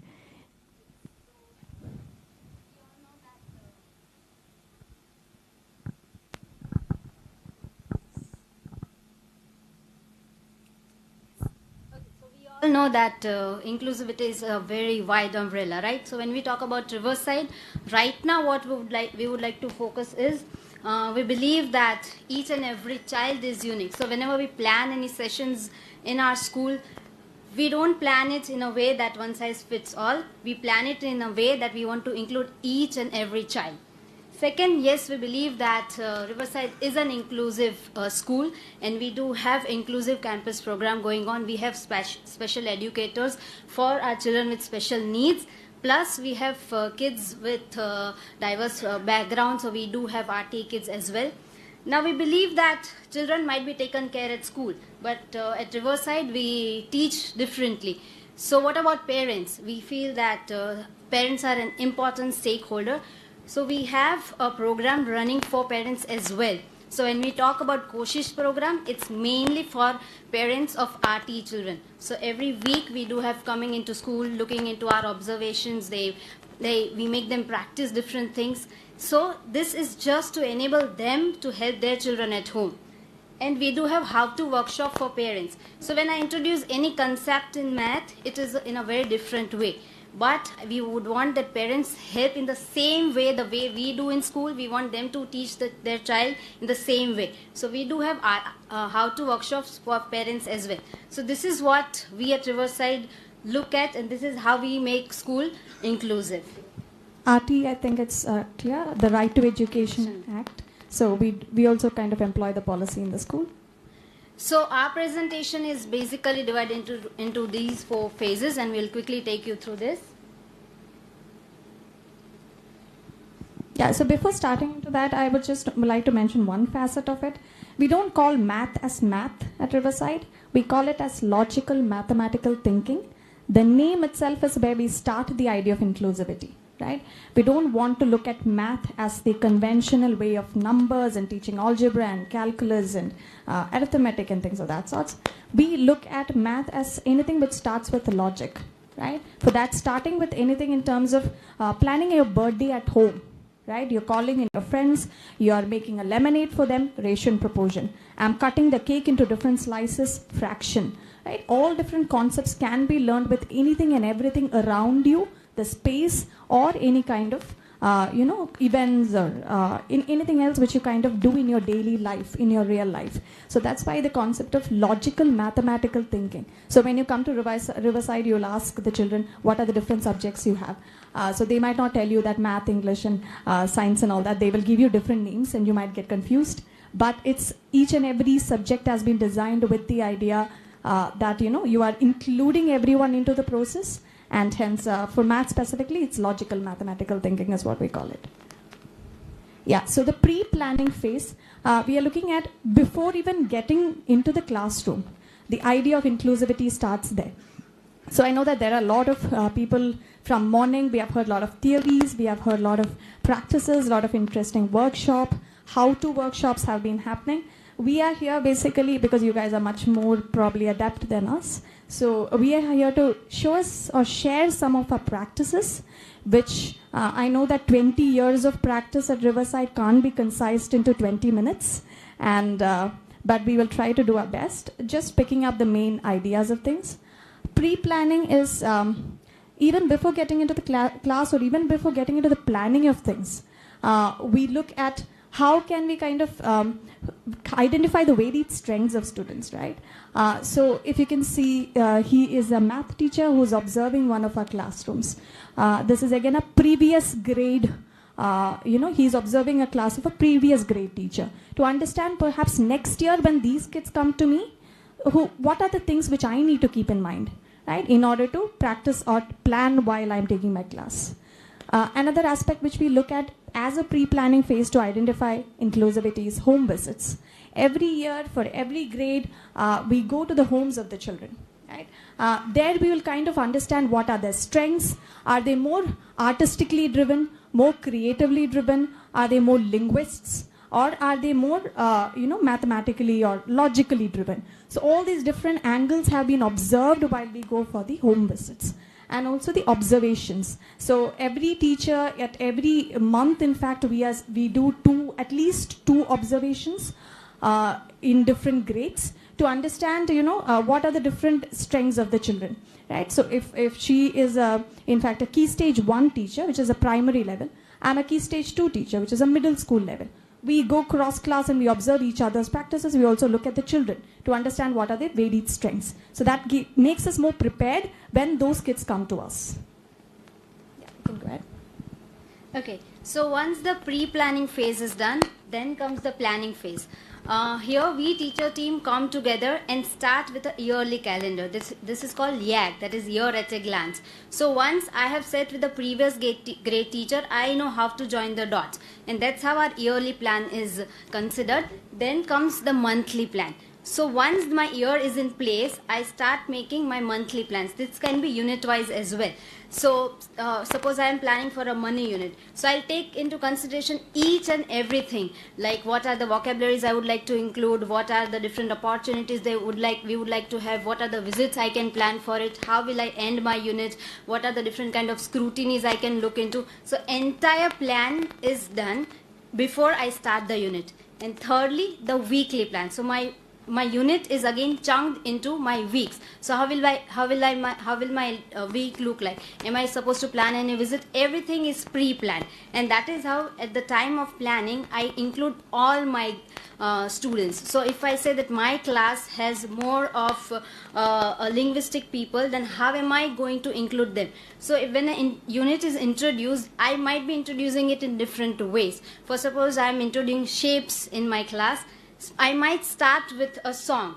Secondly, I might have second session around using different authentic material. Thirdly, I might ask some children who are linguistic, I might ask them to write a poem around it. So when I'm planning this year, my month and my week, I consider all of them, and that's how I plan my units and my sessions ahead.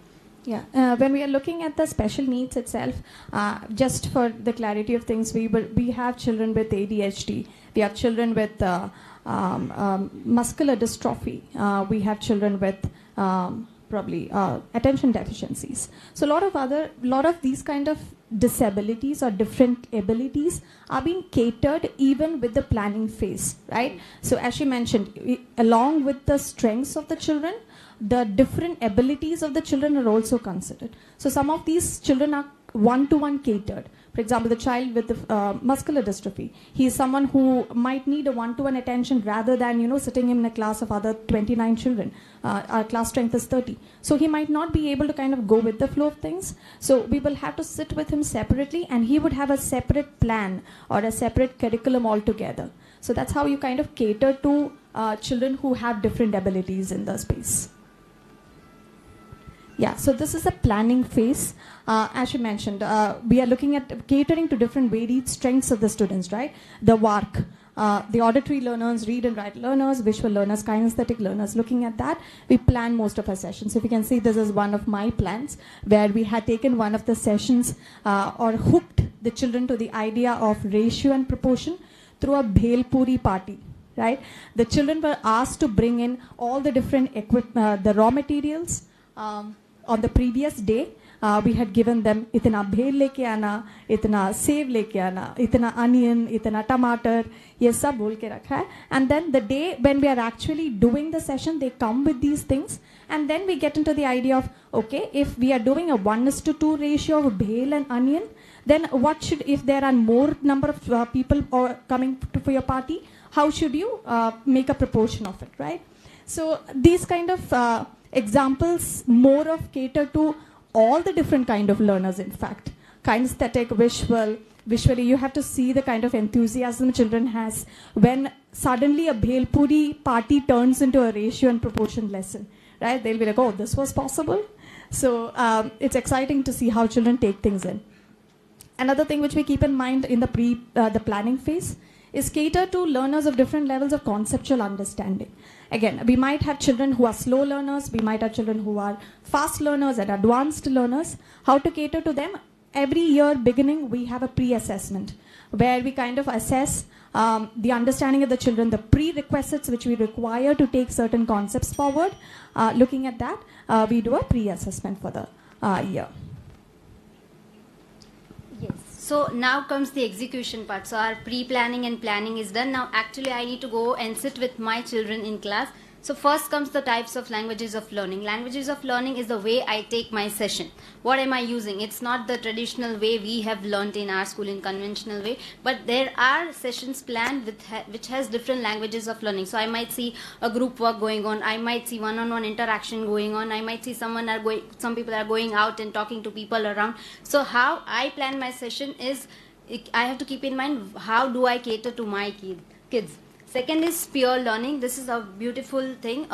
This might be done in two ways. One, if I see that in my own class I have children who are already aware about a few conceptual things. So I might help them to sit with people who need some hand holding. And I myself might be sitting with person who need one-on-one help. So 3 group is taken care at the same time. Or if I say that if I'm a grade 1 teacher and grade 2 child is already aware about what I'm teaching in grade 1, that child might come into my grade and take up the session for the lower grades. This is how we take up in Riverside.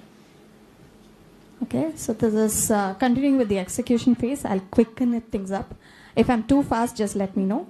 The group exercises, as she mentioned, again, looking at the strengths of the children. Some of them might be really advanced in terms of conceptual understanding. Some of them might still be picking up. Some of them might be real slow learners, might need a lot of hand holding. So you sit them together so that they can help each other in the group exercises.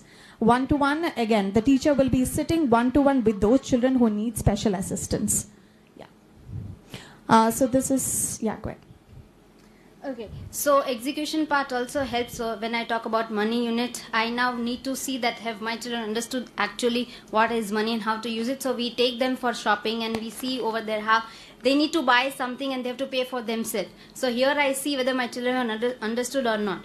And we get a lot of indigenous based learning. Ma'am, you like to explain this? So she is Aisha. She is someone who comes from a background and she herself does a lot of mehendi art and she's into mandala art. So being someone who is coming from that kind of a context, perhaps teaching her how to construct a 90-degree or a 70-degree might not really stick with her too much.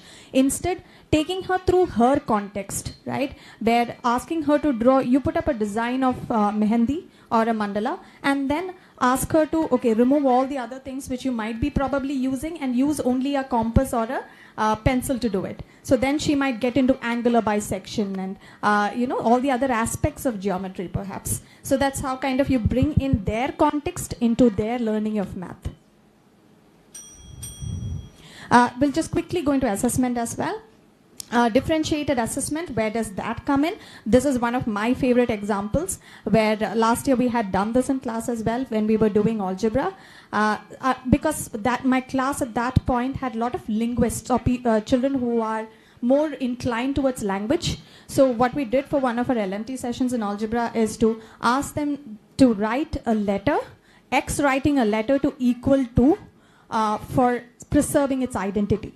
Right? So bringing in their linguistic ability into their mathematical learning as well. And this is one of the responses which one of the kid had written. Looking at the support systems. No, go ahead.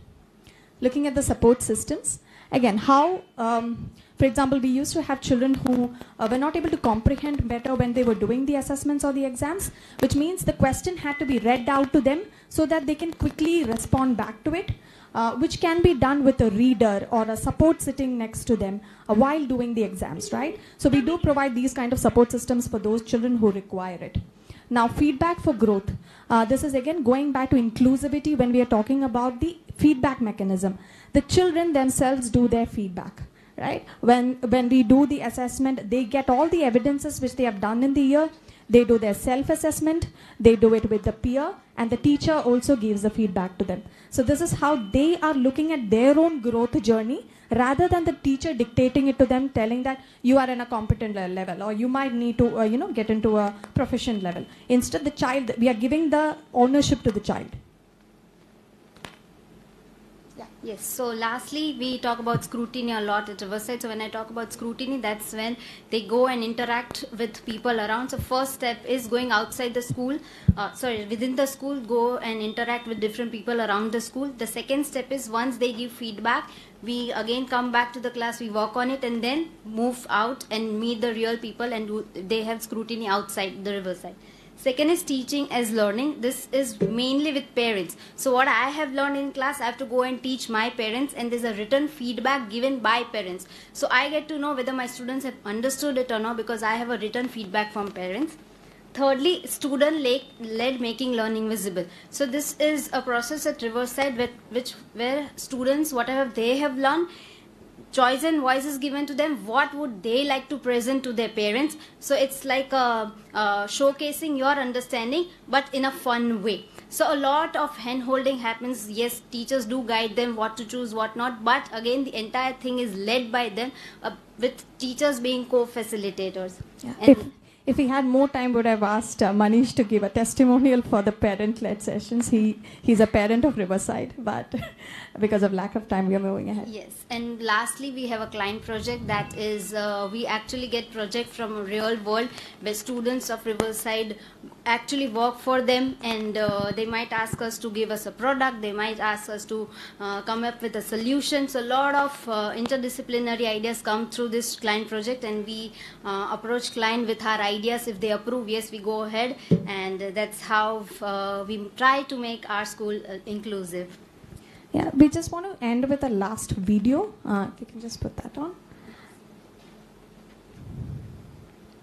Yeah. So overall, the idea which we wanted to share with you today is both for the primary level as well as the middle school level. Our idea is not on numbers, is not on scores, it's not on how they are performing in math. It's on to inspire children. It's on to inspire children to like the idea of logical thinking and math.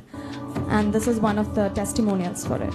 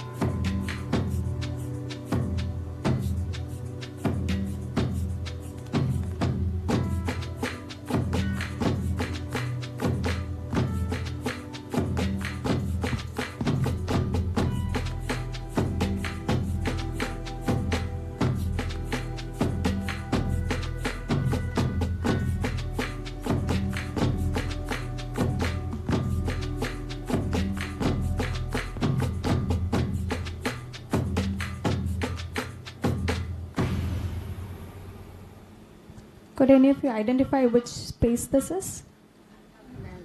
Adalaj Niva, yeah. We had recently done an indigenous session in Adalaj to teach them walking up and down the steps to teach how it works on a number line. So math can happen anywhere, anytime, with anyone. It's just that they need to know that it's all around us. So for that, you need to take them out of the classrooms. And that's what we generally believe in, to show children the math where it actually lies, which is all around them, right? So thank you so much. Hope you guys enjoyed.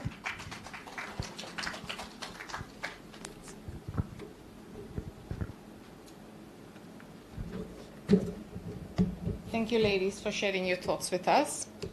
Our next presentation is, bear with me, because there's a little bit of change in the sequence and okay, so our next presentation is from Kolkata Future Foundation, Miss Kritika Hazra. Did I get it right?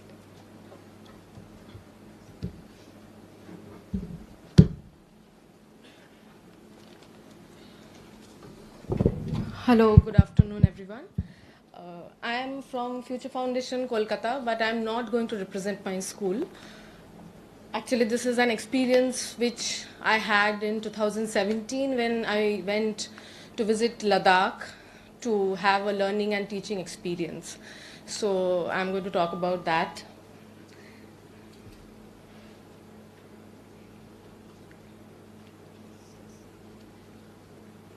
So before I go there, I grew up in Shantiniketan, which is in Kolkata, in West Bengal state, and as you can see that it has a lot of trees, and I grew up with rains, a lot of poetry, a lot of playground, running around. My studies came in a later stage.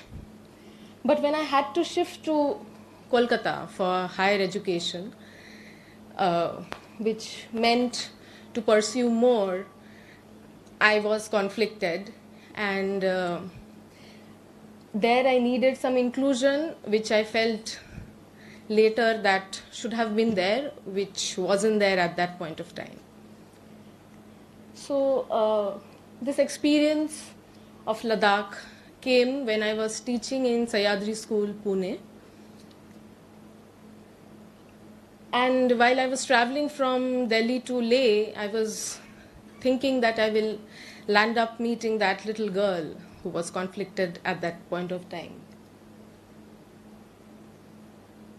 Okay, so this school is Lamden High Secondary School, Ladakh. As you can see that this is stretched along the mountains. There were different levels, and we had to actually climb up stairs and actually climb up hills to reach from one level to the other.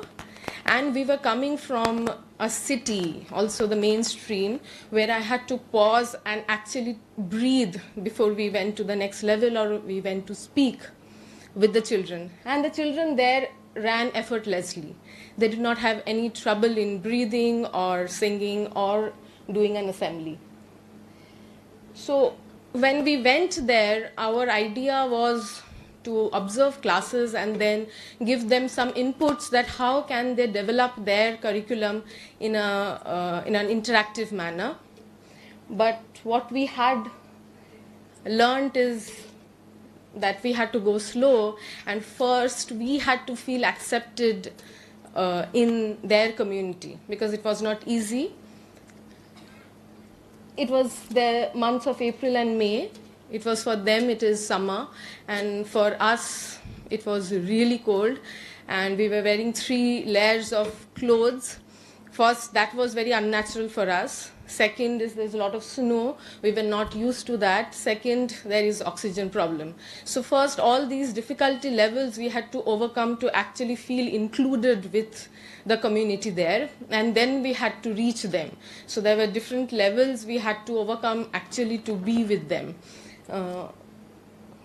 Okay, so then we designed our days by observing some classes with the teachers, and their class strength was very high. It was around 45 to 50. Even if the school was on very huge campus, their classrooms were quite small, and hence teaching was taking place in a much lecture method than activity-based oriented method, even if there was loads of place to do lot of geometry and go around and have lot of fun, but due to lot less exposure because of internet connectivity, because of weather condition, they were not able to access it. And also there where the teachers were coming from different backgrounds. First of all, when we started interacting with the teachers, some were teaching there for 17 to 20 years, and some of them were very new. So our interaction was very restrictive because the teachers were not very open to include us to teach their children. Like, why on the earth you will come from a city and then teach our kids? You don't know anything about our community. So that was our first challenge, to overcome the teachers' fear or inclusivity.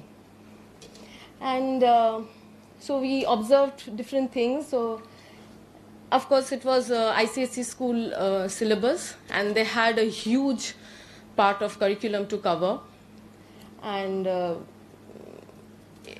even if my background was like, I am teaching in middle school, but there we had to interact with classes 1 and 2. So that was another challenge I met, that I had to relearn and I had to discover many activities which could suit the classes 1 and 2. So now I'll be showing some of the activities which we did. We did a lot of activities because we stayed for 5 weeks there, and we were designing some activities around their curriculum. So this is one activity. I'll just go through it quickly. This is for class 2 and above. So here they had to have the 100 10 cross 10 grid, and there is a shopkeeper, a banker, and 4 customers, and there were 2 dice. So they had to throw the 2 dice and play. So understand, this is a concept of place value which was getting strengthened. They had to do some transaction. Suppose 2 plus 2, 4 came. So before that, they have to do the transaction with the shopkeeper. The children had only these 10 cross 10, so they have to understand how much they have to give and how much they have to return. So that idea they were going around. And then, yes, so this was a nice game by 10 frames. So this is for class 1 and above. It is group size 2. Again, you need some square paper and pebbles. Sorry. So for example, this is the 10 frame, and the child, they will play in groups. So one child will arrange some pebbles, and that child will give the other child hint that how many pebbles that he or she is having on the 10 frame.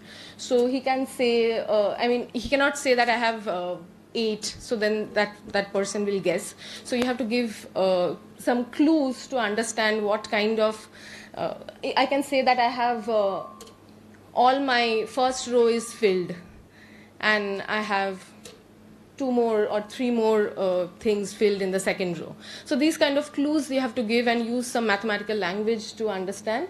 So these are different kind of frames are designed. And this is another game which can be used for multiplication in area. This is how close to 100. Again, you need a square paper and a die, 2 dice. So you throw it, and suppose you have this 3 and 1. Now you have to make this area. They don't know area at that point of time, but you have to make the grid in such a manner that the 3 and 1 is placed over there, and you keep on taking turns to play it. So whomever is unable to fill the grid at the end is the winner or loser, however you can play it. So this strengthens the idea of multiplication, and they keep on noting down their observations, and also it can be taken up later with area. But this were all fine. Like, children were enjoying. There were some teachers, because with 45 children having group activities, you need minimum of 2 to 3 adults in the classroom, and they were available because we had come from outside. So most of the teachers were available with us. But what the teachers later realized we realized that this cannot be sustainable, because we will come back in another few weeks, and we do not know if they can take it up and continue to do that. But that was more important than doing some activities and getting very good from the children or the teacher. So interestingly, the teachers showed us some interest. The teachers in the beginning who were very restrictive, they showed us some interest that they want to do some more activities. If we do some more activities with them, then they can take it up with the children. I think that was the key point which we took back with us. So yes. So we did a teacher workshop for 2 days. I'll just show you.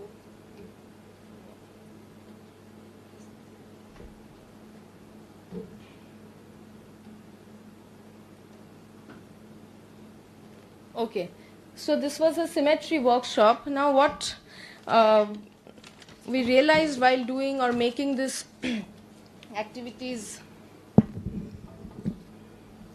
that the teachers have to feel, joyous to be with the subject. It's not that I am the teacher and I am teaching you and you are taking it or not taking it, and then I am thinking that how to make you or include you in my era. It's about that I have to be with the subject and I have to enjoy the subject. If I enjoy it thoroughly, then the joyousness will transmit it to the children. So that was important. So I think through the workshop which we did with the teachers, they were very much into it. They were enjoying it. I'll just go through it. So this is some of the symmetry workshop we did. I'll not. And then we did some. We did a lot of modification with their syllabus. We tried to modify their syllabus around the geometry because we took some materials from Navnirmiti Pune, where we had Jodo blocks and Jodo straws and other kits, so geoboards and everything. So we were doing some activities with the teachers which included that how the geoboard can be used or how the tangrams can be used.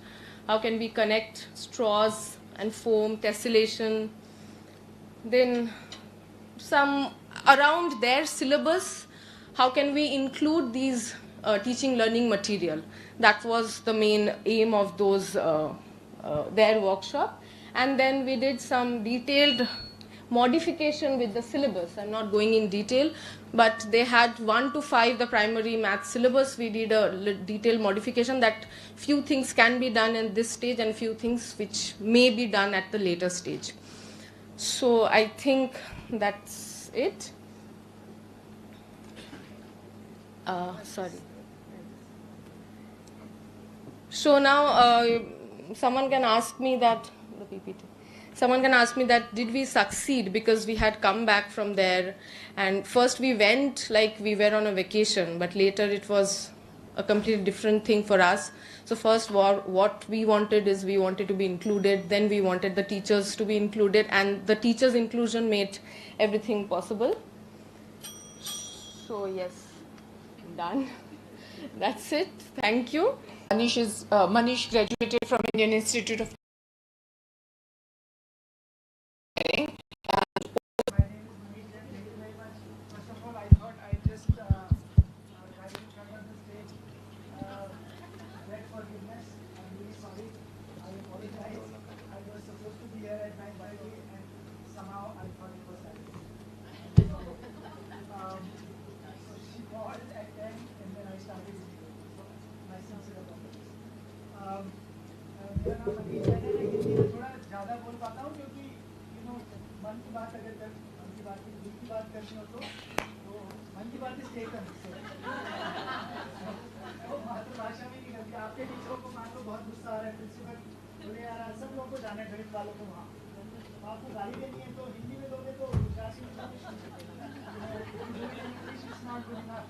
So that's the reason I might speak in not the Meghalaya.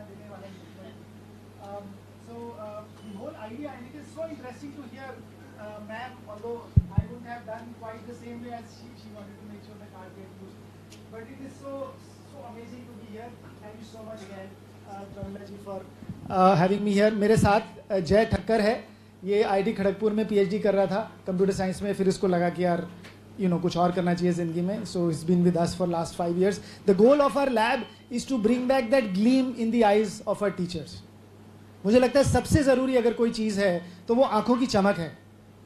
और आज हमारी क्लासें मृत प्राय हैं. मृत प्राय समझते हैं, थोड़ी सी and that is the whole goal, right? If I can bring back that gleam in the eyes, in your eyes, forget about the children. आज आप यहाँ पर इसलिए मत आइए कि आपके बच्चे बहुत अच्छा कुछ गणित सीख जाएंगे. मुझे लगता है गणित को मार दिया है हमने. मार दिया समझते हैं, उसका गला घोंट दिया है, क्योंकि हम उसको जोड़ घटाने गुणा भाग और पहाड़ों में लगे हुए हैं. जो सबसे रुचिकर चीजें हैं, जो विषय की सबसे रुचिकर चीजें हैं, वो हमारे पाठ्यक्रम में नहीं है, unfortunately. And I will just give you 2 examples, right? And hopefully that conveys. मुझे लगता है सबसे जरूरी अगर कुछ है तो क्लास में कहानियां सुनाना है. सबसे जरूरी अगर कल से हम चालू करें कि हमारे बच्चे आए. हम सभी लोग, आपने में से कितने लोगों ने खिचड़ी खाई है? सबने खाई है. कल्पना करिए खिचड़ी, उबली हुई दाल, उबले हुए चावल. कल से आप 3 दिन तक खिचड़ी खाएंगी. मैं आपको देख रहा था, आपने काफी सारी I was just wondering why she not practicing medicine और व्हाटएवर. बट एनीवेज, कल से आप खिचड़ी खाएं 3 दिन तक. उबली हुई दाल, उबले हुए चावल, नमक नहीं है. नाश्ते में क्या मिलेगा? Khichdi. Lunch khichdi, dinner khichdi. Same thing the next day. Please try to feel what is going on and there is nothing on the side. Third day same thing, no chai. बीच में पता चला चाय के साथ कुछ लगा दिया, नो चाय. फोर्थ डे खिचड़ी को देखकर ही सब कुछ बाहर निकल जाएगा. You don't have to eat. Imagine we are doing something similar to our children. 8 hours, 19,200 घंटे की खिचड़ी खिलाते हैं. And we justify it by saying ये तो पाठ्यक्रम की खिचड़ी है भाई, करिकुलम की है, ये तो खानी पड़ेगी आपको. We justify it. और बच्चे 12 साल में 19,200 घंटे की खिचड़ी खा के चले जाते हैं. हमारे जैसे और आपके जैसे टीचर मरते जब तक रिटायर नहीं होते, यही खिचड़ी खिलाते हैं. I think that is what, in my opinion, needs to change. And this is such beautiful, like I said, I'll just tell you 2 stories, right? Absolutely. 38 साल की उम्र में जब मुझे ये कहानी पता चली, मैंने अपनी पढ़ाई IIT कानपुर और स्टैनफोर्ड में करी. मुझे लगा यार धोखा हो गया मेरे साथ. जो सबसे सुंदर चीजें थी वो नहीं बताई. और एक कहानी मैं उसमें सबसे पहले सुनाता हूं. Imagine you draw parallel lines on the floor, and I'll tell you why these are important. Because this brings that sense of wonder in every child. यार ये क्या चल रहा है, वो बहुत जरूरी है. उत्तर दो कि नहीं दो मुझे फर्क नहीं पड़ता. सही उत्तर है, गलत उत्तर है, उससे भी कोई फर्क नहीं पड़ता. पर वो दिमाग में रात की नींद और दिन का चैन, मेरे हिसाब से वो उड़ जाना चाहिए. ऐसी बातें हम करें अपनी क्लास में, ऐसी कहानी सुनाएं. मुझे लगता है सबसे जरूरी है.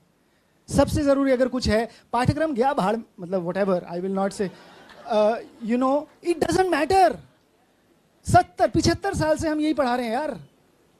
रटवा रहे हैं, जो भी रटवा रहे हैं, उससे कुछ नहीं आता, मजा नहीं आता. I tell you a benchmark, कल अपनी क्लास में अटेंडेंस बंद कर दो, देखो कितने बच्चे आते हैं. That's a test. I remember because as a 18-year-old the first time I went to Kanpur, the best thing about IIT Kanpur was there was no attendance. आप सोचो, हमने अगर अपने बच्चों की अटेंडेंस बंद कर दी तो कितने लोग आएंगे. ये हमारा बेंचमार्क है क्लास में. आप कल से कहानियां सुनानी चालू कर दो, देखो क्या होता है. सारे बच्चे आएंगे, whether you do the curriculum or not. Anyways, so this is the story. Imagine, and when I heard this at the age of 38, I said, यार ये तो गड़बड़ कर दी हमारे साथ. And जय तब तक ये हमारे खिलौने लगा रहा है. चाय के जाते समय आप देखें, हमारी लैब में हमने सिर्फ यही काम करा है पिछले 5 सालों में, या मैंने पिछले 12 सालों में. The only thing that we have done is created toys, activities, make games and models which bring back that gleam. जो करने में आपको मजा आए. बच्चों को तो छोड़ो, आपको जब मजा आएगा, बच्चों को तो वैसे ही मजा आता है यार. उनका तो दम घोट दिया हमने. So वो हंस रही है मैडम. आपने ज्यादा घोटा है, सॉरी बहुत दैट. खैर, सारे इस हमाम में सब नंगे हैं, बोलते हैं ना, इस हमाम में सब नंगे. We are all from the same thing, so we have all done that. So anyways, I heard this story and this is an amazing story. आप अपनी जमीन पर पैरेलल लाइंस खींच दो. कितनी पैरेलल लाइन समझते हैं? समानांतर रेखाएं जो कभी नहीं मिलती, जिनका इन्फिनिटी में मिलती है. अबे किसको पता इन्फिनिटी में मिलेंगी? That's the definition. You've never seen it. In fact, it is so silly. We say line की क्या परिभाषा है जिसकी thickness नहीं होती? अरे बना के तो दिखा, बोर्ड पे बना लो, सबकी thickness होती है. पतली चौक ले लोगे, उसकी भी thickness होगी. ऐसी point. So sometimes we go into abstract where we shouldn't have. And there are absolutely amazing stories. Bucky Fuller, जिसको किसी ने बोला जमीन पर ट्रायंगल बना के दिखाओ. This happened with her and Indira Gandhi, 1984. उसको बोला कि 84 नहीं, पहले होगा 74 और समथिंग लाइक दैट. जमीन पर ट्रायंगल बना के दिखाओ. नहीं, you cannot draw a triangle on an earth. Why? Because धरती गोल है, आप सीधी लाइन खींच ही नहीं सकते. क्या हमारा बच्चा ये बोल सकता है या ये सोच पा रही है? I think that is the thing that I am talking about. And in fact धरती पर आप एक नहीं 4 ट्रायंगल बना सकते हो, एक बना ही नहीं सकते. And I'll not go into details, but these are some absolutely amazing things that we just gloss over in the interest of covering the curriculum, which is so saddening for me, which is why we started and we said, यार हम कुछ ऐसी चीजें बनाएंगे कि पाठ्यक्रम में जिंदगी का तड़का, which is the program. So, a lot of teachers have probably watched, or some of you at least watched the program called 30-30 Eklavya. अगर नहीं तो YouTube में देखिए, हिंदी में है, हर रविवार 4 से 5, और करीब 2 करोड़ लोगों ने देखा है. हिंदी में जानबूझकर करते हैं, ऑफ कोर्स, क्योंकि मैं हिंदी में बोल पाता हूँ इसलिए करते हैं. बट तो वहीं पर आते हैं. लाइन आपने खींची, कितनी दूरी पर है? जितनी 2 माचिस की तिल्ली, तो पैरेलल लाइंस खींच दी. रैंडमली माचिस की तिल्लियां उछाल दो. सो इफ यू उछालो 100 तिल्ली, 31 लाइन को टच करेंगी, बाकी सब लाइन के बीच में गिरेंगी. गारंटी है. समझ में आया? 100 तिल्ली उछाल दी, कुछ तिल्लियां लाइन को टच करेंगे, कुछ बीच में गिर जाएंगी. ऐसा होगा ना, बिकॉज हमने लाइंस खींची हुई हैं. Exactly 31 will touch the line. If you drop 1314, if you have dropped 10,000, 3,141 will touch the line. Now somebody will say, यार ये कुदरत या तिल्ली को कैसे पता कि इतनी छुएंगी? How does the तिल्ली know? I mean, how does the matchstick know कि यार मैं बीच में गिरूं या ऐसे गिरूं? Right? And these are all straight lines. For those who don't know, this is exactly the value of pi. But वो ये तिल्ली का कहाँ से पाई कहाँ से घुस गया? Why? And this is a wonderful question. How does nature know? Where is nature sitting and controlling this randomly dropping matchsticks in the air? This problem is called Buffon's needle. For those who don't know, आप internet पर जाकर देखिए. 200 साल पहले एक French आदमी ये कहानी लिखकर चला गया, हमारी क्लास में आज तक नहीं आई. That's वो मैं आपको बोल रहा था ना, धोखा हो गया हमारे साथ. और दूसरा धोखा सुनाता हूँ, and that's the end. I don't have much time. If you've heard of this person called Archimedes, सबने कुछ लोगों ने सुना है? क्यों सुना है? He ran out of the bathtub crying, eureka, naked, whatever. If he were alive today and you were to ask him कि यार तुम्हारी जिंदगी का सबसे बड़ा जो है, what is the biggest whatever thing that you have done in your life, he will not say eureka. He was the first person to have figured out the volume of a sphere, a ball. 4/3. कुछ लोगों को अगर रटा हो 8वें में 4/3, and the rest part is all the same.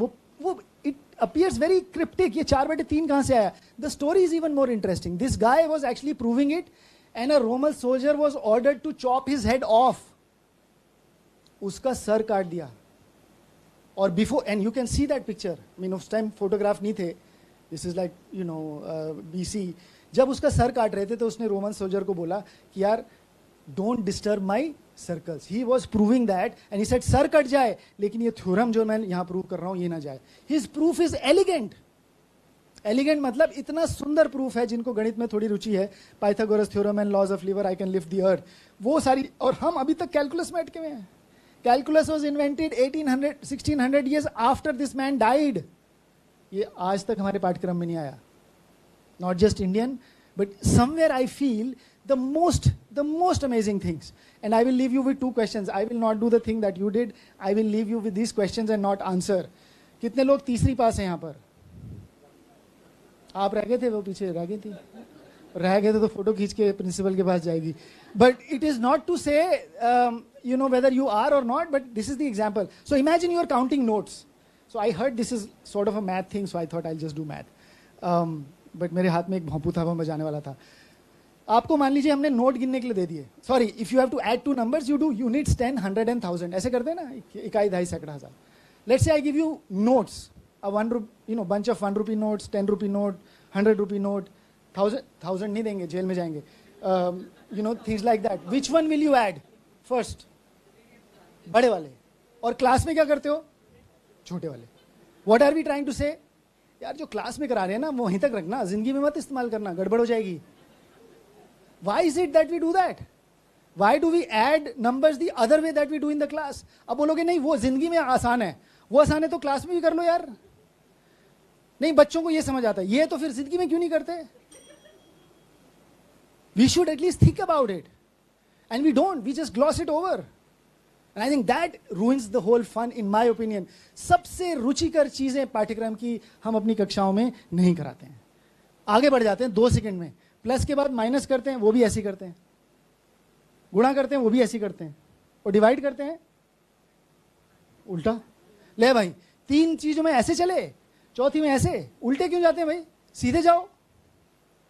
When you divide, why don't you do unit tens, hundred and thousands? We don't. Why is it that we don't?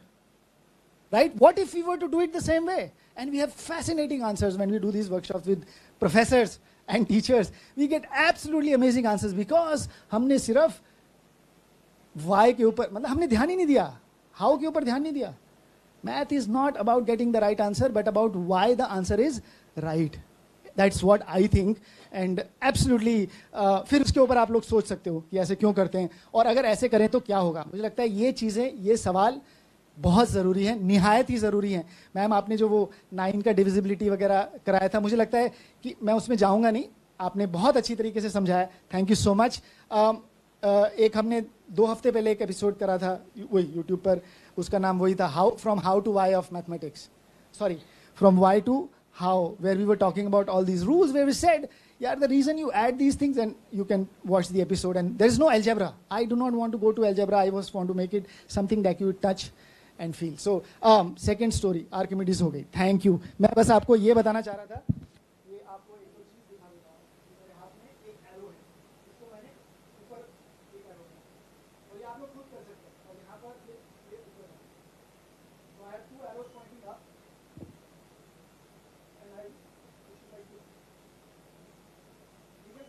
ऊपर है ना, तो अभी साथ से पकड़ लेता हूँ. तो इट डजंट मैटर कि मैंने ऐसे पकड़ा कि ऐसे पकड़ा. वो the diagonal, right. So this is up and this guy is both up, this guy is up and down. And now if you see what will happen, मेरे हाथ में कोई जादू नहीं है. एक साधारण सा square with just an arrow.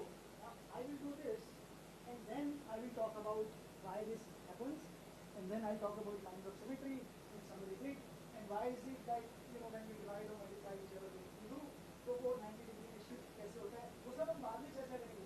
पर पहले एक खेल देकर एक खेल करना बहुत जरूरी है. और I thought in that sense ये कुछ बाइनरी वाली चीजें चल रही थी, ये मैं दिखाऊंगा. बट मुझे लगा कि ये करके मेरे पास ताश के पत्ते हैं, ये हमने बनाए हैं. By the way, all the things that you will see here और which are sort of laid down, they are all, I would say, invented, designed, whatever, all of that in Gujarat, in Gandhinagar, in that small lab which we call centre for creative learning. और करने में बड़ा मजा आता है. तो सो ये ताश के पत्ते काफ़ी सारे वो हैं, they are all now distributed. So what I do is, अगर मैं आपको बोलूं कि यार ढूंढ के लाइन से लगा दो, तो आप क्या करोगे? पहले ए ढूंढोगे, बहुत देर लग जाएगी, है ना. तो अगर मान लो 25 बार टर्न करना पड़ेगा ना, मैक्सिमम 26 कार्ड्स हैं, तो 25 plus 24 plus 23 plus, if you add that up, that's the Gauss story. How many of you heard that story? Count the numbers from 1 till 100. नहीं करा? आपने सुनी है. एक टीचर ने आया, बोर्ड पे लिख दिया 1 से 100 तक नंबर, बोला बच्चों को गिनो, है ना. तो बच्चे गिन रहे हैं और हमने कहा भी हाँ गिनो, 1 + 2 3, 3 + 3 6, 4 10 15 21. और कुछ बच्चे नहीं गिन रहे थे. एक बच्चा कुछ नहीं कर रहा था, उसको बोला क्या कर रहे हो, बाहर निकल जाओ. कहते नहीं, मैं इसमें पैटर्न देख रहा हूँ. फिर खड़ा होकर बोलते 5050. Why did he do that? He said 101 101, 99 and 201, 98 and 301, which means 50 के 101, यानी 50 times 100, यानी 1 times 100, यानी 5050. टीचर ने बोला क्लास से बाहर निकल जाओ, because I have nothing to offer you. I am not making this up. There is no Indian person who has won mathematics और even whatever otherwise Nobel prize in science और math. 0. क्योंकि हम अभी पाठ्यक्रम में अटके हुए हैं, मुझे लगता है. This is my opinion, of course. The only woman to have won a Fields Medal in mathematics, which is called the Nobel, was Maryam Mirza Khani, Iranian lady. She was inspired to do mathematics by hearing Gauss's story. We don't tell these stories. We do not tell these stories in a class which inspire. Inspiration जरूरी है. Training गधों और खच्चरों की होती है, इंसानों को सिर्फ प्रेरित किया जा सकता है. ये मैंने नहीं कहा था, गुप्ता जी कहते थे जिनके साथ मैंने काम करा. But I sincerely believe that. I think it is our job to inspire not just our fellow workers but also our students and teachers. ठीक है. तो इसमें मैंने डंडी डाल दी, कुछ ये पत्ते अटक गए, बाहर निकाल लिया, फिर बाहर फिर से करा, दूसरे में डाल दी. And you know what's going to happen, right? जल्दी जल्दी में I had these two gifts for you, but in that rush of not eating anything and just wearing whatever clothes that I had this morning, I forgot all the gifts. एक है तो एक हम अभी तुरंत गिफ्ट कर देंगे प्रमिला जी को. इसको सोते हुए उठाया मैंने. So you know what I did was 1 2 3 4. And you know why this is interesting? All of this is sorted. और ये हमने क्या करा? ये वही करा जो ये करा रही थी. क्या करा रही थी? जो मैं कह रहा था मत बताओ. क्या करा रही थी? वो आपके कार्ड में बाइनरी नंबर लिखवा रही थी. बाइनरी नंबर कहां से आए? लीबनिज ने नहीं करा. This is Pingala's छंद शास्त्र. First time ever any binary mathematics that was done was in India, 400 BC, written on Wikipedia. हम अपने स्कूल में नहीं बताते हैं. It's not because मैं कुछ इस पार्टी का हूं या उस पार्टी का. No, this is history. This is what will make us inspire our children to not just look one way. ये लोग कुछ करेंगे. No. ऐसे करते हैं यार अपन. आप हंस रहे हो, सच में ऐसी है. जॉन बोले तो बहुत बढ़िया, जैन बोले तो घड़ा. I'm sorry, मतलब you might feel कि मैं ऐसे ही बोल रहा हूँ, ये मेरा अभी जोक निकल के आया, but I sincerely believe that, right? It is because we do not tell stories that are true, that have happened here. Pingala's Chandrasas, he invented binary mathematics. Have you heard of Pascal's triangle? Anybody? कितने लोगों ने सुना है? It is not Pascal's triangle. It is Meru प्रस्तारा. आप 2 हफ्ते वाला लिखा हुआ है यार. और इतने सुंदर चीजें हैं. नॉट जस्ट कि इन दोनों को ऐड करके ये हो जाता है. इतनी सुंदर खूबसूरत चीजें हैं, हम नहीं बताते अपने बच्चों को. And I think that is why these stories are important, which inspire. And I'll just tell you what makes, because this is something that we realized after doing these. Now there are 36 episodes, 27 in the first season, and then 10 in the next, where we give certificates to it. Some teachers were saying कि हमको मिल गया certificate. Very good, thank you for doing the homework. Although they were saying homework बड़े मुश्किल थे. That was the whole idea. आप Google पे search करोगे, उत्तर नहीं मिलेंगे. None of them, 0, नहीं मिल सकते, क्योंकि थे ही वैसे. We spent a lot of time. कुछ बोल रहे थे ना, खून, रीढ़ की हड्डी से खून का पसीना निकाला था. Every week, that live 1-hour episode. So all these things that I'm going to show here, maybe 60% of them are on the internet, YouTube, whatever. Please go watch. Thank you so much for watching. If you not, please do. But वो एक season करने के बाद हमें 3 चीजें समझ में आई. And I think I'll just end with that. वो 3 चीजें अगर मुझे लगता है हम अपने टीचर्स अगर वो अपने पाठ्यक्रम में या कहीं पर भी समाहित कर लें तो बड़ा मजा आएगा. पहली चीज धमाल. किसी ने देखी है picture Dhamaal? I think Dhamaal first. मजा आया कि नहीं? अपनी जिंदगी के 20 मिनट रिवाइंड करके देखो. पुराना डायलॉग है. इस यहां पर क्यों आए थे? क्या सोच कर आए थे? कुछ ज्ञान बटेगा? नहीं, मजा आएगा. That is important. First thing, मजा आएगा. सेकेंड, तारे जमीन पर. राइट? जो पाठ्यक्रम कराना था वो हुआ कि नहीं? जो आप पाठ पढ़ाना चाहते थे, क्वाड्रेटिक इक्वेशन, वो हुआ कि नहीं? I am also part of the national committee, so hopefully I will have some say in what the NCERT textbook will look like in 1 year from now. And we had a very big debate. ये quadratic equation पढ़ानी चाहिए कि नहीं पढ़ानी चाहिए? क्या लगता है आपको? पढ़ानी चाहिए? जिंदगी में तो कभी काम नहीं आएंगी. I guarantee you. किसकी जिंदगी में quadratic equation काम आएगी? Other than the teachers who teach it, right? उनकी जिंदगी में तो काम आएगी. But nobody else. Never ever are you going to teach quadratic. So this was the discussion in our forum where we said, यार ये quadratic equation रखें 10वीं में, ना रखें. Quadratic equation, for those who don't know, I will give you in half a second. Ax square plus bx plus c, and the roots are minus b plus minus root square of b square minus 4ac upon 2a. This was meant to confuse you. But now I'll give you an alternate story. So everybody said, यार जिंदगी में काम नहीं आएंगी, हटाओ इसे. Quadratic equation हटाओ. And you said, यार कभी आपने क्रिकेट खेला है? हाँ खेला. मान लो यहाँ पे सबको हमने गेंद और बल्ला दे दिया और सबको बोला बैट से मारो बॉल को. कितनी भी जोर से कितने भी एंगल पे मारो, 90 पे मारोगे तो सर पे ही आएगी, वो मत करो. But any angle, whether you hit or she hits or Dhoni hits or Virat hits or whoever hits, and anybody at any angle, the ball will fall only 5 meter in the first second. Guarantee. 15 in the next, 25 in the next, 35 in the next, 45 like that. हर किसी की, no matter कैसे भी मारो, कोई भी मारे, किसी भी मारे, कैसे भी मारे, 5, 15, 25, 35 हर बच्चा कर सकता है. This is the definition of quadratic equation. तो अगर आपको ये a square bx square plus c करानी है और ऐसे ही पढ़ाना है तो हटा देनी चाहिए. लेकिन अगर धोनी की बैटिंग में आपको क्वाड्रेटिक इक्वेशन दिखानी है तब पढ़ा सकते हैं. जब हम कोई पिक्चर देखने जाते हैं तब पूछते हैं कि यार जिंदगी में काम आएगी क्या? नहीं, जब तो नहीं पूछते. जब किस लिए जाते हैं? मजा आया. I think mathematics and learning can be as engaging, as inspiring as a movie or whatever, whatever that we do. It is our job to make it. तो अगर हम वो कर पाएंगे तो बिल्कुल रखो, और नहीं करना चाहते हटाओ करिकुलम को. So anyway, second thing was तारे ज़मीन पर. पहला धमाल तारे ज़मीन पर. And third, one of the most important things in my opinion is there should be something that touches the child's heart. कोई बात दिल को छू गई, चाहे वो जोक हो, चाहे आपकी कहानी हो, चाहे आपका पर्सनल संवाद हो, दैट्स द ओनली थिंग. धमाल, तारे ज़मीन पर and 3 Idiots. So I think we have to make sure, we'll have to do a big thing to make sure that things that we do are somewhere touching the child's heart. So thank you so much for calling me. I have lots of toys that are lying here. If you have time and when you have time, please come and see. Thank you very much. 30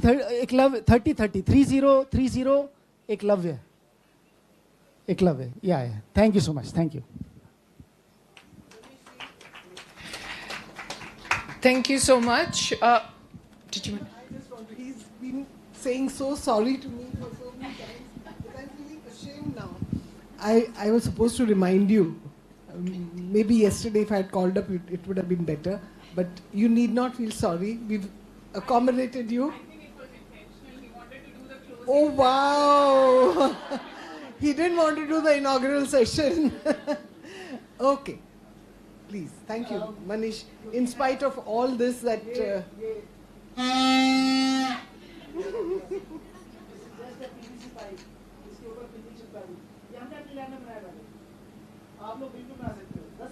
हम बहुत छोटे बच्चे थे जब हमने, आपको पता है एक मेहंदी होती है जो छोटी, जो असली मेहंदी कूट के, दूसरी मेहंदी होती है वो बड़े पत्ते होते हैं, उसके मुंह पोड़ के सीटी बजाते थे. और ये आपके लिए गिफ्ट है. This is a bucky lamp, Buckminster Fuller, 12 pentagons, 20 hexagons, rubber bands. There is no joint. Everything is right here, and you have to spend maybe half an hour, 45 minutes. And this football, this is exactly the shape of football. It will come out alive. So thank you so much. Thank you. Manish ji, मुझे लगता है धोखा तो हमारे साथ हुआ. समय की कमी की वजह से आपके मजेदार किस्से नहीं सुन पा रहे हैं. अगली बार प्रोमिला मेक श्योर आप याद दिला दें उन्हें. So we will go for tea again, and we have an exhibition. Those of you who haven't had an opportunity to visit the exhibition, please do so now. We have about 20 minutes. We are back here in 20 minutes for panel discussion. Thank you.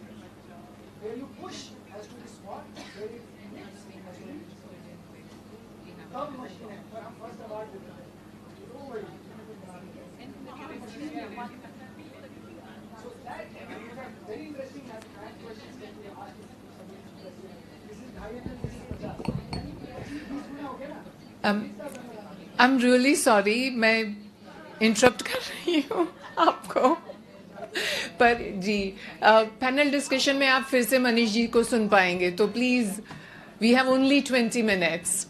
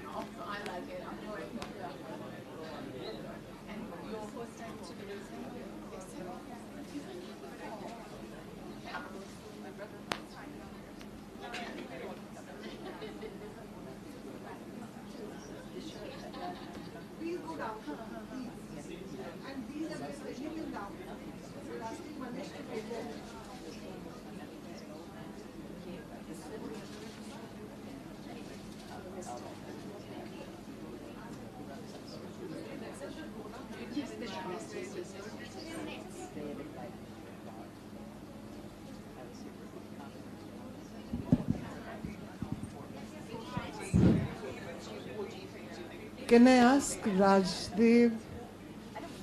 Oh, you both are here? Yeah.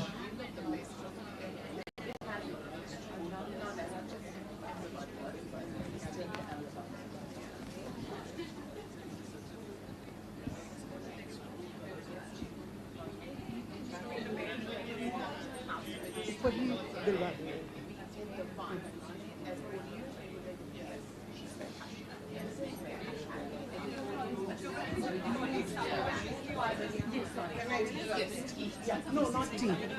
We have the Riverside children going back to Ahmedabad. So we have to give them mementos.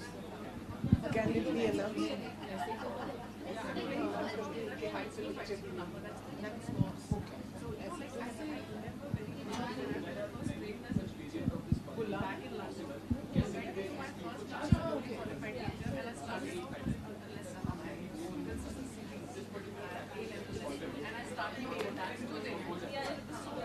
She'll give it to them. I'll call them to the stage. Yes, Riverside girls, come on. Sina, both of you, please join and collect your. Yeah, you go to the stage. They're leaving a little early, so we are going to give them. I don't know why I get the honor. It's okay, I'll lecture. Is it just one certificate or the? Okay, fine. Thank you, Sina.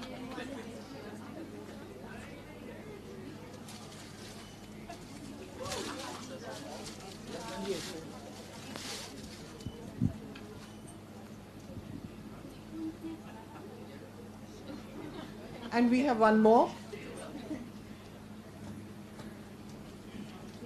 Thank you, Vidhi.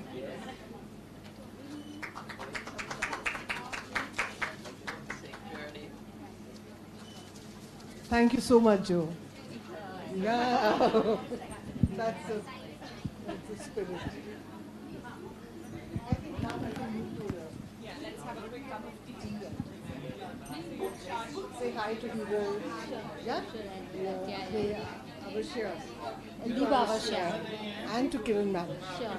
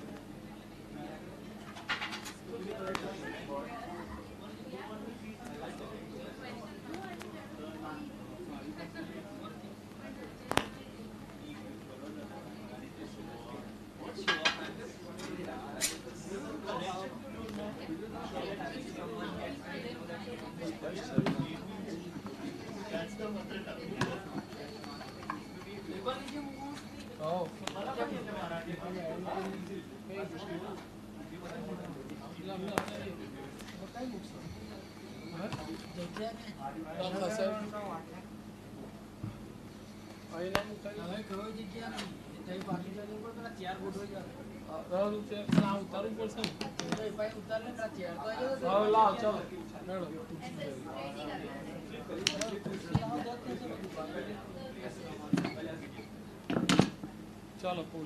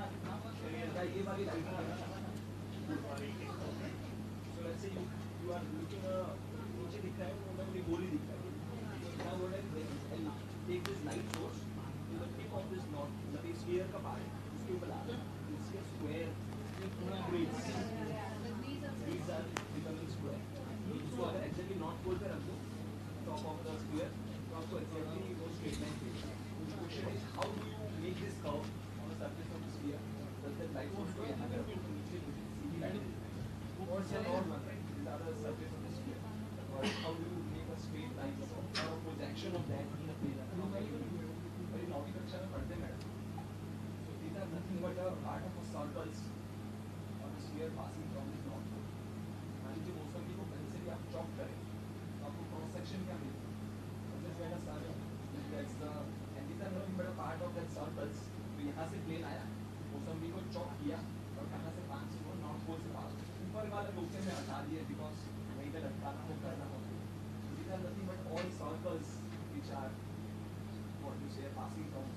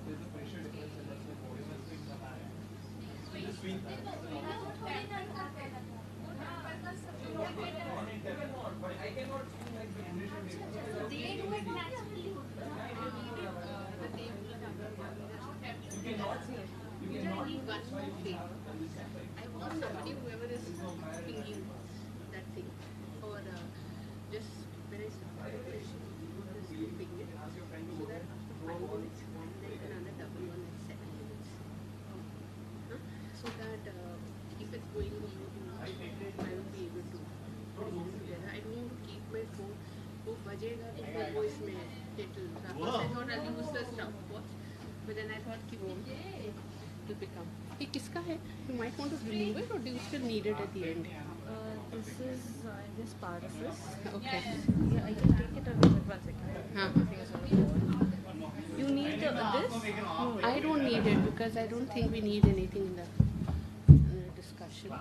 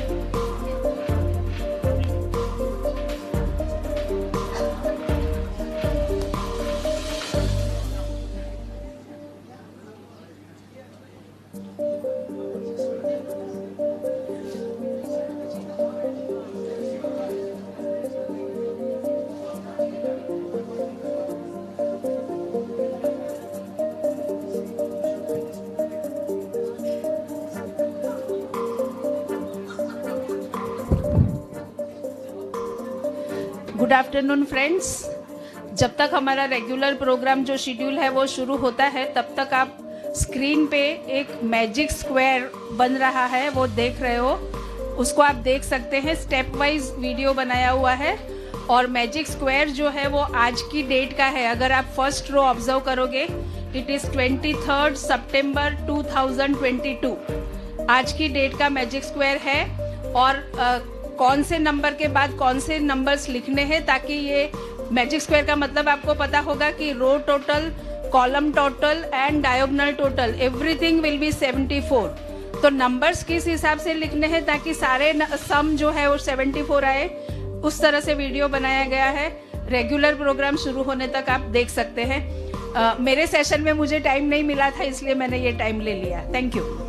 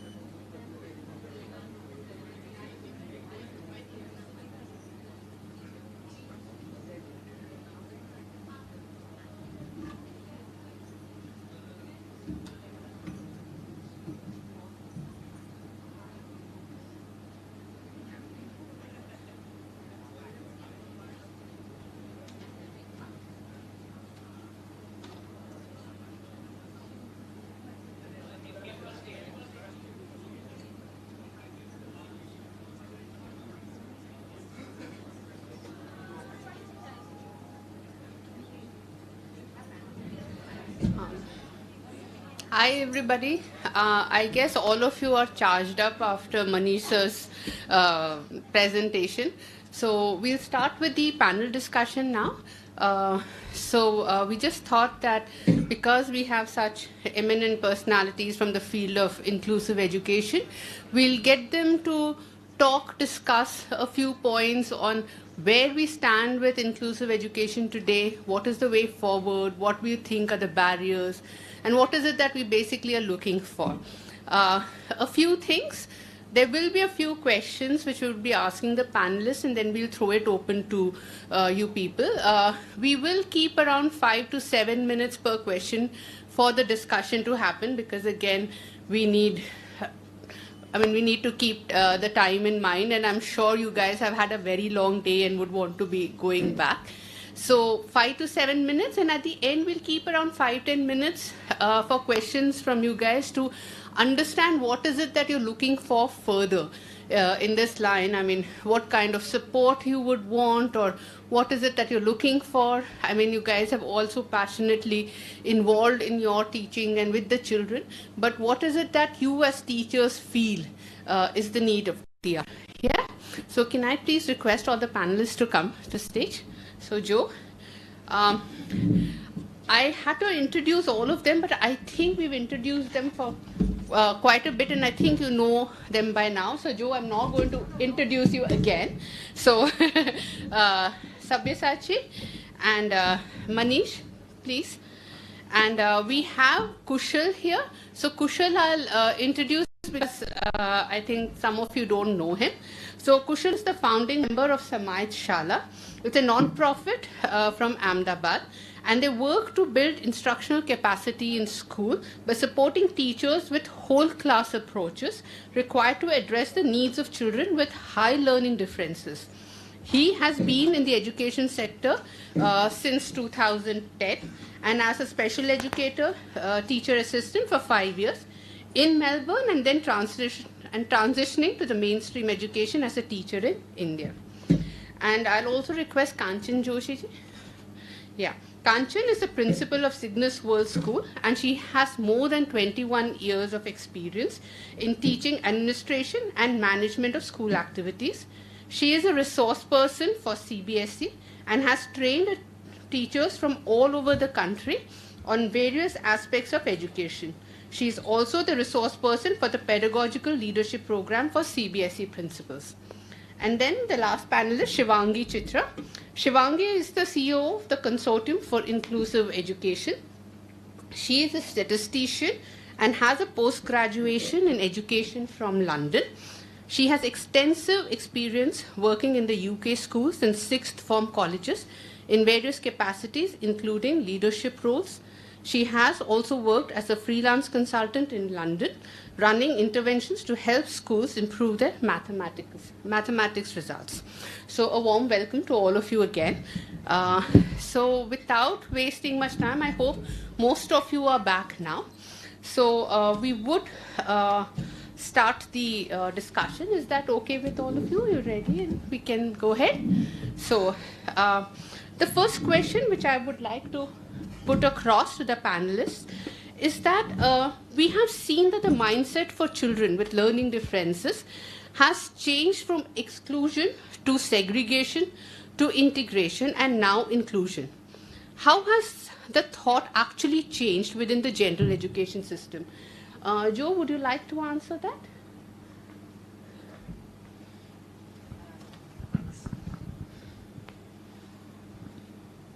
I think the fact that we're still talking about a whole group of people as if they need a special approach means that the real fundamental belief about disabled kids hasn't changed that much.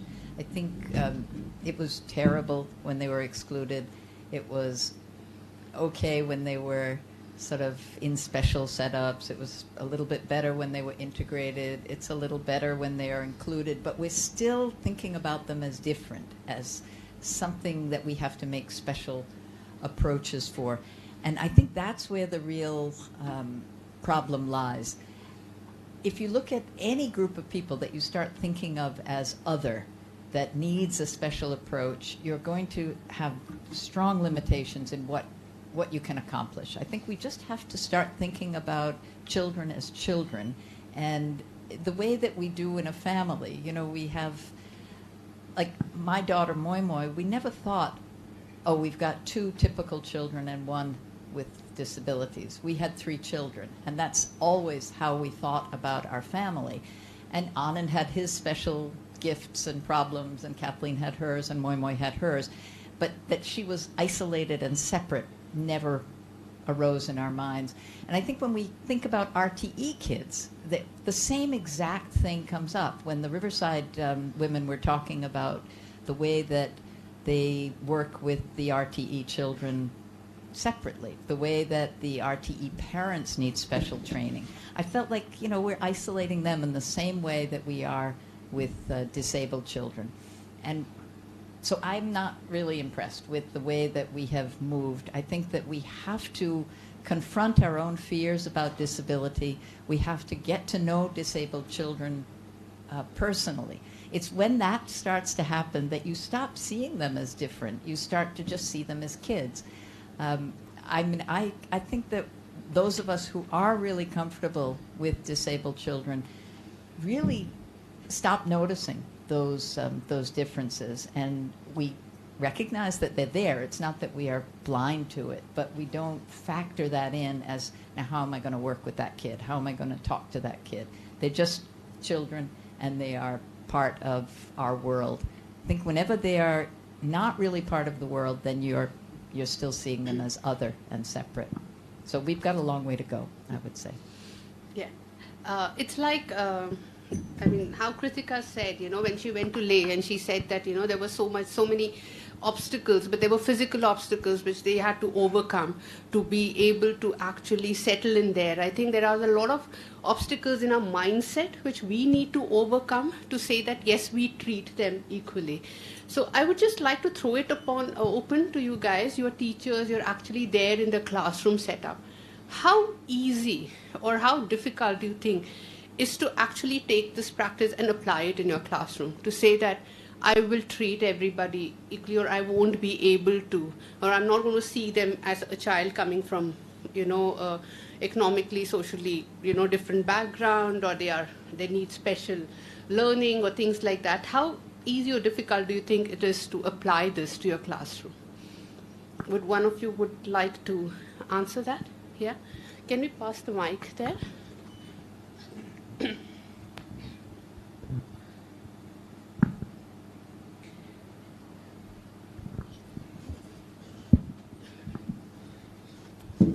Good evening, everybody. Ma'am, I would like to say that for us, especially at Cygnus, as Jazz also shared that, when you are treating a child, do not make the child feel that you are treating the child separately or differently. Having type 1 diabetes child in my class, also having autism affected child also in the class, but then we do not pass on this as something to be remarked as. Okay, whatever, say for example, if she is in grade 8 in my class right now, next year she is going in grade 9, but then I'm not going to label that the child is still with this disability, right? So again, when we discuss, as Riverside people also said, that definitely the teacher should know the background of the child when the child enters to a new class, but then not as a labeled one. Definitely that theory also I appreciate, and Jazz words are still in my mind. Do not label the child. Everybody grows, everybody comes out of that difficulty, and disability is disability. Again, I approve that statement. Thank you. Anybody else wants to add on to that? This lady there, yeah.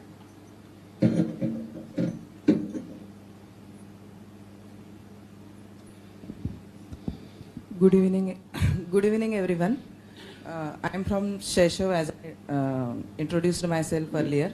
We are having both schools there, state board school, CBSE school, and such a different section, Aadhaar. I am not saying that they are disabled, they are special. They are specially blessed, and it is difficult. It is difficult to integrate them with regular students. But Swati Rai, Miss Swati Rai,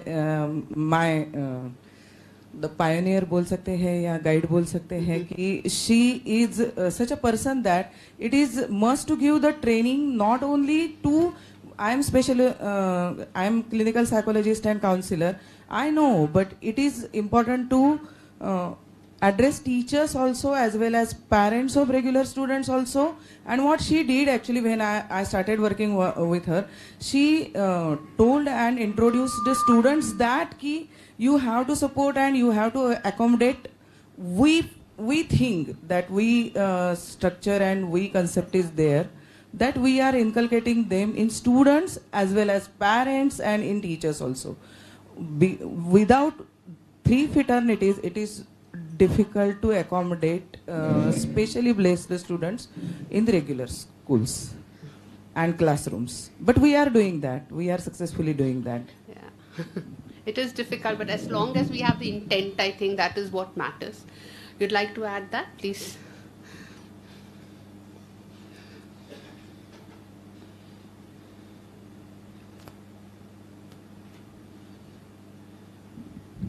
Everything seems difficult till we don't try it. So if we have two things which I believe as educator, acceptance and being non-judgmental. It applies everywhere. So if you have students in your class 40, it does not matter if you're open, if you're accepting a child as he or she is, and you are not judgmental. So you can work for anybody.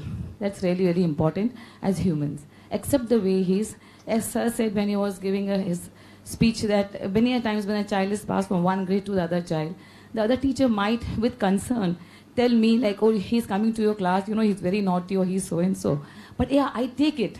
But it is not, I should not again pass it on. I should carry my experiences with him, go ahead with my experiences without labeling anybody. So being non-judgmental and acceptance makes things really easy for any phase of our life with anybody. Yeah. Okay, thank you so much. I think, please, yeah.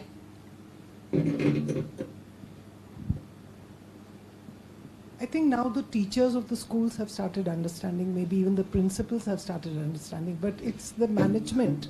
Many of the managements are still not ready, and because they control the whole admission process, that section needs to be addressed. Thank you. With that, I think we'll move on to the next question. Shivangi, this is, I hope please pitch in for this. Do you think people understand inclusive education to cater to the needs of children with all learning differences and not limiting to children with special needs? Can you elaborate on effective approaches to inclusive education? Right. I mean, before even I start answering that question, I want all of us in this room to think about our classrooms today. We expect the universally expected behaviors that students should display in class. And what happens if a child doesn't have the capacity to sit still, or maybe he's nudging the person sitting next to him, or maybe he's not able to attend to the teacher? What happens when a student is not achieving academically? We offer more tutoring, we offer more study time, less recess, and this is all in the name of academic achievement. Now I feel that there are three practices that make a difference to the effectiveness of inclusive education, and they are the 3 C's as I call them: culture, curriculum, and collaboration. Start with culture. Everyone belongs. And in fact, it enhances the environment by having all people of all abilities in the classroom. Think of a child with anxiety disorder who has the sensitivity to help or tutor another kid in the class. Think of a kid who is a visual spatial learner who can create PowerPoints for another student. Moving on to curricular approaches, we have something called the universal design. We have something called the universal design. It is a set of principles that allows educators to design curriculum which is good for the highest of learners and for the lowest of learners. And the result is that everyone in between is also helped. For example, take arts. I think arts can be used as a way of leveling the playing field for all children. What else do children learn? Abstract reasoning, logical thinking, and they learn creativity. Technology. Despite all its advances, I think technology is such a heavily underutilized tool in our education system. iPads, note takers, audiobooks. All these are tools that help make the content meaningful for the learners. Last but not the least comes collaborative teaming.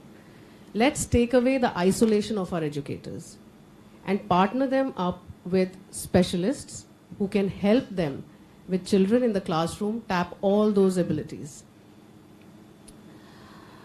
I think you need to look out for speech and language therapists. We need to look out for occupational therapists, art therapists, counselors. All these people enrich the experience and they take away the isolation that a regular educator feels. Now, coming back to your question of whether I believe that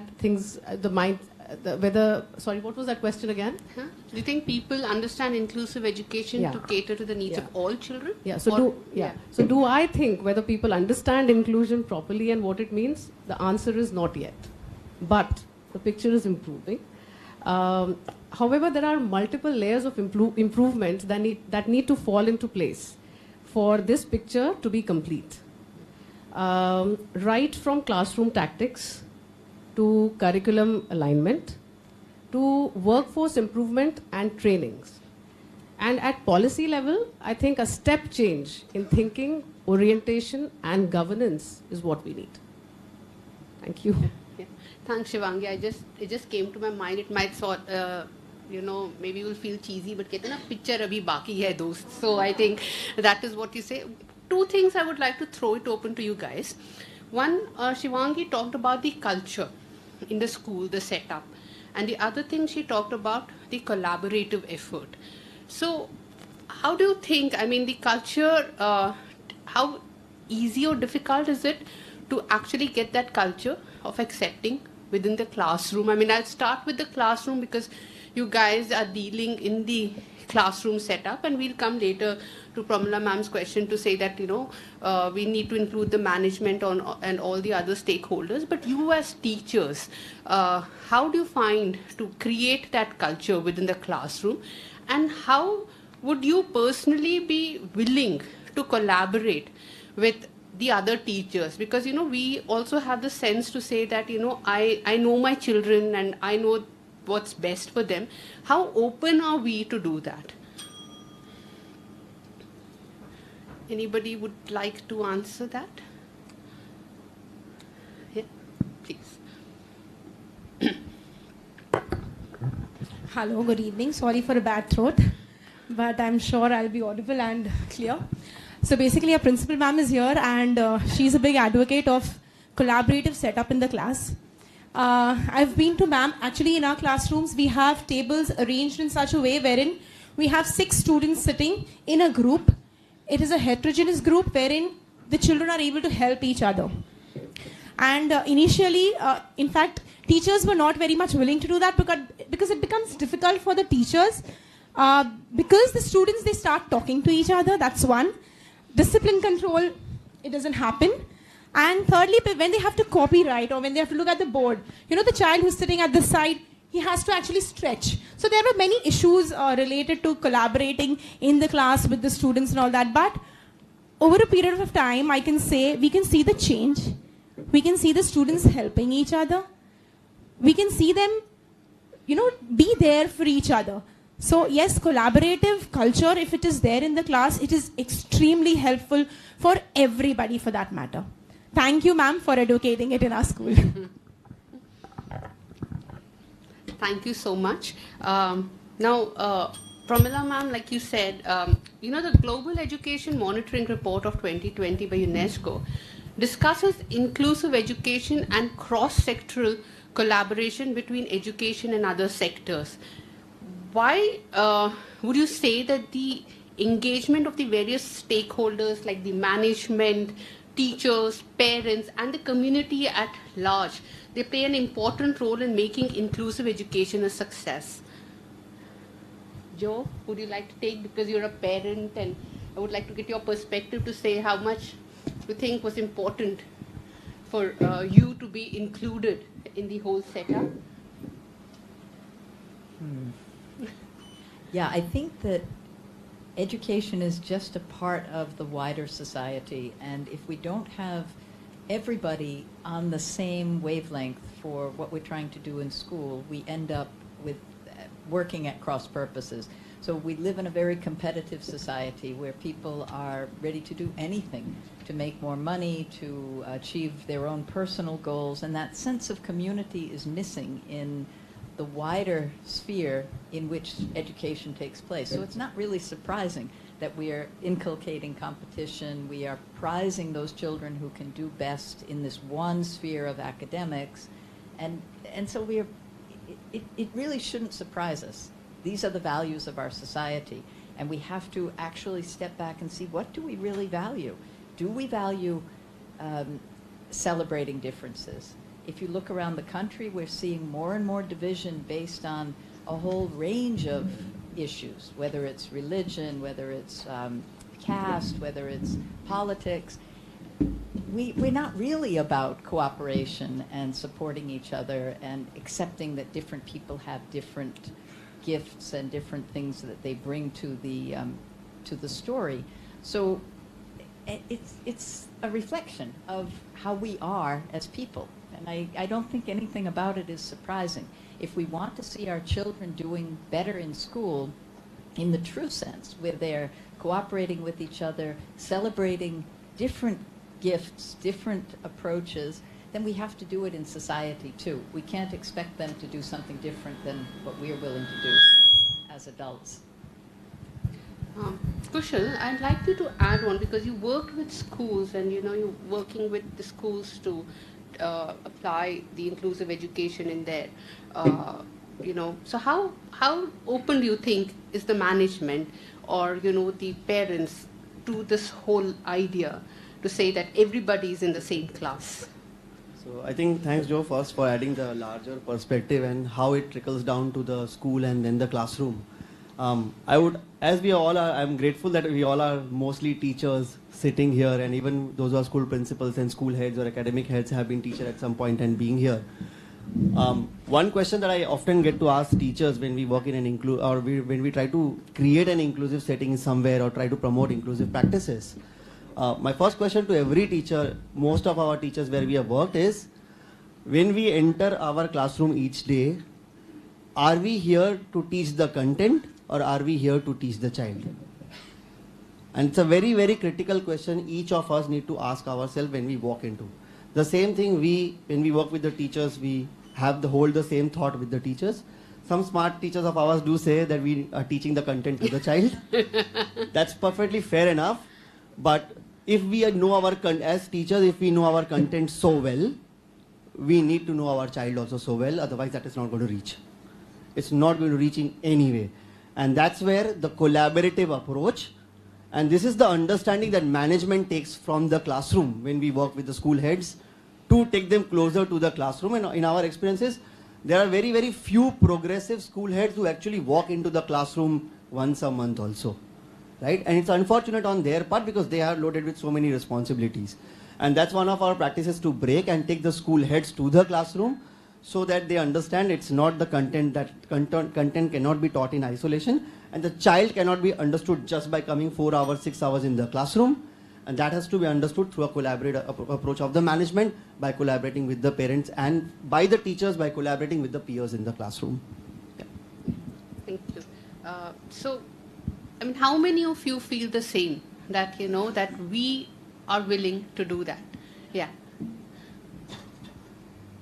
I think the magic word is empathy, which has trickled into the school system, which wasn't there a few years back. So there's a lot of magic happening amongst children. They are becoming a broader minded society within the school campus. But the biggest hurdle are the parent community. They have to make it sound okay when there is inclusion happening in the classrooms. So we are trying to reach out to the parents and telling the parents it's okay for your children to be sitting in a classroom where there's some kind of disruption once in a while, or pretty often, and depends on the kind of disruption that particular the special child will create on that particular day. But the moment they are sympathetic, there's a lot of empathy, magic happens. Everything is okay and everybody is good to go. I have a suggestion. I think the larger society has to advertise this empathy business about this community of special people a little more. People are not aware, hence they are not aware. So probably some television program on a regular basis. We had a couple of cinemas which did magic, more, so that the larger community finds it's absolutely okay for these kind of children to be there in the classrooms with their very regular children. Thank you. Ma'am, I totally agree with you. I think today's children are more accepting of things around them than, we are. I have my teenage daughter who comes and asks me, or when she talks about her fellow students, and it's like very normal, and I'll be like, oh, is she in your class? And if I won't even ask, she says, yeah, ma. Yes, she is. So they're so accepting of the whole thing, and I think they can be our advocates to the other parents and, to the management to say that, yes, we are all equal there, So, yeah, thank you, ma'am, for that perspective. So, like, as Shivangi mentioned about the UDL approach, and even the Riverside School said that the approach which they use is a kind of a UDL approach, which is basically the universal design of learning, which talks about the what, why, how of education. And we also do the differentiated instruction and response to intervention, etc., to implement in the schools for inclusive education. I would like to ask you that what are the basic challenges when you see in implementing these approaches? Kanchana ma'am, would you be?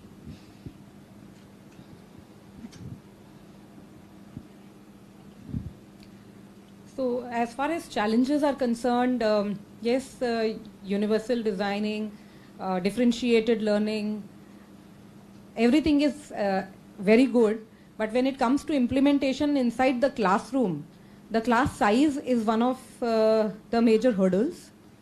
We have smaller numbers. Parents, to convince a parent, I think ma'am talked about the larger community. But when we talk about inclusive education, if we are specifying about children who have learning difficulties, whatever is done in the classroom, they need some extra help. Without that extra help, it is not possible for them to be a part of the regular curriculum that they are expected to go through, content that we talked about. Also, having any child with learning difficulty in the classroom, I think 1, 2, 3, whatever the number is, I'm very happy to see that a large number of teachers here are very open-minded, very accepting, very empathetic, but that's not the larger scenario. For a very long time, these kids, these people have been made to study in special schools. So even now when you have such kind of kids, because of the kind of disruptions they create, everybody just says that yes, they should be in special schools. But mindsets have to change. Parents whose children are having learning difficulties, once they are diagnosed, to convince them to accept this fact and help them at home. We talked about all stakeholders coming together to help the kids and making sure that they are actually a part of the classroom and the system. It is very, very important that all of us get together and then provide whatever is required for the children. To convince the parent takes a lot of meetings, a lot of actual talking with the parent. Finally, when they get convinced, children show great results. We've had children in our school who were identified maybe when they were in grade 8, they have passed out from grade 10 with excellent results. And it also helps all the other children in the class to develop that empathy. These children who are there in the classrooms today are the adults of tomorrow. So the problems that we are facing today with adults, they are not inclusive. So possibly these kids will be much more accepting and inclusive. So it's extremely important at the moment that, what Joe said, that we have to see children as children, but in spite of that, there is some extra help that's required, and everybody has to be accepting of the fact. Classroom size needs to be smaller to be able to address that. A lot of teacher training is required. It's easier said than done. I was talking to Mr. Manish. Even if the teachers are extremely motivated, are they equipped to do that, what is expected to be done? Thank you. Okay, I'd like to put another perspective to this. Like ma'am said that, when a child with a kind of a learning difficulty comes to the class and the teacher really works on it, and then you do cater to their needs by, working with the curriculum. Now, that parent will be more than happy to say that, the teachers are taking that effort. Now, as class teachers, what kind of a reaction do you get with parents whose children, who they feel are quite normal? So like if you say that, make a project on this and, to say the solar system, make a project on it. But the perception of the parents is like, why didn't you give them that question answer? क्यों नहीं करवाया to so that we know that they know the answers. What do you feel the parents of such students come back to you upon? Somebody wants to answer, give their perspective on that?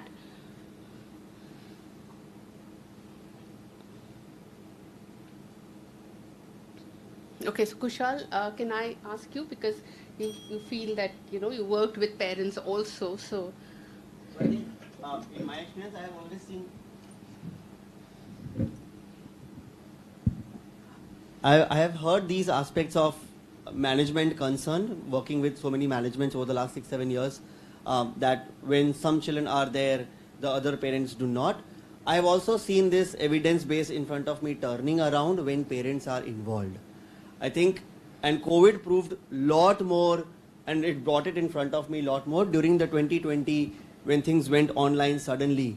And my only practice was to talk to nearly around 43 schools across Ahmedabad, or trying to get a 15-minute perspective of how they are trying to move through these difficult times of COVID. And one single common thread across these 43 schools while talking was they all have made parents as partners. The schools that have flown beautifully, or even in a struggling way through this COVID period, is because they have made parents their partners. That was true before COVID also. Maybe COVID just made some of them do it forcibly, but even today they have been taking parents as partners on board, and that's a very core and critical program in the school, highlighting, because it is, as one of the ma'am said, that parents' awareness is not there, and I think that awareness will have to start from school, because we don't have policy designs in India for parent interventions. We have excellently amazing NGOs doing parent interventions, but we don't have many policy designs for parent intervention. So in the lack of policy intervention, it is the inclination of the school management which will have to come out to take parents as partners on board to make this happen. Thank you, Kushal. Yeah, please. I was thinking that we are talking all about making learning visible. So there is nothing wrong with the parent if they want to see it. So I think most schools do it, but still just to reiterate that if you are having a project or that kind of with a solar system, there should be an exhibition where the parents are called, and always it need not be the whole school exhibition. If it's a grade 6 thing, a grade 6 parents can be invited, and when they see what their kids have done, then they will say, oh, is it? Achha. And their children will explain to them, they will wonder and they will understand the value of this kind of. So it has to be made visible to the parents. The pen and paper we all know, we'll see the result and say, okay, 100 क्यों नहीं आया? Because we know that. But solar system वाले में ये part missing क्यों है? वो तो उसको समझ में नहीं आता है ना. So once that kind of things happen. So I'll totally agree to this. It's very, very important for parents to be able to see. We are all talking about 21st century skills. More than content knowledge that we are providing to children, I think knowledge is very easily available at the click of a button anywhere and everywhere. Even you don't need to click a button, you can only say and you get the information, right? So skill is something that needs to be developed, and who's going to develop it? Is it going to be the universities where the children will spend 5 years, or is it going to be the schools?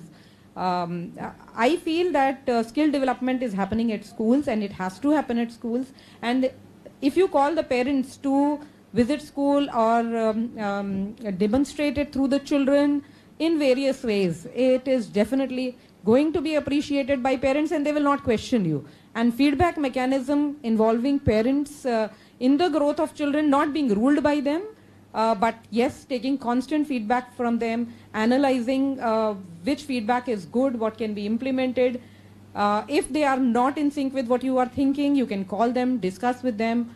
I think it makes a lot of difference. Thank you so much. So the Salamanca statement had come across, which said that every child has a basic right to education irrespective of their differences, and which has really encouraged us to look at the educational difficulties in a new way.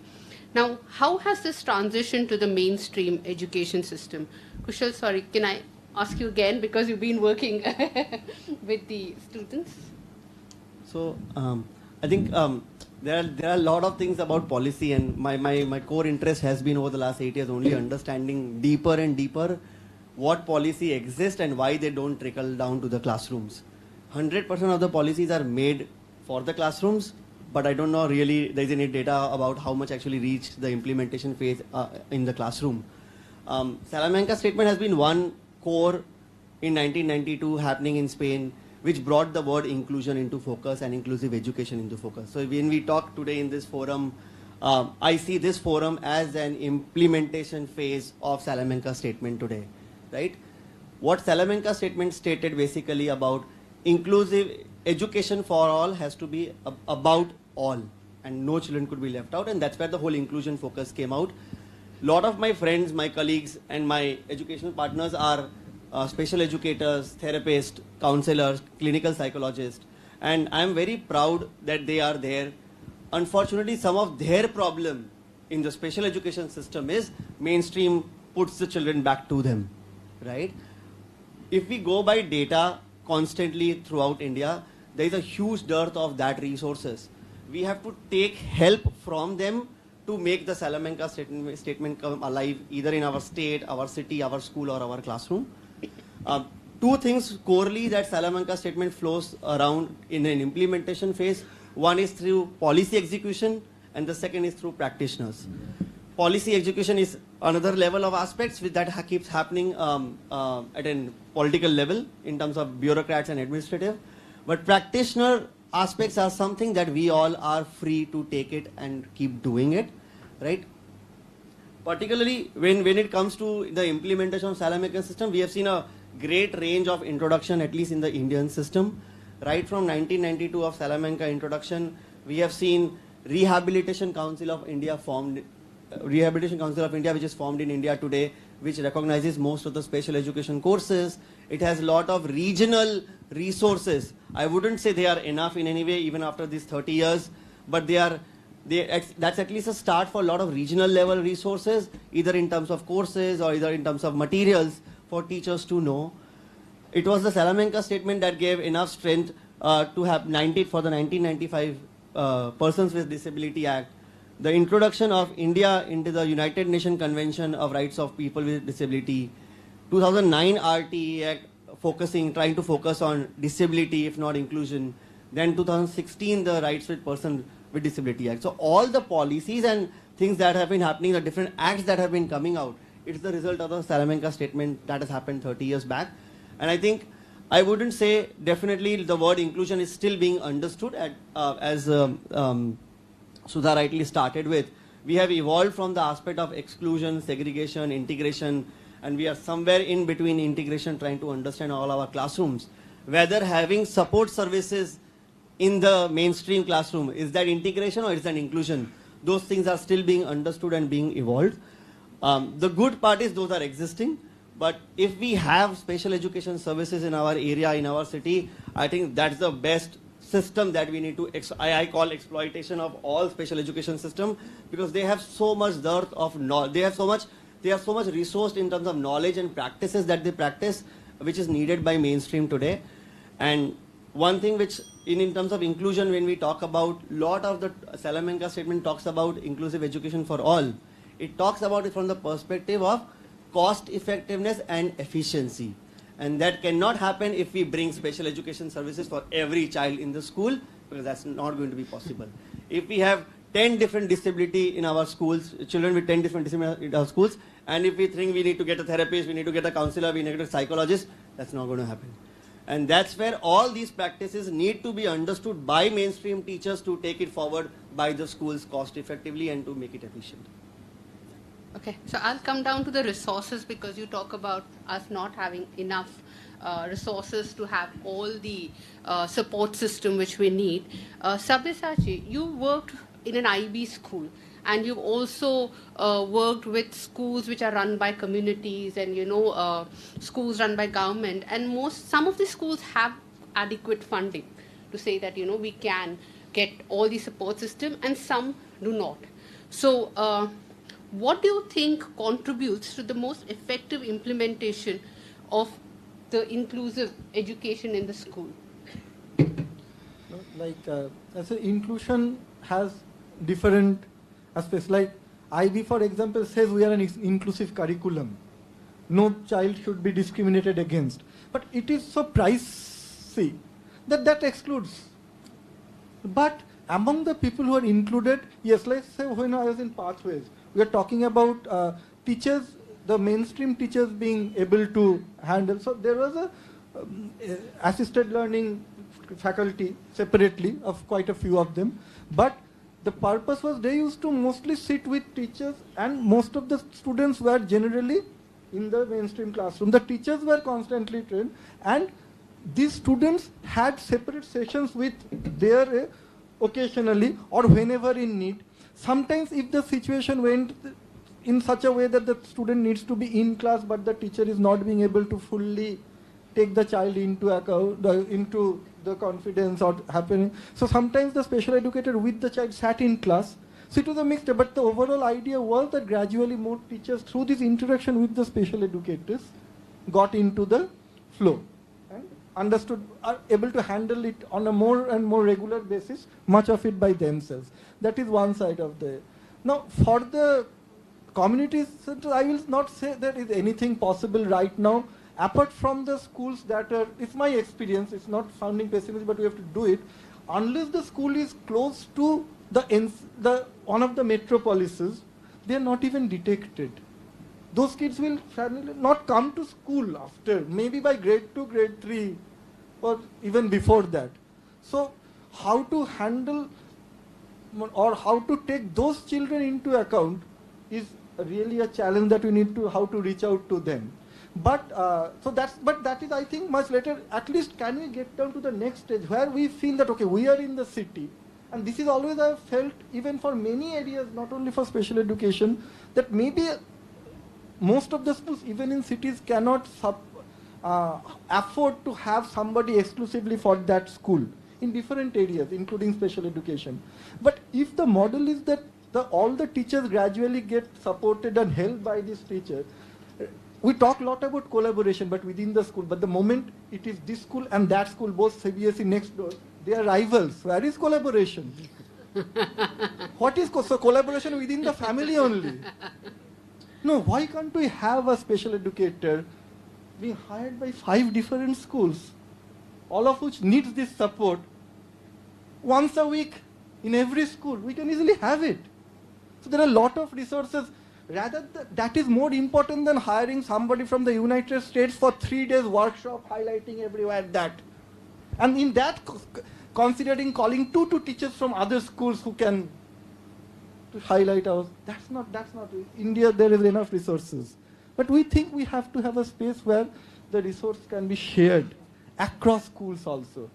Even if we compete, we'll compete at the highest. Okay, finally the competition, everybody getting access to the same kind of support. Now let's see, even if we feel competition is required, but probably by that time you will realize this competition is not good. So I will not say that competition is not required, because now you will think, how is it not required? Because I was telling somebody that certain things are experiential, like Maslow's hierarchy. We cannot say that I have achieved self-actualization, you skip the first 5 parts.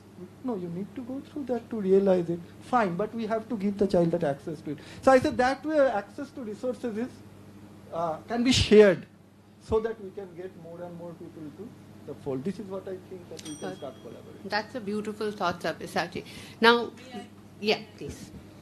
This is a suggestion, and I think I ought to tell everybody, especially the teachers present here, what I get done in my school. I have buddies in the classrooms, and we call them soldiers, and at the end of the year we are going to give them an appreciation certificate. So children feel encouraged to help the not so advantaged. So this buddy system works in the classroom, and a classroom is much more manageable with the special children who are there in the classrooms. Thought I should share. Yeah, thank you so much. I'll just put this across. I mean, for you teachers, you know, we're talking about, we've seen so many teaching, learning materials which were shared today. And, you know, and you guys have come here, taken a whole day of your, this to come and learn about these. What do you, I mean, and it requires quite a lot of resources, you know, you need your time, you know, the understanding of the management, maybe to make it for the whole classroom, you know, you need that. How, I mean, sometimes you get that from the management, sometimes you don't. What is it that keeps you going in the classroom to say that, okay, I didn't get it, but still I'll pursue, you know, I'll be perseverant about this. What is it that keeps you going? Come on, you guys have all come. Please share your thoughts. What is it that you feel? You know, is it...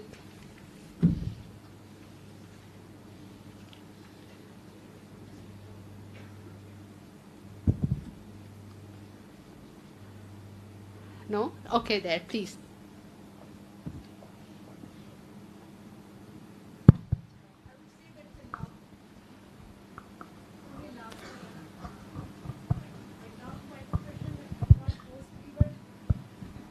That would be the reason only. Okay. Yeah. Nice. Okay. Even the small thing that they have understood, like they are taking something with them that day, keeps me going. Even that small spark in their eyes that yes, they have understood what I wanted to convey, that keeps me going. So that's what helps me. Yeah. Thank you. It's like how Manish said, ki wo aankh mein chamak, the gleam in the eyes, yeah? So Manish, I'll ask you, you spend so much time creating these resources, you know, for the, which could be used to make the children understand maths and science concepts. How do you think that we can better enable this process so that these resources actually reach the teachers who are going to be applying them in the class? तो I'll just tell you a story. I thought मैंने बहुत सारी कहानियाँ लिखी थी. अब finally mic मिल गया. And so this is so Kanpur used to have a very interesting founding director was Mr. Kelkar, and people say that you know, this place is because of who was the founding director, Professor Kelkar. And then in his memory they started this series called the Kelkar series of lecture. तो उसमें I think 90s, I had graduated or something like that. I don't remember when. Somebody told me this story. तो उन्होंने नानी पलकी वाला को phone करके बुलाया कि सर वो केलकर सीरीज़ है, सेकंड लेक्चर या जो भी है आपका है, please second in the whole series आपका है, तो आप आ जाइए. और so he says, yeah, it's an honor. I will come and give the talk and thank you so much and all of that. I'll come. Just tell me the date and time. Please don't mess up the date and time. But तो ये सब कुछ set हो गया. फिर बाद में जिन्होंने फ़ोन करा था उन्होंने कहा कि भाई यू नो आपको उस दिन आना है और आपका टॉपिक ये है, फला चीज़ के ऊपर आपको बोलना है. So then Kelkar says yeah of course. Finally before the phone gets disconnected, Kelkar says यार क्या है कि आप टॉपिक मुझे कुछ भी दे दो, सवाल कुछ भी पूछ लो, मैं तो वही बोलूँगा जो मुझे आता है. So it doesn't really matter कि आप मुझे क्या सवाल पूछोगे. And I thought that story is very interesting, but of course, jokes apart, I thought this is some of these stories I feel have a tremendous, जैसे वो कोई आपने अभी पूछा था ना, वो उन्होंने बोला love. तो हम कभी भी टीचर्स के साथ वर्कशॉप करते हैं, पहला सवाल ही होता है, आप में से कितने लोगों की लव मैरिज हुई है? तो सब लोग देखो, एक्चुअली मैरिज का ये इंटरेस्टिंग है, किसकी लव मैरिज है सबसे पहले, दूसरों की मैरिज में ज़्यादा इंटरेस्ट है, तो अभी पीछे मुड़ के देखेंगे किसकी. So and for lots of marriages, love marriage, forced marriage, arranged marriage, man yahan, wahan, you know, all of that. But I'm not talking about the marriage that you have had in your lives, but marriage to your profession. And I think that's where she gave that answer. अगर मुझे कुछ भी काम करना है, तो वो सबसे ज़रूरी है. क्या हमारी विषय से रुचि है, क्या हमारे काम से रुचि है, और वो रुचि जब दिखने लग जाएगी तो बाकी चीज़ें काफ़ी मुझे लगता है सरल. और and then of course it's also like saying like you were saying कि खाली रुचि से काम नहीं चलता, मोटिवेशन से खाली नहीं होता, हाथ पकड़ना पड़ेगा. इट्स लाइक कल को आपने मैडम बोल दिया, आप कल को अनाउंस कर दो सिग्नस में अच्छे सब लोगों को कल से क्रिएटिव होना है. It's an order from the principal. Everybody will become creative from tomorrow. Everybody become innovative from tomorrow. जो भी अच्छे adjectives है ना, please start it, file, and then they will become tomorrow. It's like saying अच्छे इंसान बनिए. I am a बनिया. बनिए तो अच्छे इंसान हैं ही यार. You know बने कैसे वो बताना पड़ेगा आपको. How do I become a good or whatever teacher? And I have to hold hands. I'll have to give them, whatever it is that it takes. And I think that's where we are lacking. And you talk about my son went to this school, Valley School, and I remember उनके यहाँ 6ठी 7वीं 8वीं को एक साथ पढ़ाते थे. I don't know आपके यहाँ पढ़ाते थे कि नहीं, but Bangalore में जो था, they used to call vertical groups. And I remember Manas उसके बाद स्कूल ही नहीं गया. After Valley School, he stopped. He decided he'll not go to school because उस स्कूल में 100 एकड़ की जमीन, नंगे पैर जाओ, कपड़े जो मर्जी पहनो, क्लास होनी हो, 6, 7, 8 के बच्चे एक साथ पढ़ते हैं. और उसमें छोटे बच्चे, and they had lots of differently abled kids उसी क्लास में. तो वो बच्चे अपने आप, उनके पास बहुत सहनशीलता, वो बहुत टाइम है यार, आराम से बताएंगे उस बच्चे को, उसके साथ काम है. There no distinction. So I thought that when I saw in that school, I realize that it was an amazing thing that they had tried. I don't know if they still trying it. So that could be, मैं कहीं और भटक गया जो मैंने notes लिए हुए थे. And then you were saying, and I just had this note on diversity. I thought something, I realized this about 2 weeks back. I heard this thing about science ने कहीं हमारे साथ धोखा भी कराया. और the way we talk about survival of the fittest, ऐसा कर देते हैं ना. कई बार हम ऐसे बोल देते हैं कि यार ये कम बच्चे हैं तो they are whatever it is, right? And then when that guy, whoever said survival of the fittest, it was survival of the fittest in some circumstances. You cannot say science कोई छोटा है कोई बड़ा है, वो अगर छेद छोटा है तो छोटा वाला जीतेगा, बड़ा छेद है तो बड़ा वाला जाएगा. We in some senses misinterpret science to say what who's fit or who's not. And then the last thing somebody said was about ADHD. कोई ऐसी कुछ चर्चा चल रही थी. I read recently that Adderall is the largest selling drug, or and suddenly kids are being described as ADHD. कल तक वो ठीक था, आज बाहर नीचे कर दिया, तो अब ये पकड़ो ये वाली दवाई, Ritalin or whatever, जो भी prams or coming back, that's it. And I thought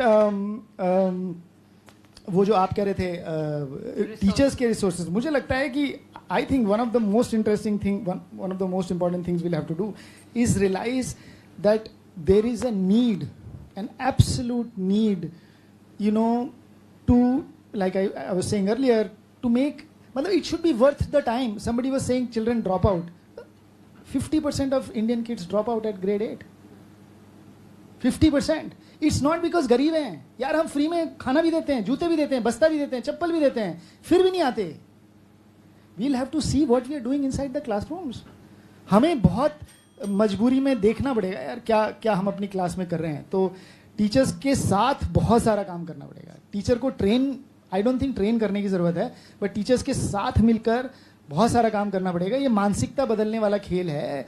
ये it will take time. It has taken us so long, and we'll have to sort of somehow get there. And I don't know, I'm hoping, and I the most important thing is it's enjoyable. I mean, this is fun. So it is hard work, but so hopefully. Thank you so much for 3 ghantis or 2 ghantis.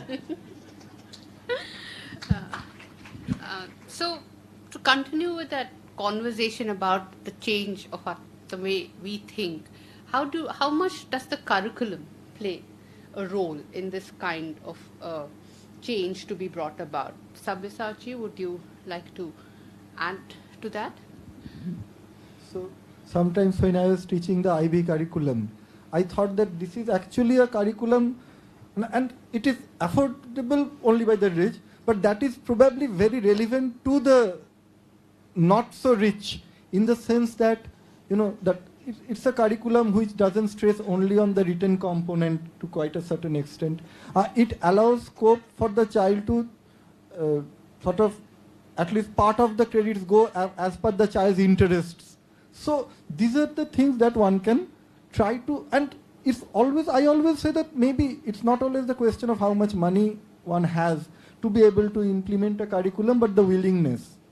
And those who are setting our curriculum, are they really interested about them to really come up in that sense, that from there, or they just want the pass percentage and the statistics? so that even if there is widespread copying and cheating, okay, fine, but the results show that they have passed. Now, if that happens, the question is that why should they come to school? As Manish was talking about that 50% of them drop out. Now, often there is that, okay, they will drop out because they are not interested in education. Or we talk about the IB schools, the private schools, the NGO schools and all that. Now, and then our conclusion is, why do they drop out? Okay, you have to understand their background. It's a very common way to look at their background. But the background is a constant. Like, we cannot change it. Now, I had students in Pathways who said, मेरा पापा का 100 करोड़ का दारू का business है, मैं एकलौता बेटा हूँ. So he knows his background, but based on that, for him, the foreground depends on the background, because he wants to use it, and he will do wonders. He will make that 100 crore ko 500 crore karega.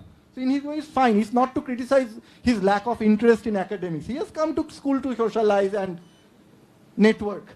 Fine, which we do at the IM level, catch them young, grade 10 level. No, but maybe he's upskilling himself. Yes, no? and no, it's not a value, it's a fact. Yeah. But for the others who want to get out of that,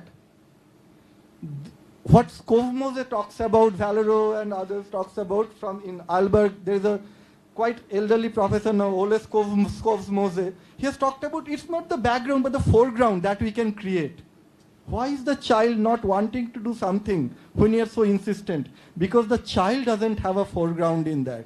The child is saying that, okay, it's not going to work with me. Even if I study, what am I going to get? Like, we can tell you study, you will get into IIT, to doctors, to this. They don't have a foreground. They will finally. So what we can probably try to create for these children is a foreground which can vary, which will make them interested in what they are doing. And unless we can create a foreground for them in what we want them to do, they will not do it. So we have to create that foreground. That's what it is. Thank you. Kanchan, ma'am, would you want to add how much do you think the curriculum would help you? Because, we come from schools which has a CBSE curriculum, and like in one of the presentation they said that 8th grade tak we can do, because, till 8th grade we have that kind of a flexibility, and then what? So how would you think, it would help? See, IB, definitely the student profiles that they talk about, the CAF component, the theory of knowledge component that is there, definitely is a very attractive component.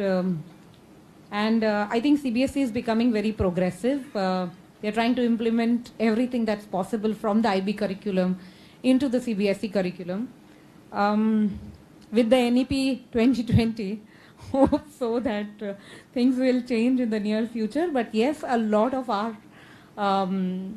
teaching inside the classrooms from grade 1 onwards actually is dependent upon assessment. It is assessment based. There is a diverse range of children who come into these classrooms. I will agree with Sabyasachi when he says that children don't have a foreground.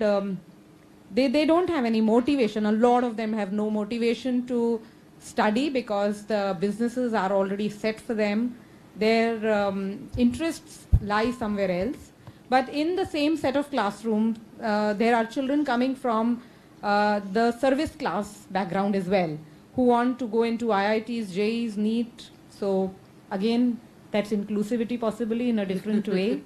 So a lot is dependent upon assessment. We were actually in a conference for the last 3 days where all this was being discussed, and across the globe. We Indians should not feel bad about it.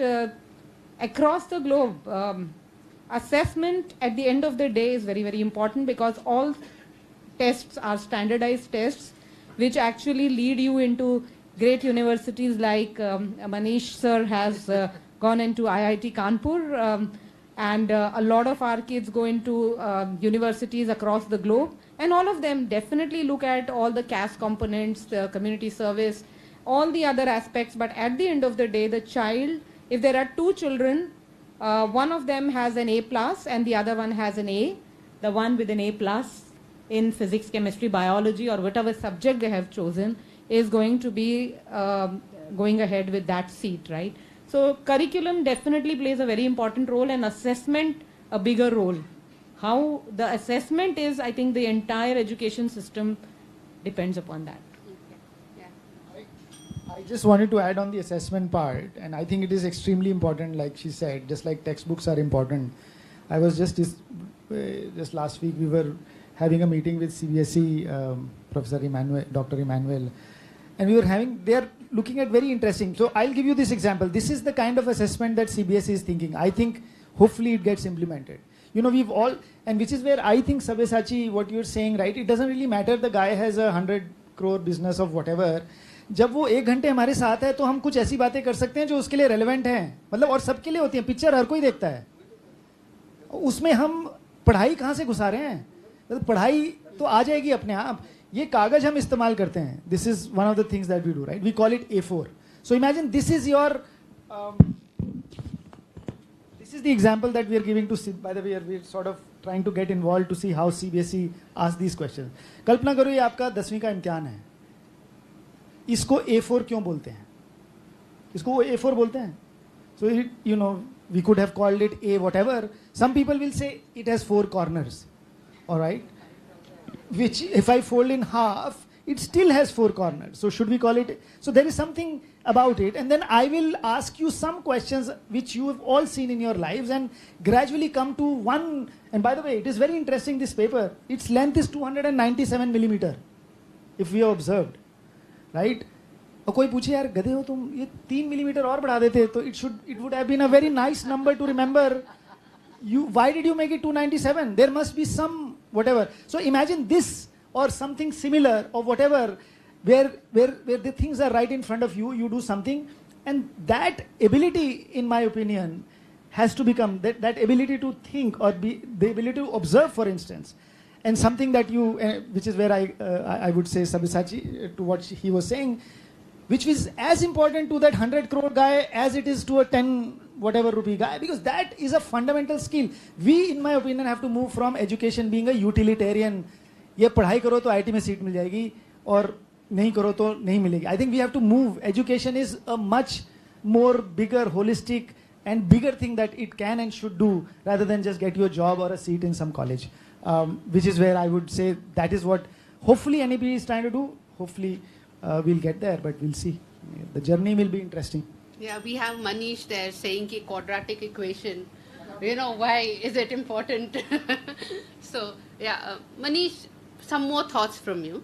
Today we've seen various presentations around the importance of maths, and, you know, we've also seen the various approaches which have been adopted and, you know, the pedagogical practices in teaching maths. Now, the age-old assumption that children who learn differently must have their education focused on vocational skills, and how can we change that thinking to life skills like maths are equally important?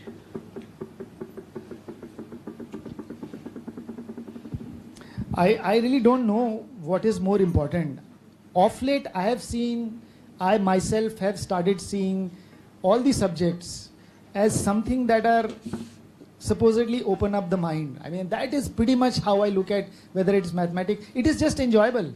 आपको कोई और चीज़ अच्छी लगती है, although ज़्यादातर लोगों को ज़्यादातर सारी चीज़ें ही अच्छी लगती हैं. आप ढंग से क्वाड्रेटिक पढ़ाओगे तो आपको अच्छी लगेगी, और आप ढंग से हिस्ट्री कराओगे तो गारंटी है अच्छी लगेगी. 1857 में you know, it was not just one guy who did this and suddenly the whole country erupted. There was lots of millions of mutinies happening, and I'll just give you this example that you said, and a small story or whatever, to say why skills, these experientials and real story, and God forbid आपके साथ कभी ऐसा नहीं हो, but Atlantic में there was this fisherman, true story, and you can search New York Times longest survival Atlantic blah blah blah.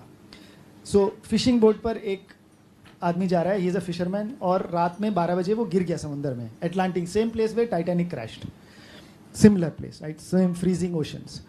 वो गिर गया और किसी को पता नहीं चला, और वो, you know, the manual in the book says that if you fall down in a sea, you should immediately make yourself lighter by through, you know, taking off all your belts, shoes, this, that, whatever, so that, you know, अगर वजन कम होगा तो शायद तुम तैर सकते. This guy did exactly the opposite.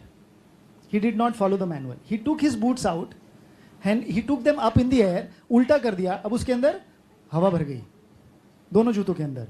उल्टा करके और फिर उसने ऐसे उल्टे करके बगल में दबा दिए. Now his volume has increased by about 6 liters.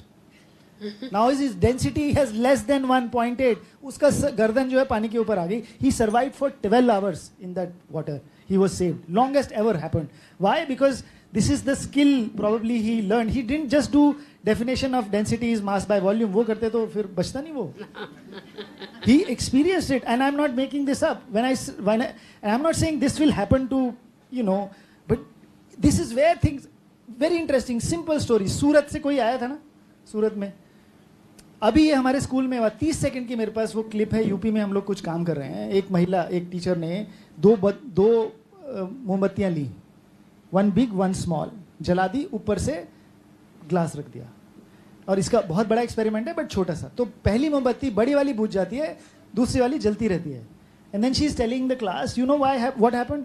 Children said, yeah the longer one finished earlier, smaller one. इसका मतलब नीचे ऑक्सीजन थी, ऊपर खत्म हो गई, लेकिन नीचे it must be there. That's why the smaller candle was burning.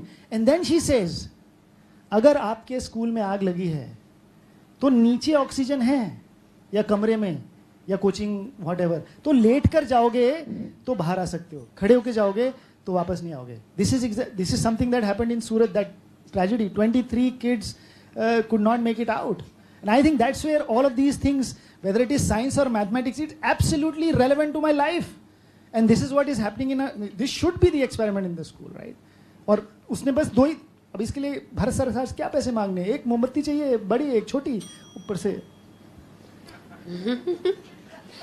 Shivangi, I'd like you to add, because you, from the Consortium, really thought about keeping maths in the, in the inclusive setup. You brought this topic up. So how strongly do you believe in this? So, firstly, I feel maths is the foundation of science in everyday life. It is not an exclusive subject that is meant solely for intelligent students, but I believe it is an experience that must be possessed by every child, including children who learn differently. I think learning requires strategy. All learning requires strategy. But what happens is maths is, because it is a subject that deals with abstract and concrete both, some specific tactics may be necessary to understand and succeed in a maths classroom. Now, children who learn differently are not necessarily children who have lower IQ scores or who have lower cognitive ability. It's just that their brains are wired differently. And that might require the instruction to be a little non-traditional. So the first step towards changing this mindset is to make maths accessible for everyone, including children who learn differently. Now, at the same time, we also need to recognize that if at all we have to go down the vocational route, if one has to go down the vocational route, then there are essentially 2 pillars to success. One is the vocational skill itself, and the second one is the mathematical skills. I think if they do not attain the basic mathematical literacy, then they are likely to fall prey with people who want to dazzle them with a statistic, like money lenders or credit card companies and so on. It is extremely important that these children do possess basic mathematics skills to achieve success with their vocational skill as well. This just reminds me of a saying, a famous quote actually. I think, therefore I am. Continuing on the same thought, what is a thinking thing? What is a thinking person? Who is a thinking person? A person who doubts, a person who understands, who conceives, who approves and denies, who refuses as well, who wills, right? And I think it is a person who imagines and perceives also. It is this kind of it's this kind of thinking that needs to go on in every maths lesson every day. Only then are we, otherwise we are risking, we're squandering away the human capital by not letting it achieve its full potential. Thank you. Okay, I did commit to the fact that the audiences will be able to ask some questions, but because of paucity of time, we won't be able to do that. But I did have a discussion with Ruchi. Ruchi, we will plan to take it forward in some way where you people can still continue these discussions. And, you know, when you go back and you still have more thoughts, you can continue these discussions offline.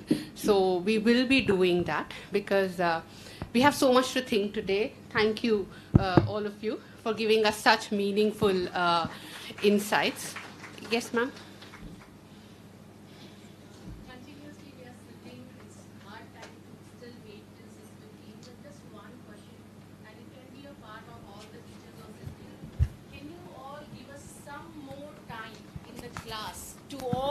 To do all these things. That 40 minutes or that 35 minutes, a long syllabus, along with the pressure of management. Can you all give that time? Oh, okay, just take this. I can't. Yeah. Wants to. Huh? Time daily. So I'm giving you extra time. I think technology. I think the answer is technology. Blended learning is the way forward. You will have 6 hours at school, and that's more than enough.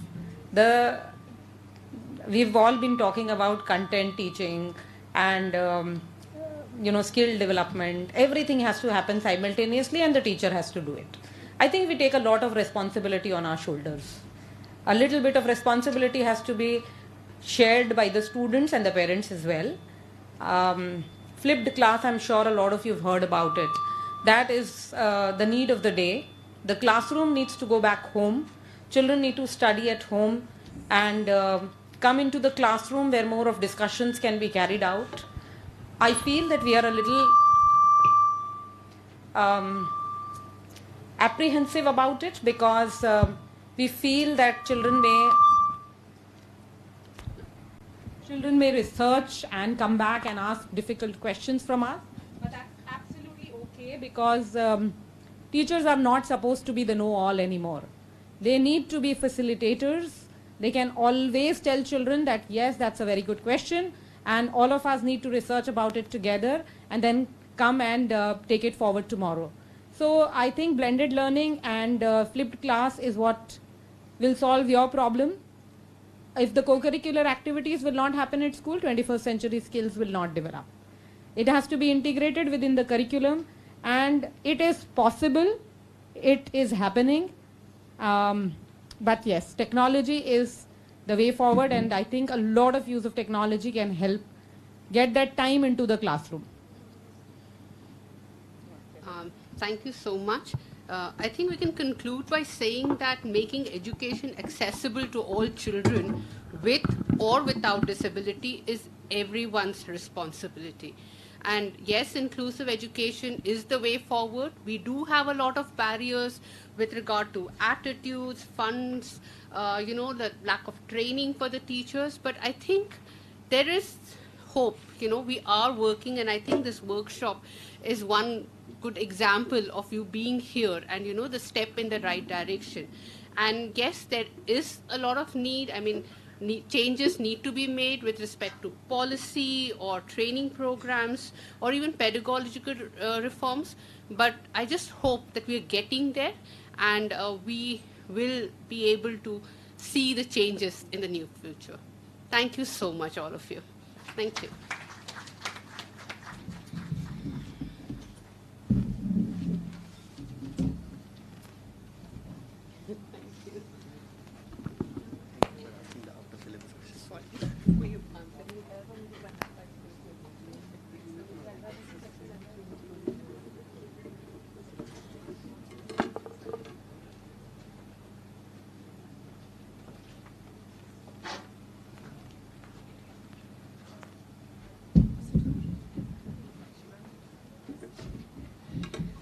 Okay, we're almost at the end of the symposium. At this point, I would like to call upon Mr. Jagdish Shukla Trustee Baroda Lions Club Education Trust, and Trustee CIA for distribution of mementos. Mr. Shukla, please do us the honors, and Pramila Zalpuri will announce the names for us. Thank you.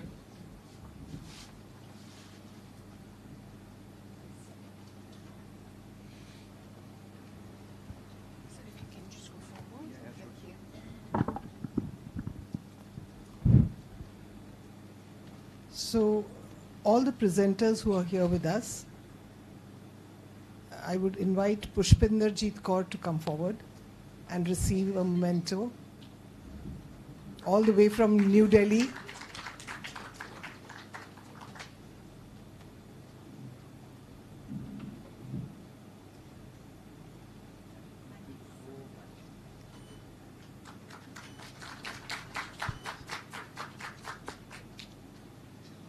Sapna Iyer and Urshita Jaithwa.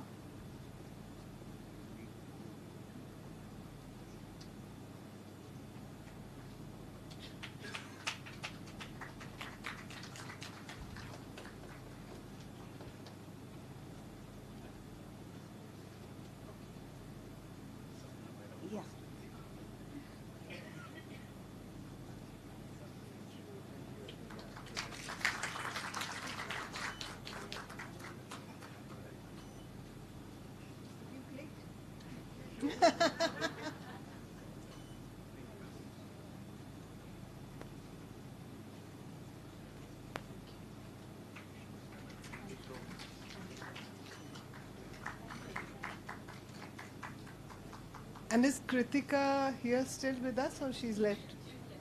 She has left? Did she take the sheet? They were giving her. Okay. I think so, that's all. Yeah. Thank you. So it's now given to all.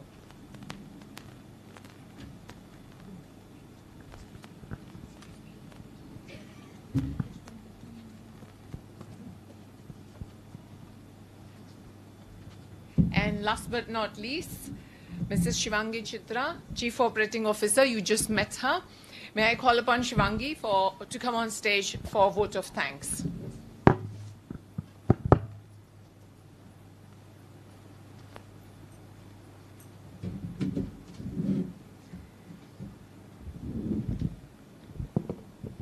Ladies and gentlemen, on behalf of the Consortium for Inclusive Education, I wish to thank each one of you for taking time out from your busy schedule and making it here on this working day and be a part of this National Symposium 2022. This year, we've had an eclectic mix of speakers from various organizations share their thoughts and views on inclusion in mathematics education and topics of immense significance. Today has been a successful day with exclusive insights from our guest speakers, Ms. Jo Chopra, Mr. Sabyasachi Mitra, and Mr. Manish Jain. Thank you for being with us here today. I'd like to thank Ms. Kanchan Joshi and Mr. Kushal Dattani for being on the panel of deliberations. I'd like to extend a thank you to our partners, the Azim Premji University and the Teach for India. Thank you, Sudha and Apur. He's not here though. We've had an enviable lineup of teacher presenters from across the country share their best practices with us. Thank you, Pushpinder, Sapna, Urshita, Kritika, Vidhi, and Seena. I'd like to thank our trustee, Mr. Jagdish Shukla, for spending the day with us at the symposium. Thank you, sir. Thank you to Ms. Neeta Sangvi for her maths workshop and to all the stall holders for the exhibition. I'd like to thank the GSFC University team for the outstanding support they've extended for hosting this event. Thank you, Mr. Acharya and Dharti. Thank you so much. And of course, the student volunteers from GSFC University. You've been amazing, all of you. And last but not the least, I extend my thanks to my Consortium for Inclusive Education team, who's been working relentlessly for weeks and months to help make this National Symposium 2022 a grand success. Now, as a follow-up to the discussions today, we've planned sessions in the coming months for all participants to come together and share their on-the-ground implementation of learnings here. There are some key dates that I would like you all to make note of. They are the 15th of October, 10th of November, and 10th of December. I repeat, it's the 15th of October, 10th of November, and 10th of December. We'll pass on as much information as possible before these dates for you to come prepared. It will be an online session. The follow-up sessions will be online, and you'll get as much information as possible beforehand from the consortium. With this, allow me to come to a close. Thank you.